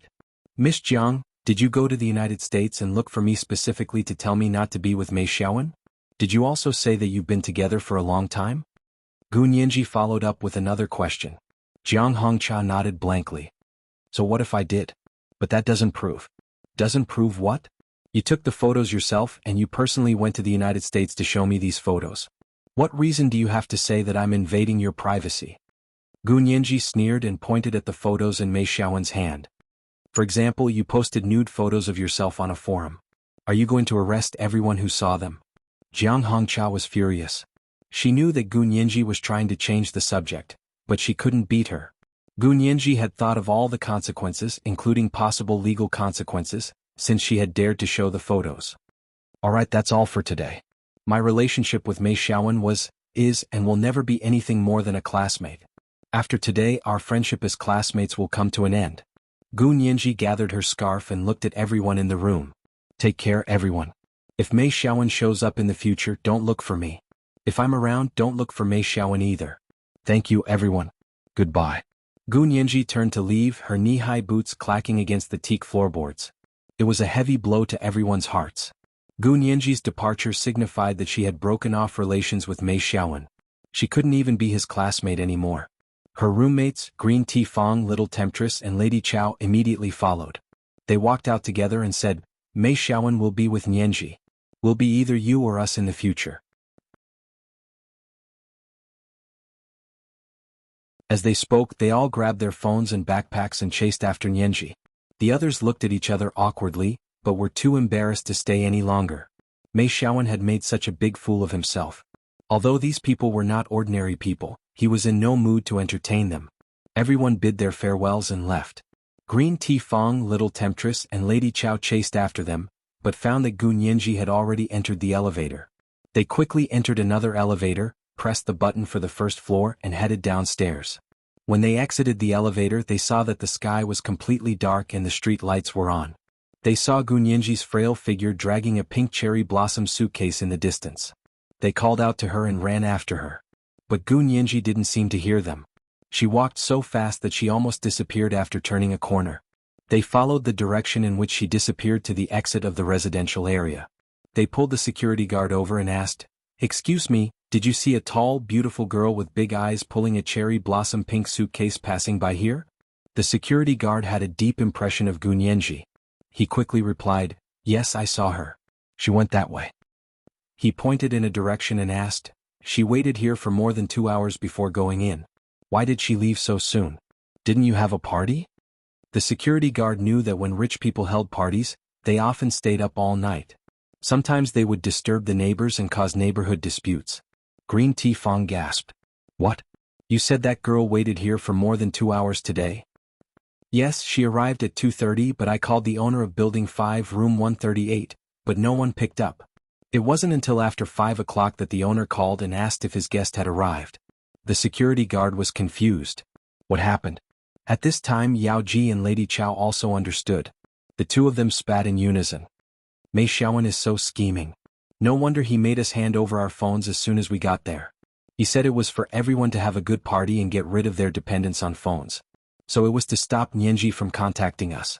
The three of them looked at their phones and saw that Gu Nianji had indeed called them at almost 3 o'clock. She had even left a message asking if they had arrived. She was already at the door but couldn't come in. This matched up with what the security guard had said earlier. If the three of them had been on Gu Nianji's side earlier, they were now on Gu Nianji's side. That's too much. How could Mei Xiaowen do that? Nianji didn't accept him, so he humiliated her like this. Little Temptress turned to look in the direction of Mei Xiaowen's apartment and spat again. "I must have been blind to think he was a good guy and encouraged Nianji to accept him. Forget it, you can't judge a book by its cover. We're just classmates. We won't have anything to do with him anymore. People like him are too scary." Lady Chow didn't want to talk about Mei Xiaowen anymore. "Let's go after Nianji. She just got off the plane and doesn't know anyone in the imperial capital. I don't know where she went." The three of them started calling Gu Nianji. Gu Nianji heard her three roommates calling her, but she didn't want to talk to them for now. She was in a terrible mood and didn't want to lose her temper at her friends. She just wanted to hide far away and lick her wounds. She dragged her suitcase and quickly walked around the alley. Turning off her phone, she wandered aimlessly through the streets and alleys. It was getting late and the weather was getting colder. The air was filled with a festive atmosphere. The shops along the street were playing jingling Christmas songs and decorated with Christmas trees. There was also a smiling Santa Claus taking pictures with the cheering children at the door. Couples of lovers walked past her, many of them holding candied haws in their hands, eating them one by one with great relish. Gu Nianji ignored them and walked past them. She didn't know where she was going. She walked a few stops in one go and realized she was almost lost. She opened the map on her phone to check her direction. There was a bus stop just one stop away from here, and there was a bus stop that would take them to the airport. She didn't want to take a taxi or a bus. She just wanted to find a place to sit down and be alone. Gu Nianji dragged her suitcase and walked for another half an hour before she arrived at the bus stop. There were very few people on the road on Christmas Eve. No one took the bus to the airport in the middle of the night. Gu Nianji thought it was to her liking. She sat alone on a bench at the bus stop and looked up at the sky. The street lights were dim and there was no one on the road. Christmas music drifted from a few streets away, echoing faintly in the air. Gu Nianji sat there motionlessly. Her lonely silhouette was cast on the ground by the street lights and elongated. She didn't know how long she sat, but snowflakes began to fall from the night sky. Gu Nianji reached out and caught a snowflake. It melted as soon as it entered her palm. She looked up at the growing snowflakes and smiled gently. Not long after, the Christmas bells rang. It was already 12 o'clock. She could almost hear the voices of the choir echoing in her ears. Her phone rang. She looked down and saw that many Christmas greetings had been sent over. There were from Little Temptress, Lady Chow, Green Tea Fong, Brother Xiong, Brother Zhe, her classmates from the United States, Alan, and even He Jichu. But the person she missed the most wasn't there. Gu Nianji picked up her phone and began to send group Christmas greetings. Hua Xiaoheng had only been released by General Ji that afternoon. He was supposed to be released in 2 months, but General Ji had another mission and extended it by 7 or 8 days. He rushed back to the Sea City base on a private plane and found out that Gu Nianji had transferred directly to the imperial capital to attend a class reunion. Although he felt a little strange, he had not been back for 2 months, and the mountain of work had already drowned him. He had been busy for a full 10 hours before he had time to get a glass of water. He looked at his phone and saw it was already past 12. It was Christmas Eve. Was Nianji spending Christmas with her classmates? Big Xiong and Little Zhe were busy with their own missions and only greeted Hua Xiaoheng before going back to their own homes. Hua Xiaoheng saw Gu Nianji's Christmas greetings. The corners of his lips curled up slightly as he dialed her number. Gu Nianji gripped her phone and was about to turn it off to save battery when she heard a special ringtone ring in the imperial capital in the wee hours of the morning. It was Hua Xiao. Gu Nianji's hands were trembling. She didn't want to answer anyone's calls today, except for one person. She didn't expect to receive a call from him today, but he actually called her. Gu Nianji suppressed her racing heart and swiped open her phone to answer. Hua Xiao? Is that you? You're back? Gu Nianji's sweet voice came from the phone. Yes, I'm back. Hua Xiaoheng's deep voice seemed to echo in Gu Nianji's ears, and her gloomy heart was instantly filled with warmth. Merry Christmas, Hua Xiaoheng said quietly. Merry Christmas. Gu Nianji's voice almost choked up, but she quickly suppressed it and looked up at the falling snowflakes. Merry Christmas, Hua Xiao. Call me uncle. Hua Xiaoheng gently insisted. It's late. Go to bed early. Okay, Gu Nianji replied gently. I'll go to bed right away. She then hung up and continued to sit alone at the bus stop. Hua Xiaoheng was a bit surprised that Gu Nianji didn't seem to be in a good mood. If she was in a good mood, she would hold on to him and chatter non-stop. She wouldn't have hung up after 3 sentences like today. Hua Xiaoheng immediately called Zhao Liangzi and asked, Nianji went to the capital for a class reunion today. Who's watching over her? Zhao Liangzi gave the person's name and phone number and asked, What's wrong? Hua Xiaoheng ignored him and dialed the person's number. The person was very excited when he received Hua Xiaoheng's call. He hid in a dark corner and explained Gu Nianji's schedule. He told Hua Xiaoheng everything except that he didn't know what had happened at Mei Xiaowen's apartment. Hua Xiaoheng learned that Gu Nianji had waited at the entrance of Mei Xiaowen's apartment complex for more than 2 hours before going in. Then she came out in less than half an hour and walked alone on the streets. Finally, she sat at a remote bus stop for a few hours. Hua Xiaoheng clenched his fists and then relaxed them. His expression was one of extreme restraint. He sat behind his desk and hesitated for a while. His finger hovered over the mouse and finally clicked on a program. The program connected directly to the Nandu satellite navigation system. Using the program, he could check the actual situation around the world at that moment. He entered the coordinates he found from Gu Nianji's phone signal and activated the real-time satellite tracking system. The Nandu program on the computer screen gradually showed the night view of the imperial capital. Hua Xiaoheng kept clicking and zooming in on the image. He watched as the brilliant lights slowly turned into a realistic street mirror. The remote bus stop gradually appeared on the computer screen in front of Hua Xiaoheng. He saw a lonely figure sitting on a bench. It was snowing and the image was covered in snowflakes. The figure was also covered in a layer of snow. Suddenly the figure looked up at the night sky. Hua Xiaoheng could almost see through the blurry image to see her large, dark eyes gazing at him in the lonely night. In that instant he felt like someone had grabbed his heart and twisted it. The pain and numbness intertwined. He couldn't tell what he was thinking, but his phone had already connected to Yin Shixiang's number. Find me a private plane. I want to go to the capital immediately. Yes, sir. Yin Shixiang immediately agreed and quickly coordinated with the various personnel. Not only did they find a private plane, but they also arranged the flight route.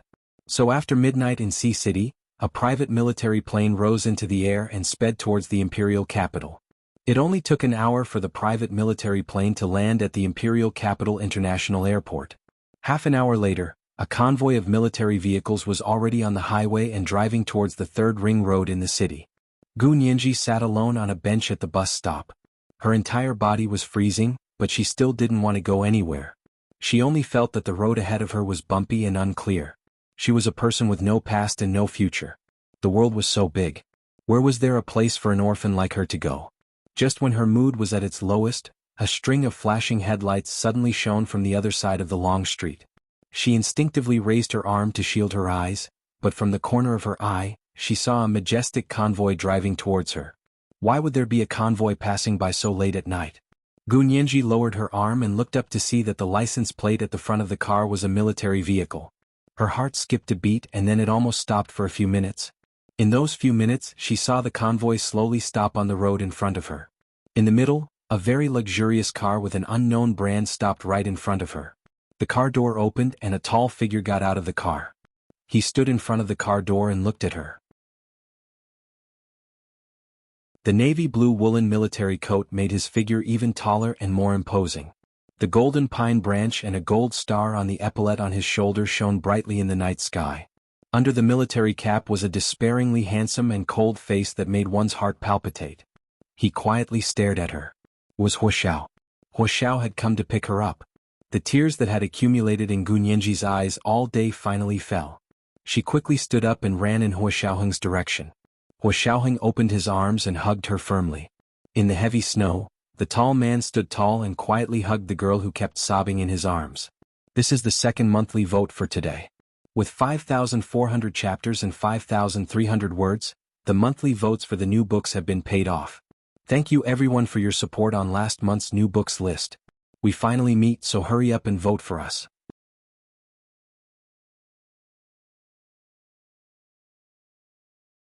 Chapter 191. Hurry up and cast your monthly votes X2. Hurry up and cast your monthly votes X2. Hurry up and cast your monthly votes X2. What? Even if you have the monthly votes or recommendation votes, that's fine. You're tuning in to the Han Li's Wuxia Chronicles YouTube channel. We're so grateful for your support, and don't forget to subscribe to join us on this incredible journey through captivating stories. Your generosity through donations truly makes a world of difference, as it's the primary source of revenue that allows me to expand and enhance this channel for you. Thank you from the bottom of my heart for being a part of this adventure.